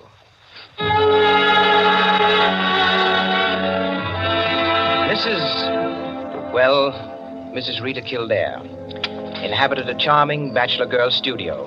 Very elegant. With a duplex pattern and one of the buildings just off Central Park West. She knew very nearly everyone in that indescribable society in New York that's drawn from all levels and that imposes but one condition for membership, to be amusing. In this mingled society, her invitations were eagerly sought. Her dinners were spontaneous, and the discussions, though gay and usually daring, were invariably under the control of wit and good taste. On the Sunday night of this adventure, she had, according to her custom, sent away her Filipino butler and invited to an informal chafing dish supper 7 of her more unusual friends. At 7 o'clock, having finished dressing, she put in order her bedroom, which formed a sort of free passage between the studio and a small dining room, to the kitchen beyond. Then, going into the studio, she struck a match and was about to light the candlesticks which illuminated the room when the bell rang. And a Mr. Flanders, a broker, compact, nervously alive, well-groomed, was waiting as she opened the door. Well, you're early. On the contrary, you are late. Well, in any case, hello, and come inside. Here, let me take your things. Thank you. Well, I'm the first, I suppose. Of course. And since you are, you can be a good boy and help me with the candles. Delighted. Who's to be here tonight? The Enos Jacksons? I thought they were separated. Not yet. How interesting. Only you, dear lady, would dream of serving us a couple on the verge. It is interesting, isn't it? Assuredly. Where did you know Jackson? Through the Warings. Jackson's a rather doubtful person, isn't he? Well, let's call him a very sharp lawyer. They tell me, though, he's been gambling pretty much. In deep. How about yourself? Me? I'm a bachelor. If I lose my shirt, it makes no difference. Is that possible? Probable, even. Who else is coming? Oh, Maud Lily. You know her? I don't think so. You met her here some time ago. A journalist. Oh, yes, of course. I'd forgotten. Mr. Harris, a clubman, is coming, and the Stanley Cheevers. Stanley Cheevers? Are we going to gamble? Don't tell me you object. Certainly not. Only the Cheevers. They play quite a game. Yes, well united. They have an unusual streak of good luck. Oh, by the way, it's Jackson, isn't it, who is so attractive to Mrs. Cheever? Quite right. What a charming party. Where does Maud Lily come in? Don't joke. She's in a desperate way. And young Harris? Oh, he's to make the salad and cream the chicken. See the whole party. I, of course, am to add the element of respectability. Of what? Don't play baby with me, my dear Flanders. I apologize. That's better. No one, of course, knows who else is coming. No one, of course.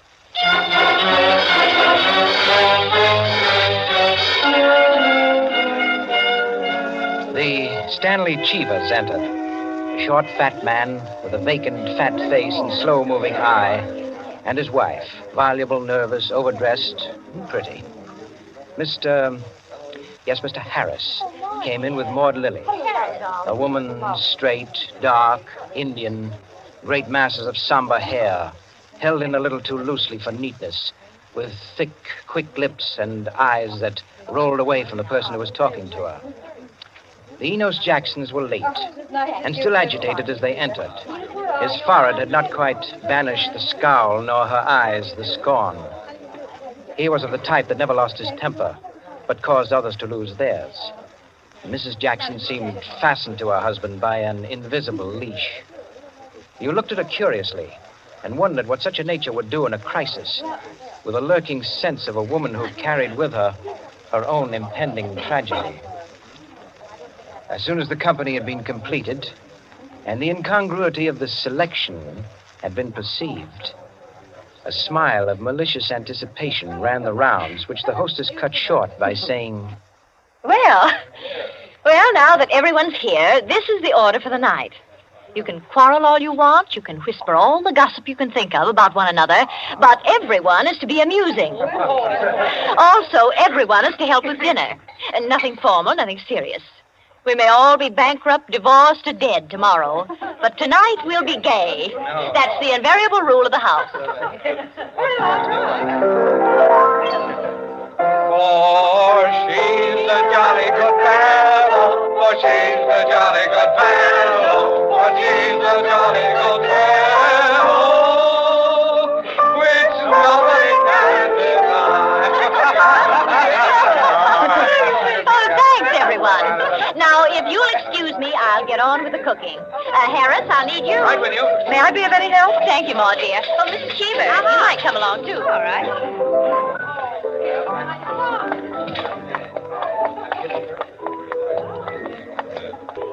This is an adorable bedroom. Oh, thank you, dear. Now for my apron. Oh, there it is. Tie me up in the back, will you please, Maud? Of course. There you are. Fine, thanks. Now just let me get my rings off, and I'll be all ready to go to work. Oh, this is such a lovely apartment, Mrs. Kildare. Thanks. Soap and water always seem to do it. There. Your rings are so beautiful. They are nice, aren't they? But there's only one that's very valuable, the sapphire. Oh, it's beautiful. Let me see. Oh, it must be very valuable. It cost $10,000 6 years ago. It's been my talisman ever since. For the moment, however, I'm a cook. You're not going to leave the rings there. Why, of course. Now, I'm the cook. Maud Lily, you're the scullery maid. Harris is the chef, and we're all under his orders. Mrs. Cheever, did you ever peel onions? Oh, good heavens, no. Well, there are no onions to peel. All you have to do is help set the table.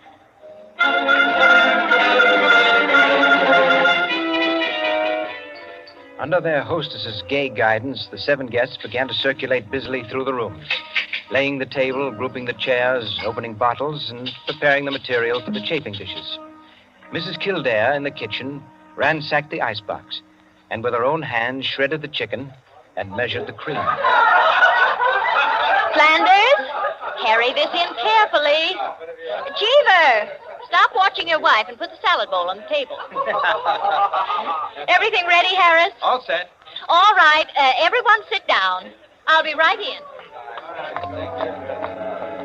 She went into her bedroom, took off her apron, and hung it in the closet.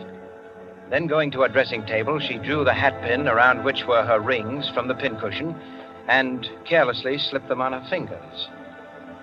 But all at once, she frowned and looked quickly at her hand. Only 2 rings were there. The 3rd ring, the sapphire, was missing. Stupid, she said to herself, and returned to her dressing table. Immediately, she stopped. She remembered quite clearly putting the hatpin through the 3 rings.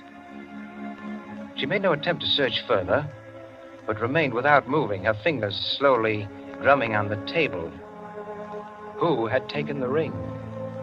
Each of her guests had had a dozen opportunities in the course of the time she'd been busy in the kitchen.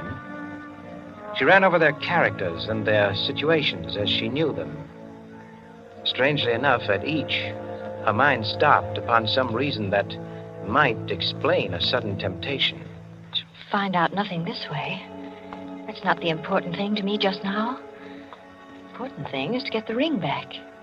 And slowly, deliberately, she began to walk back and forth, her clenched hand beating the deliberate, rhythmic measure of her journey. 5 minutes later, as Harris, installed as chef over the chafing dish, was giving directions, spoon in the air, Mrs. Kildare came into the room like a lengthening shadow. Her entrance had been made with scarcely a perceptible sound, and yet each guest was aware of it at the same moment, with a little nervous start. Heavens, dear lady. You've come in on us like a Greek tragedy. What is it you have for us? A surprise? I have something to say to you. Mr. Enos Jackson, Yes, Miss Kildare? kindly do as I ask you. Certainly. Go to the door, Go to the door. please.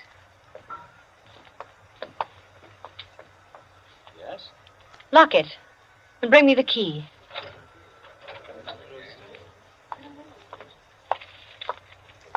Here you are.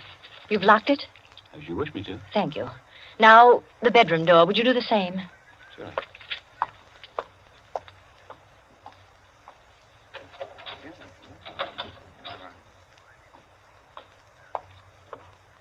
Thank you, Mr. Jackson. Mr. Cheever, Yeah? would you blow out all the candles except the candelabra on the table? Blow out all the candles. Except the candelabra. All right. Well, for goodness sake, Mrs. Kildare, what is it? I am getting terribly worked up. My nerves are all sorry, on edge. Mrs. Jackson. That's the last candle. All right.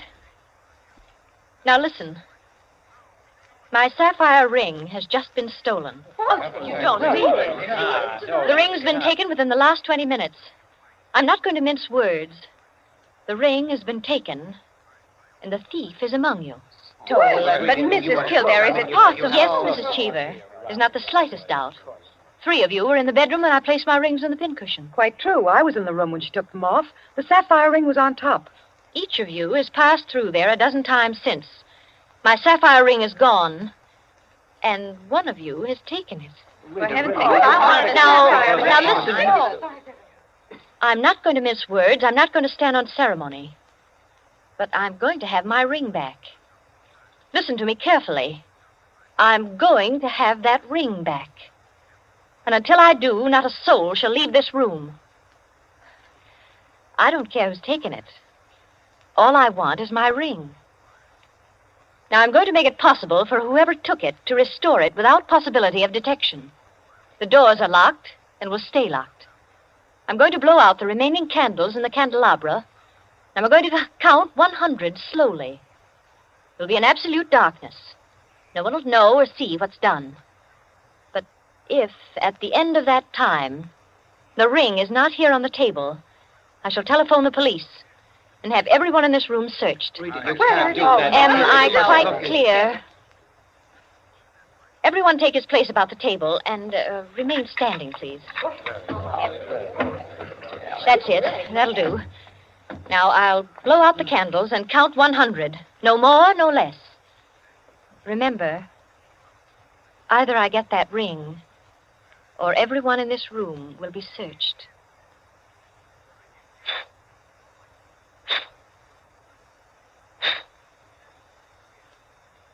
One, 2, 3, 4, 5, 6, 7, 8, 9, 10, 11, 12, 13, 14, 15, 16, 17, 18, 19, 20, 21, 22, 23, 24, 25, 26, 27, 28, 29, 30, 31, 32, 33, 34, 35, 36, 37, 38, 39, 40, 41, 42, 43, 44, 45, Foot slipped off the chair. I'm 46, sorry. 47, 48, 49, 50, 51, 52, 53, 54, 55, 56, 57, 58, 59, 60, 61, 62, 63, 64, 65, 66, 67, 68, 69, 70, 71, 72, 73.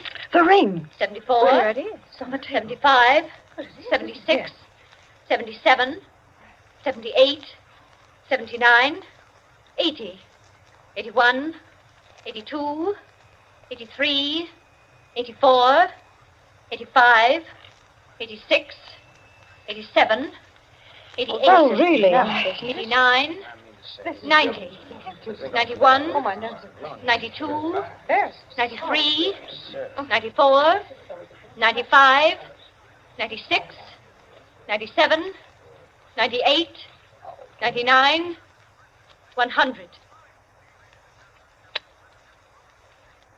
Well, it is there, isn't it? Mr. Cheever, you may hand it to me. Well, now that that's over, we can have a very gay little supper. The lights, someone.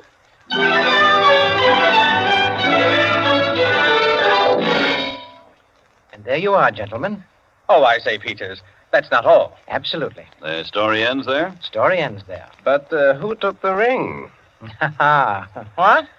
You never found out? Never. No clue? None. I'm not sure I like the story. It's no story at all. Permit me, it is a story. And it is complete. In fact, I consider it unique because it has none of the banalities of a solution and leaves the problem even more confused than at the start. Well, I don't see... Of course you don't see, my dear Enkin. You do not see that any solution would be commonplace, whereas no solution leaves an extraordinary intellectual problem. Well, how so? Well, in the first place, whether the situation actually happened or not, which is in itself a mere triviality, Peters has constructed it in a masterly way, the proof of which is that he has made me listen. Any of those present might have taken the ring. There are therefore 7 solutions, all possible and all logical. But beyond this is left a great intellectual problem. Well, how so? Was it a woman who lacked the necessary courage to continue? Or was it a man who repented his first impulse? Is a man or is a woman the greater natural criminal? Oh, that's simple, Quinny. A woman took it, of course. On the contrary, it was a man, for the second action was more difficult than the first. A man, certainly. The restoration of the ring was a logical decision. You see?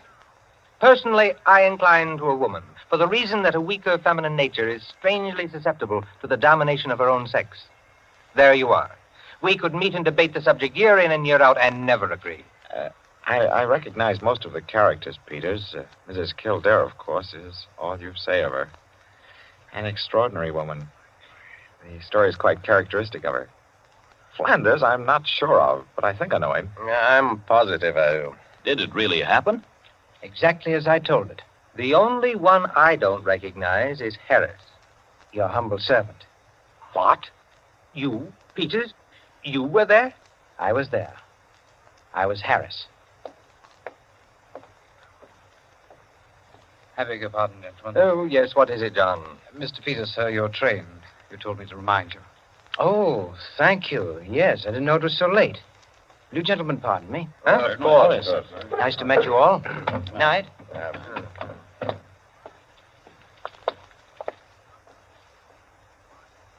Curious chap. Extraordinary. Well, now, I wonder. I wonder if we're wondering the same thing, gentlemen.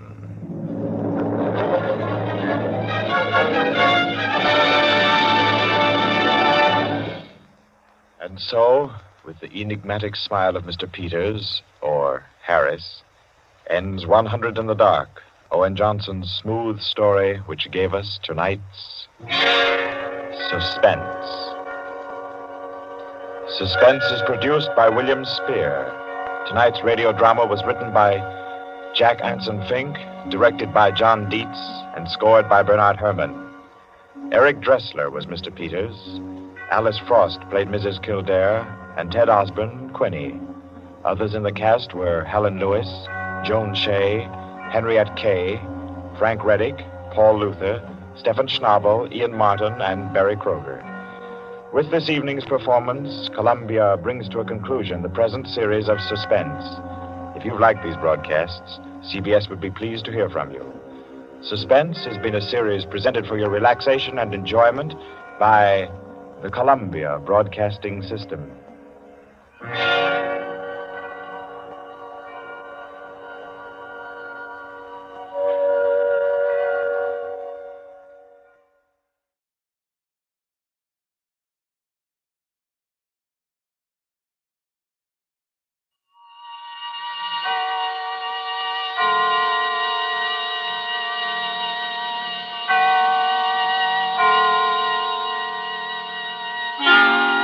Suspense.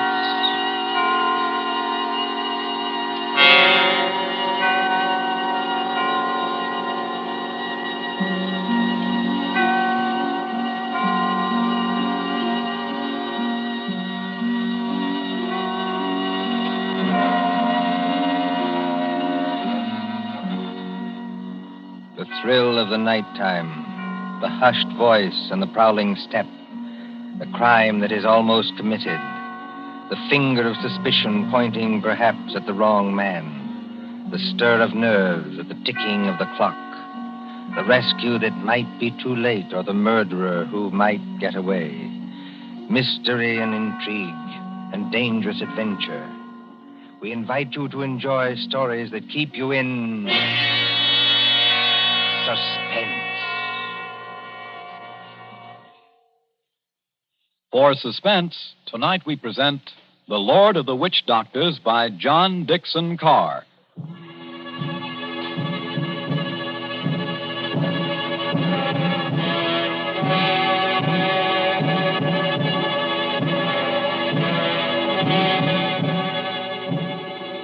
The drums were beating that night.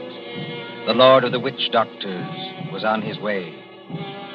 20 miles off the East African coast, fanned by the blistering heat of the Indian Ocean, lies the island of Zanzibar. Here, many years ago, To be exact, in the year 1889. 3 nations were rivals for imperial German eagle. At Mogadishu were the Italians.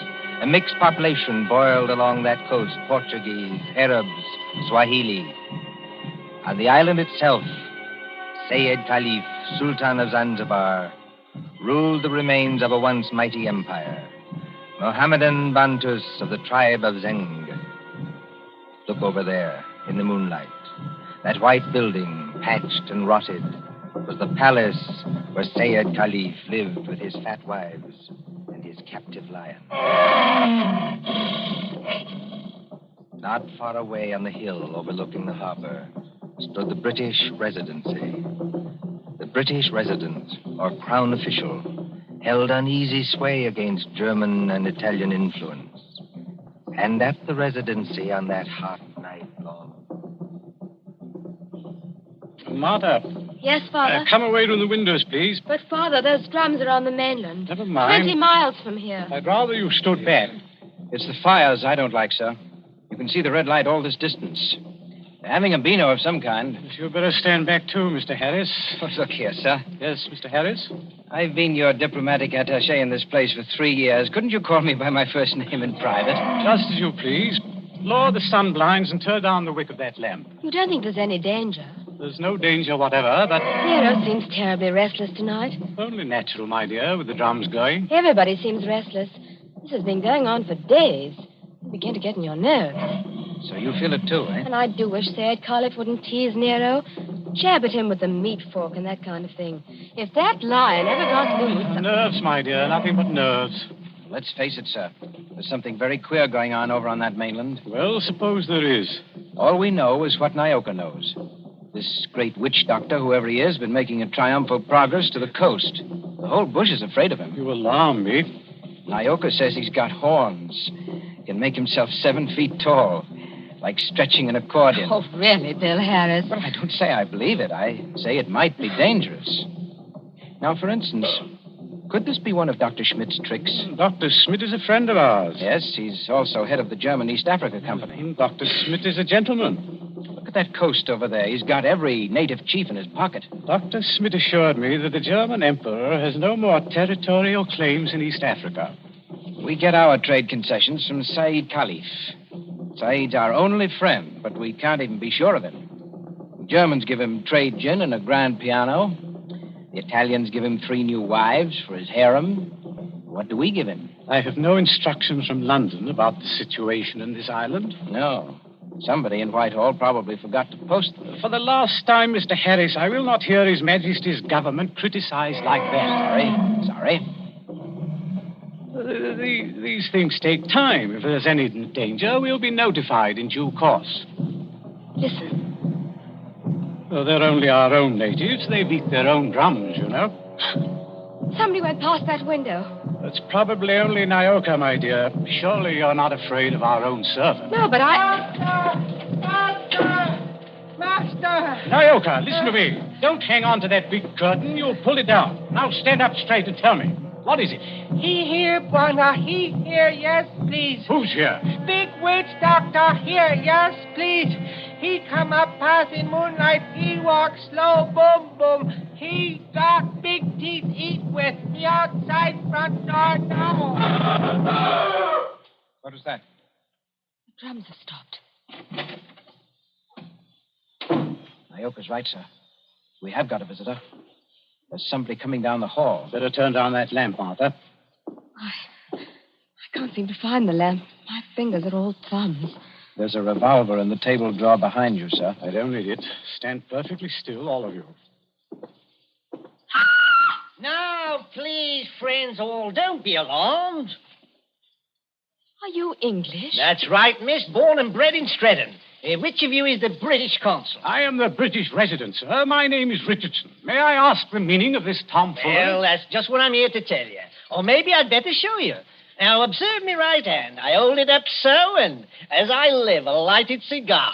But perhaps the lady doesn't like smoking in the drawing room. Now, look here. There's nothing up my sleeves. I wouldn't deceive you for the world. I turn over my hand, and would you believe it? A glass of water. Is this man insane? Father, I think he's trying to tell you he's a magician. That's right, miss. Direct from the Egyptian Hall, Piccadilly. Animal taming and magic. That's my line. Then you're the famous witch doctor that's got all the natives in an uproar? Nobody else, young fella. Yes, well, you tell us what you mean by this nonsense. Scaring everybody when there's no danger. No danger?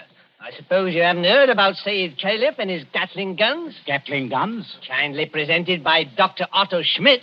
And believe me, all you've got is an appointment with a Gatling gun, unless my nonsense steps in. Here, take a look at this. But you can't be from the British Foreign Office. Well, that's just what I am, Governor, and going up in the world, don't you think? By the way, I'd better give you your instructions. The envelope's pretty dirty and a little bit smelly from being under my furs and devil pink, but... Read it, sir. Go on and read it.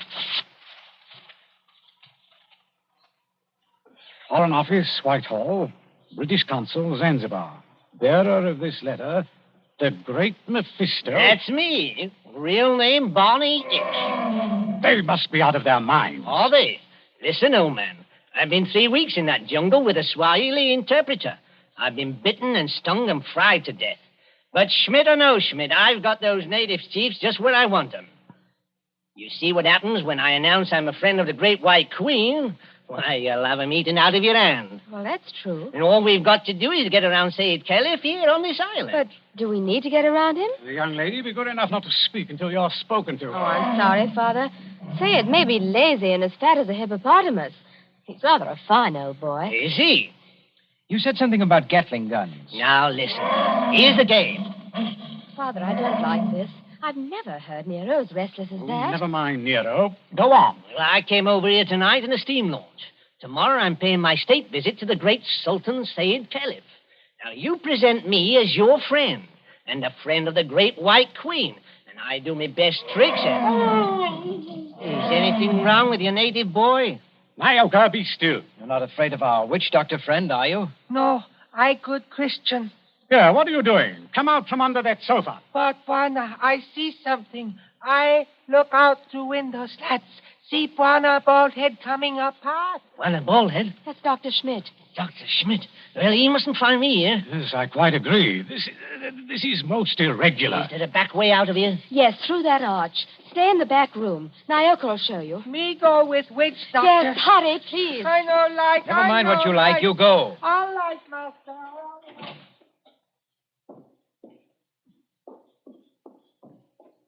It's all right. They've gone. Yes, about time, too. Well, good evening, Dr. Schmidt. Pleasure to see you. Always a pleasure to see you. Ah, my friends, I wish I could say it was such a pleasure to see you. Isn't it, Doctor? This at any time but now. Do not mistake me, I beg of you. No, it is that confounded lion, Nero. Always I say it will happen, and now it has happened. What about Nero? My friends, I regret. Yes, meat is killed. He has tasted blood. What's that? You permit that I sit down and take off my sun helmet. I am not young, and I'm tired. It's not Sayed Caliph. Yeah, it is so. He has teased that line once too often. Oh, poor old boy. He was our friend. He's not dead. Yeah, I regret. Yeah, he is dead. Sultan of Zanzibar is dead. Good God. But how did the lion ever get at him? He drank too much pumba. That was his trouble. He got drunk and think he can do too much. So he opened the door and went to the lion's cage. Into the cage? Yeah, would you believe it? Not easily. But it is true. Over to Paris, there's what you call gnashing of teeth. His son Nobi is in tears. Did you see this happen, Doctor? No. I go there later and they tell me. It's all the worse because of some foolish toy, a doomhead story. That he has been stuck over the head and thrown into the cage by someone who did not like him. That's more likely, if you ask me. My friend, it is foolishness. Everybody liked old man. He was a father to his people and a kind friend. Doctor, are you telling us that Said may have been put into that cage unconscious? It is what one African soldier says, yeah. Well, then he may still be alive. Alive? It is impossible. It's more than possible. A lion may maul an unconscious man, but it doesn't often kill him. This is vital. Vital to Said himself and others as well. You're a doctor. Can't you go and make sure? My friend, I regret. I am not that kind of a doctor. Harris, you may be right. I think I'd better go myself. Yes, that's a good idea, sir. I'll stay here and entertain Dr. Schmidt. Unless, of course, he wants to go, too. No. I think I do not like sights of that sort. I have a tender heart and I have illnesses. Besides, you can do nothing. I tell you, he is dead. Yes, we'll see. Martha, you'd better come with me. Your nurse's training may be of some use at last. Of course. Hadn't we better go the back way and speak to Nyoka? Yes, Nyoka mustn't be troubled in that back room. A very good evening to you, Dr. Schmidt. Mr. Harris, they have good hearts, but they're so foolish. I would give my own right arm to aid that poor man. But, well, we must have philosophy. We must cheer up, bear it. Yes. Now, Doctor, we're all alone. So we are. We must sit down and have a nice, comfortable chat. Yes? Definitely, yes. Oh. I wanted to have a word with you anyway. So? About what, Mr. Harris? Oh, various things. I am happy to give you all the time in the world. I like talking to young people. It makes me feel young again myself. Like, Nobi? Nobi? Said Caliph's eldest son, the new Sultan. One fine young man. Or a savage. Yes, but weak, easy to manage. And very fond of his father, too. It's a wonder he didn't have the lion shot after they got the body away. Shot with what, my friend? I beg your pardon, Himmel. I do not consider the matters funny. No. But shot with what? These brutes, they have nothing but loading muskets. Kill Nero with those? No. Suppose they had Gatling guns. Pardon? Just suppose that, of course. Of course. Well? My friend. Gatlings would be of no better use. You only wound. To kill a lion, you must reach the eye or heart with a high-power bullet. What is the matter with us? Why are we talking of these things? Talking of death, you mean? Of Said Caliph, who gave all the trade concessions on Zanzibar to the British? My friend, I was talking about express rifles. Look here, don't you find it warm in here? Yeah, a little. Yes, it smells of animal's fur, doesn't it? I'll just raise those sun blinds. No. You must not trouble yourself to do that. It's no trouble. I beg of you not to trouble. It is not necessary. Doctor, you've been mopping your forehead ever since you've been here. Little fresh air never hurt anybody. Here. Isn't that better? Much. Why not sit down, my boy, and we have a nice chat? Fine enough night. No smell of the animal's cage here. My friend, you talk like a hunter. Yes. Or a victim. Yes, it's a fine night. At least for this part of the world. Fire's still burning on the mainland. I wonder if that's a good sign. Of what? I wish I knew. And the sea is like skim milk under the moon. And... Good Lord. What is it? What makes you jump? Look there, in the harbor. My friend, I see nothing. Perhaps if I take off my spectacles and Why, man, you must see it. In the harbor, out at the left there, beyond the shadow of those big palm trees. Don't you see our riding lights? It looks like... By George, it is. It's a warship. It is only a German gunboat, my friend. Only a very little German gunboat. German gunboat? My friend, you must not be so distrustful. That is not kind. Let me get a telescope. But I tell you who she is. It is nothing. She is on what you call a goodwill tour. You're not angry. Angry? Oh, my friend. Well, I did not know. I could not guess. That is, the Englanders are hard to understand. We know that ourselves. I tell you something in confidence. The Germans are sensitive. The British objected. The natives feel too strong. I tell the gunboat to go away. I fire an express rifle. It has a sound. Boom! You cannot mistake one another. That is why I think of an express rifle. But if nobody will object... Why, not the least bit. Tell me, Doctor, do you like it here on this island? Well, just not barren. Don't you ever want to get away from a forsaken mud heap like this? My friend, I am a German. My duty is here, as I stay here. Yes, I know. Between ourselves, that's exactly my position. But you are young. That's not the point. It's the importance of the job. The British don't rule Zanzibar. We hold the trade concessions from Said Khalif, and our residency has to protect them.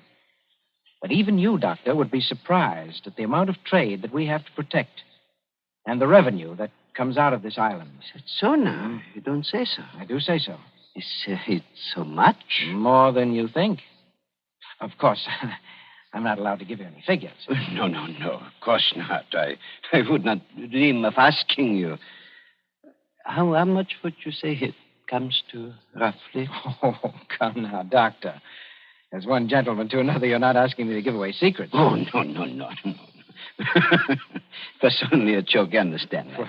Please do not try to up-trip me. I would try to pull your leg, and it was only a joke, believe me. Yes. It's all in the game, as it were. Yes, all in the game as gentlemen. Oh, Doctor, you're quite a humorist. You're not offended? Not at all. No, as I was saying, I hold a rather important job. Of course, Mr. Richardson holds an even more important one. He's been very friendly with old Said Khalif on this job. Of course, you know what that job is? Of course. He's the British consul. What is the matter with you? You're not smiling any longer. Why are you looking at me like that? So that's it. That's the game. You made exactly the same mistake that he did. Shoot it. Dr. Schmidt, have you met the great lord of the witch doctors? The maker of spells and the tamer of lions? I am a good Christian. I pay no attention to what natives say. I do not believe in witch doctors. No, neither do I. Not in this one, at any rate. What one?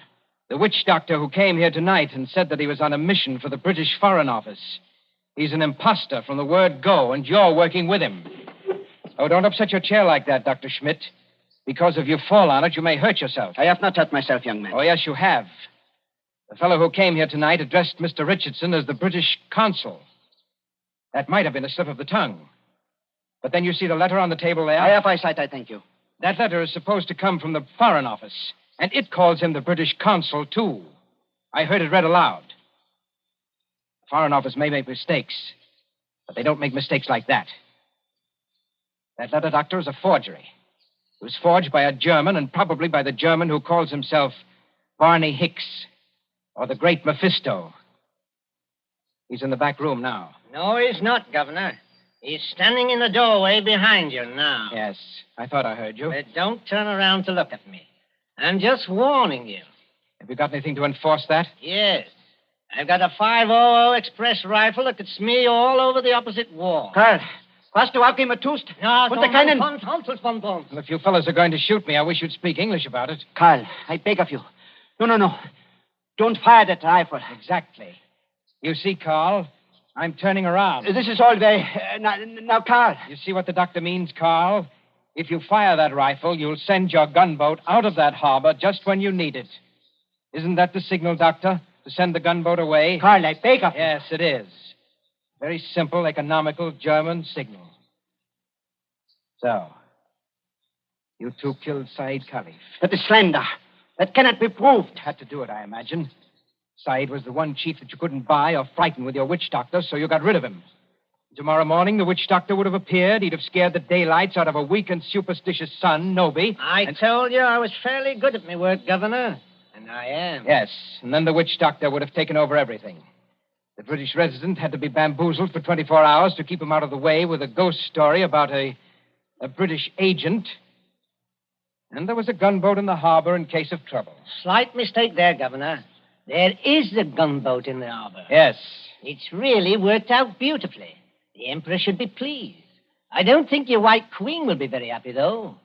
I'm the great witch doctor to that frightened mob over there. Say it is dead. And there's a German gunboat in the harbor. Listen. I think I hear something. Whoever's out there, stay back. Whoever's out there, stay back. Bill, listen to me. Say it's alive. He's alive. This is impossible. We can see him breathe. We don't even think he's badly hurt, but he's still in the cage, unconscious. Still in the cage? You mean they can't get him out of there? If he wakes up or they attempt anything, Nero will tear him to pieces. The whole crowd over there is nearly crazy, but they don't dare go into the cage. Well, gentlemen, you should have been more careful. If they do get Said out of there alive, you're done for. Be quiet. Listen. Noby and the rest of the natives are coming up here now. See here, miss. Are you talking about the old boy's son? Noby, yes. He wants to see the witch doctor. The witch doctor? This puts you in some slight trouble, Carl. Listen to me, miss. I couldn't get that old buzzard out away from a mad lion, even if I've got to get out of here. Too late now, my dear witch doctor. The natives have surrounded the house. Who's that? It's Noby. He's coming down the hall.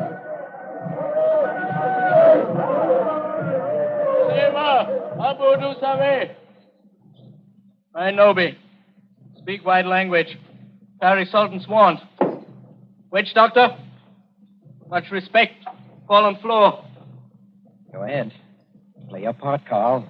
Play your ruddy part. Get up again. Great medicine man. Father heard. Encaged with lion. You come. Say something, Carl. You can't be a dumb wizard.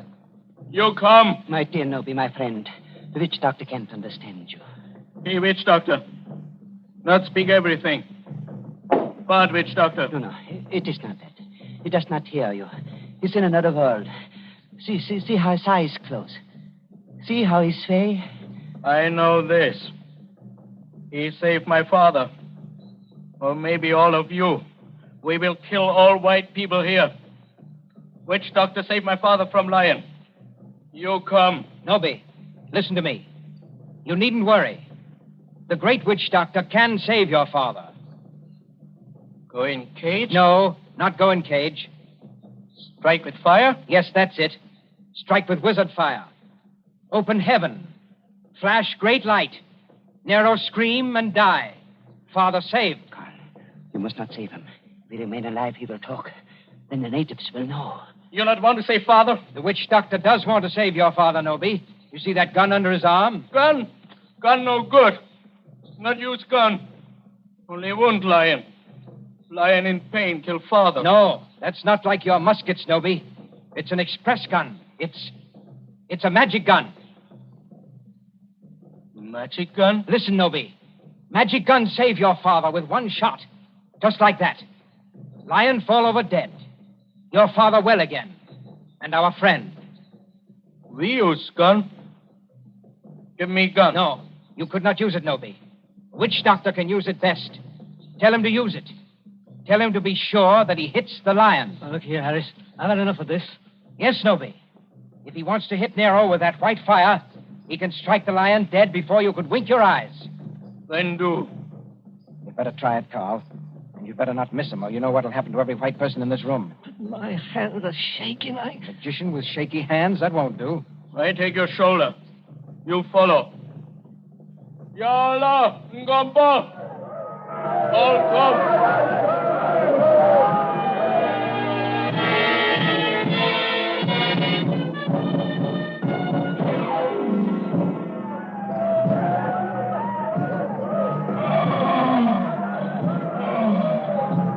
There is cage by palace door. All court over river, bright as day. 1,000 torches, all make light. Now do. Now do. See how quiet they get when nobody raises his hands. They're praying. So are we. Won't do it. You better. I told you that. They're out of hand now. If you miss, you're no witch doctor. And if you had any thought of hitting Saeed instead, just imagine what they do to you. I can't see. These torches blind me. You do. I think the old man's moving. If he stirs, the lion will kill him. You know what that means. That's right. Up with a rifle. My hands are shaking. Be careful of your sights. It's a point-blank shot.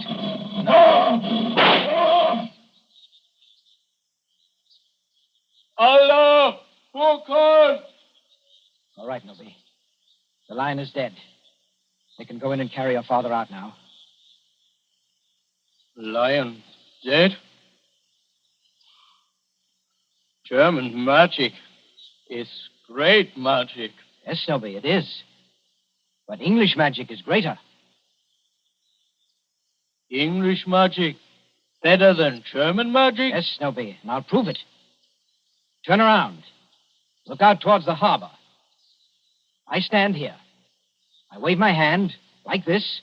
Nothing up my sleeves. I wouldn't deceive you for the world. I wave my hand towards the gunboat in the bay. The gunboat sails away. English magic, Nobi. English magic.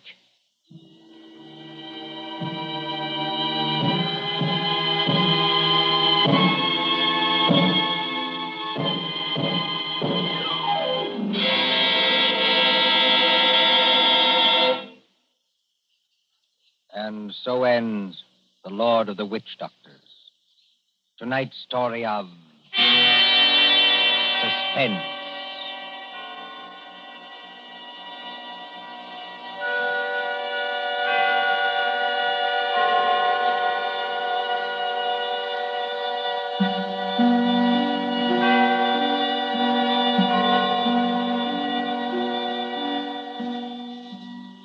Next Tuesday, when CBS again brings you Suspense, our story will be The Devil in the Summer House. The broadcast for next week only is scheduled for 10 p.m. Eastern Wartime, a half hour later than usual. William Spear, the producer, John Dietz, the director, Bernard Herrmann, the composer-conductor, and John Dixon Carr, the author, are all collaborators on Suspense.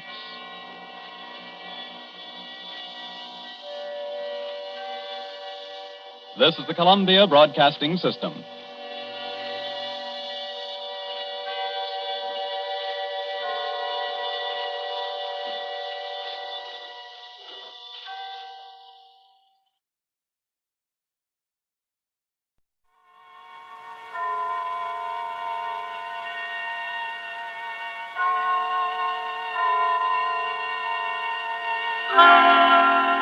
Suspense.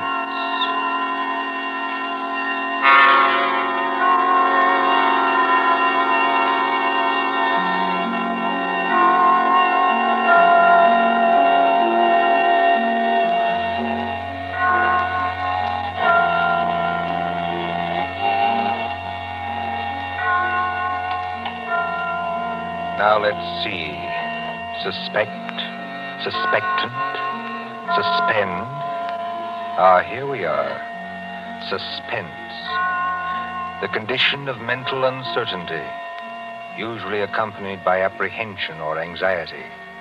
Fear of something which is about to occur, as do not keep me any longer in suspense. For our story of suspense tonight, we invite you to enjoy The Devil in the Summer House by John Dixon Carr.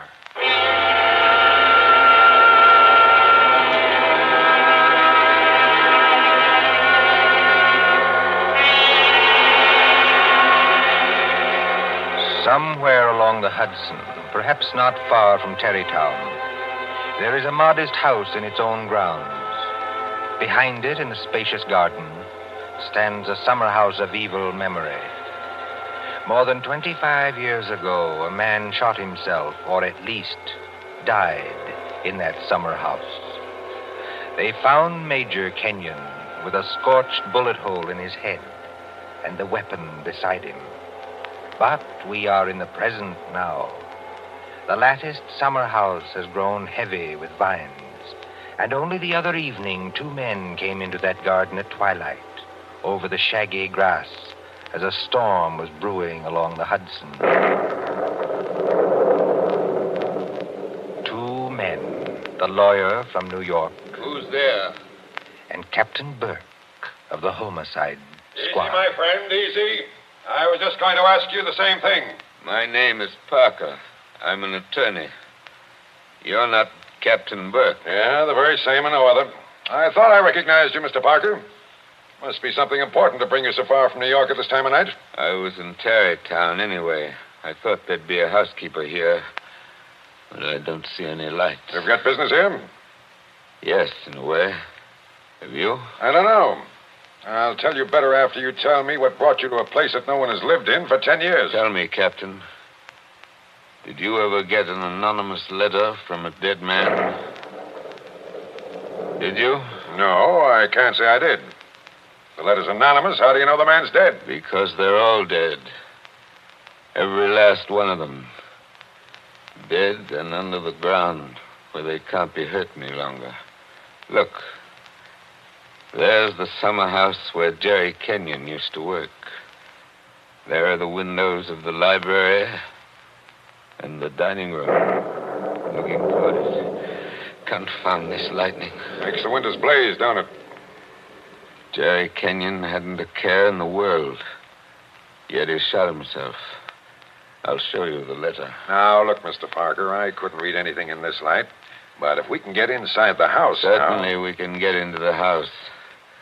I was the family attorney. I've got the keys. Why should a dead person send me a letter?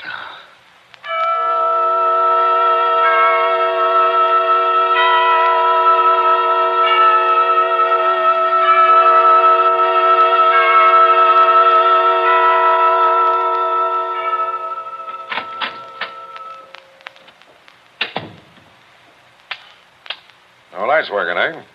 But you got a flashlight, I see. Came here prepared for anything, eh? This is the library. There were always candles on the mantel. Yes, there they are. Have you a match, Captain? Yes, I'll light them. That's better. Same old heavy furniture. Same old thick carpet. Same old globe map. Now, Mr. Parker, this letter that you were talking about. Yeah. Read it.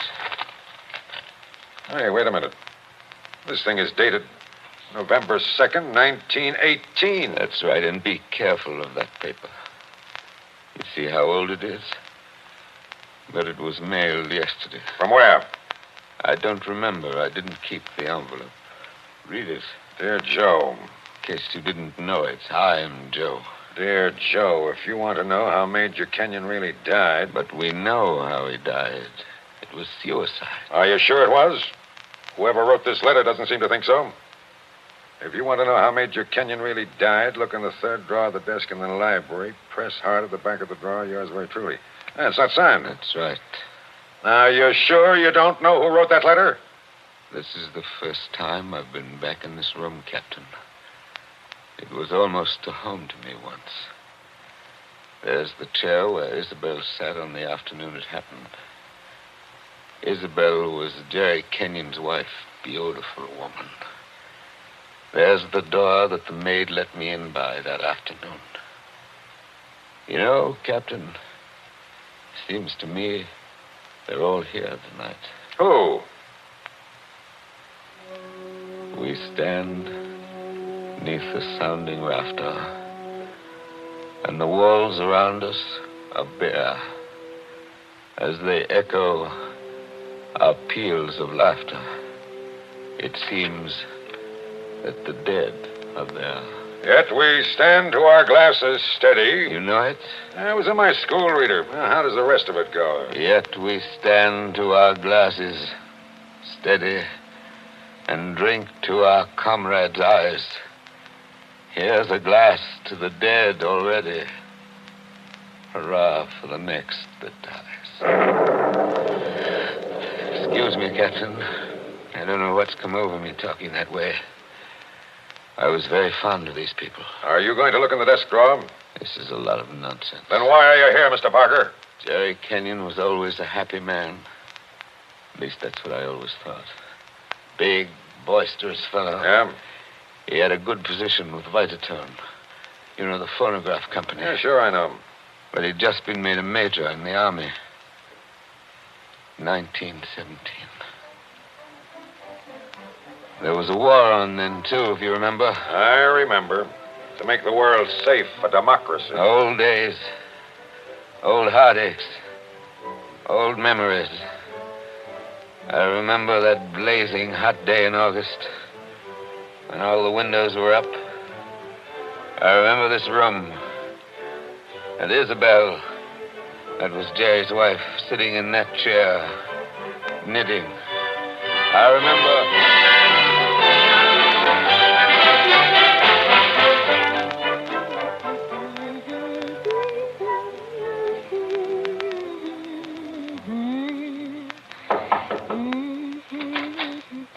Oh, yes, Kitty. What is it? There's a man to see you, Miss Kenyon. He says his name's Parker. Yes, I'm expecting him. Show him in, please. All right, ma'am. Shall I take your knitting in your knitting bag? Why should you take my knitting? I don't know, Miss Kenyon. I just wondered. You can come in now. Thank you. Hello, Joe. Hello, Isabel. You sent for me? Joe, I must apologize for Kitty. Servants are getting to be a problem nowadays. She looks pretty enough to get along. Oh, Kitty's got large ideas. She wants to go on the stage, if you please, and do imitations, like Miss Draper. If she only knew how hard it was acting all your life. Isabel, you've been crying. I have not. At least, Is that why you sent for me? I've missed you. You haven't been here in over a week, Joe. I had an idea Jerry was getting a little tired of having me around this house. Oh, no, Joe. Why, Jerry... Yes, what about Jerry? I wish I knew, Joe. That's why I wanted you here. Where is he, by the way? I want to say goodbye to him before he leaves. He's probably out in the summer house where he works with all those papers. He's got a lot of work to catch up with. He's going overseas tomorrow. Yes, I know. He's out there. He's been out there all day. His last day here, and I've been alone. That sounded like a shot. Yes, it was a shot, Joe, In the house. dear. Doesn't seem to worry you. It's only Paul, Jerry's brother, Paul. Oh, thought you'd gotten him off your hands for good. Jerry asked him out. He got here 2 nights ago. That doesn't make it any easier for you, does it? No, I don't mind. Jerry's fixed him up with a pistol range in the cellar. Paul's a terribly bad shot. Not like the rest of us. You don't seem to like it, Joe. Shall I have Kitty go down and tell him to stop? No, it's bearable. As long as he keeps away. Poor Joe. But, about Jerry, who is it this time? Joe, Jerry's been home 5 days on leave from camp. Well, never mind what camp. But he spent 4 evenings of those 5 with that Fisk woman. Diane Fisk? The redhead with all the money? Oh, she got money? Well, She must have some attraction then. Please understand me, Joe. It's not that I'm jealous any longer. It's just no, that of course not. Jerry goes his way and I go mine. I may not be without admirers myself, if it comes to that. You've no idea how true that is, Isabel. No, I was thinking about Jerry. He may not always be lucky. He may meet some girl who's not as broad-minded as I am. And then when he gives her the go-by... Paul must be getting really furious down in that cell. He's not hitting anything. He must be using a lot of ammunition. Now, your trouble, Joe, is that you're too much of a gentleman. And if you really want to see Jerry, there he is now. Where? Just standing in the door of the summer house. Look out the window. Infernally bright out there. Doesn't he look noble in his new uniform? Sam Brown belt and revolver and everything. Look how he turns around and waves his cap at us. Like a real soldier. Real soldiers don't exactly wave their caps, do they? He does. Jerry? Jerry! Hello there. Jerry, Joe Parker's here. Who? Joe Parker. He wants to see you. Well, give him a drink or something. I'll be up in a minute. Into the summer house again. Not a care in the world, Now, have you? listen, Isabel, you've got to slow down. You'll be crying again in a minute. Come on over here and sit down. The light hurts my eyes, that's all. Well, then we'll just pull these blinds. We'll still be able to see it. There, how's that? It's better, thanks. Now, can I get you anything? Oh, no, you heard the Great White Chief's orders. I'm to get you something. What do you have, Joe? A highball? Don't bother with that. Oh, it's no bother. Everything's out in the dining room here. The iceman didn't deliver today of all days, so I'm afraid I can't give you any ice. I read in the paper yesterday that we're likely to have automatic ice boxes any day now. Things that freeze ice by electricity or something. Do you believe that, Joe? I doubt it. Listen, Isabel. Here you are. It's not cold at all. It's the best I could do. Thanks, Emma. What I wanted to say was, couldn't you get that brother of yours to give up practicing now? Hasn't he done his good deed for the day? Yes, maybe he has. I'll ring for Kitty. You don't have to call me, Miss Kenyon. I'm here. Oh, yes, Kitty. What is it? It's only to tell you there's another visitor. This time it's a woman. Lady Kitty. Call her a lady, please. Well, maybe. She says her name's Diane Fisk. Diane Fisk, that's Jerry. Kitty, tell the lady I'm not in. Lady. She's a fine lady. I don't want to intrude, my dear. I don't want to intrude. Anyway, it's too late, Miss Kenyon. She's coming down the hall now. My dear Mrs. Kenyon. How do you do, Diane? This is a friend of ours, Miss Fisk, Mr. Parker. Oh, now, I don't want to intrude, really, I don't. I wouldn't have intruded for worlds, especially on a day like this. Isn't it awful? But your husband simply insisted, my dear Mrs. Kenyon. He simply wouldn't take no for an answer. I'm sure he wouldn't. Do you know what he's brought from his office as a surprise? No. A phonograph recording machine. He's going to let us use it. So that we can all hear ourselves talk twice. How nice. Heaven's name, can't somebody stop that firing? Don't fly off the handle. Take it easy now. Kitty. Yes, ma'am. Would you please go down the cellar and tell Mr. Kenyon's brother he's driving us all crazy. Tell him to stop. Yes, ma'am. My dear Mrs. Kenyon, I do hope I haven't offended you in any way. I know I'm a silly little chatterbox. They say people who have red hair often are. Of course, at your age, you must find the heat very trying. Don't you think we'd all better sit down? I was very much interested in what Miss Fisk said about a phonograph recording machine. Mrs. Kenyon was just talking about a machine to make ice. Yes. Isn't science wonderful? But I do think it was mean of Major Kenyon to invite me out here and then go and fall asleep in the summer house. Oh. Did you say fall asleep? Yes, of course. How did you know? Well, I came up the back way and I saw him in the summer house with his head forward on the table, taking a nice little snooze. That's very queer. Of course, you couldn't see much except in the bright light of the door, but I think I saw him there. I didn't disturb him, naturally. But I think I'd better disturb him. Oh, now, please don't trouble on my account. The fact is, my dear, I don't altogether trust myself in this room. A woman of my age has to conserve her strength, you know. So if you'll just excuse me. Well, of course, if you... Oh, dear, I just can't think what I'm always saying because I have the best intentions in the world, Mr. Barker. But, Parker. Oh, yes, Parker, but I do somehow manage to offend people being so dependent and everything. Except the men, of course. I couldn't offend you, Mr. Parker. Now, could I? Madam, I'm not sure. Well, of course, the person I really came to see was Paul, Mr. Kenyon's brother. He's a little young, of course, but he's joining up next month, and I think we should all do our bit, don't you? He has such a pleasant personality. I think he likes me. Why, if he walked in at that door this minute...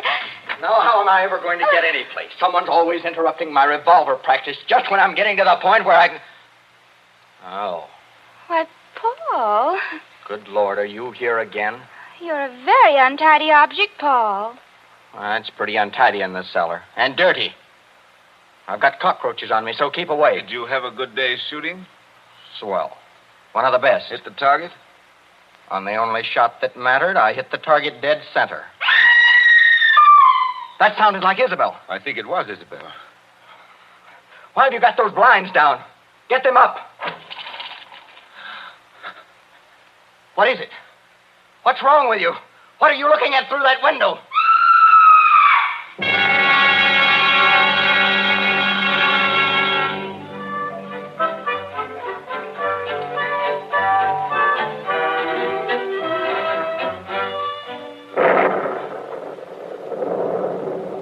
That was 25 years ago, Captain Burke.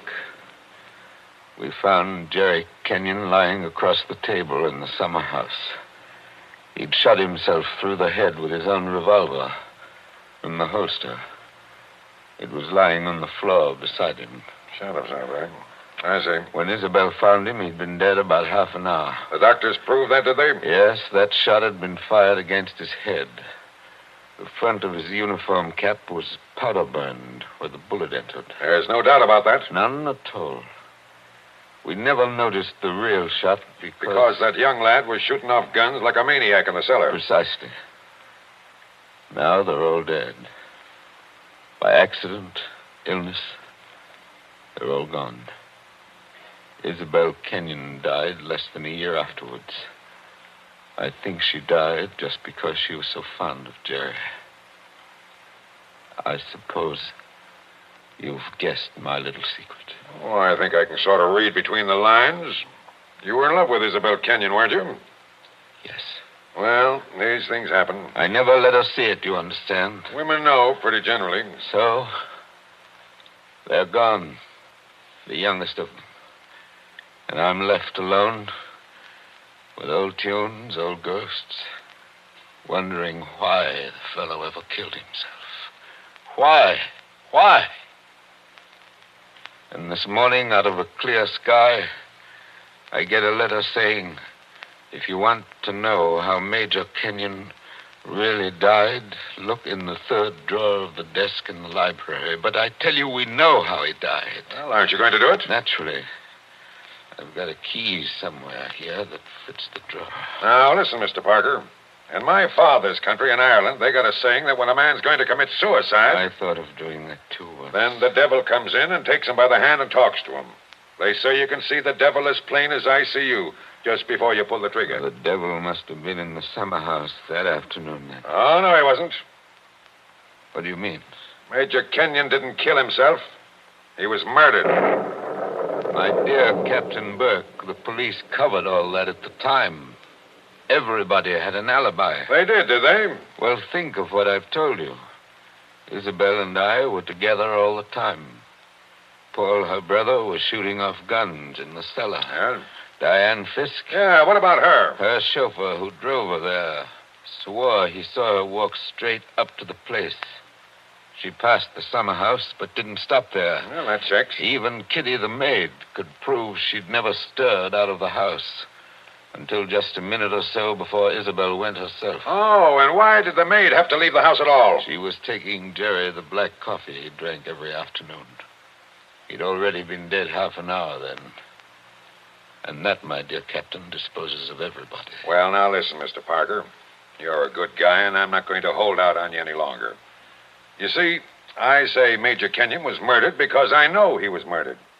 By an outsider? By one of the people in the house. That's impossible. Is it?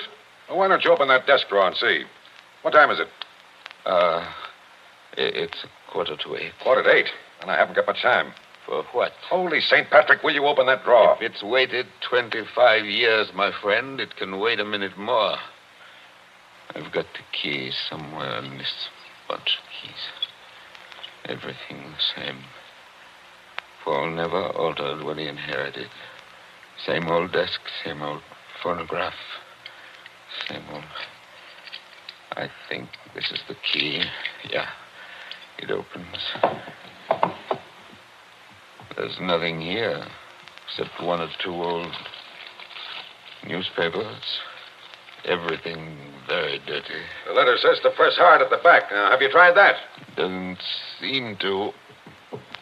Yes, by George, it does work. Well? There seems to be a movable back on a hinge. Well, what's inside? Some sort of flat brown paper parcel sealed with wax.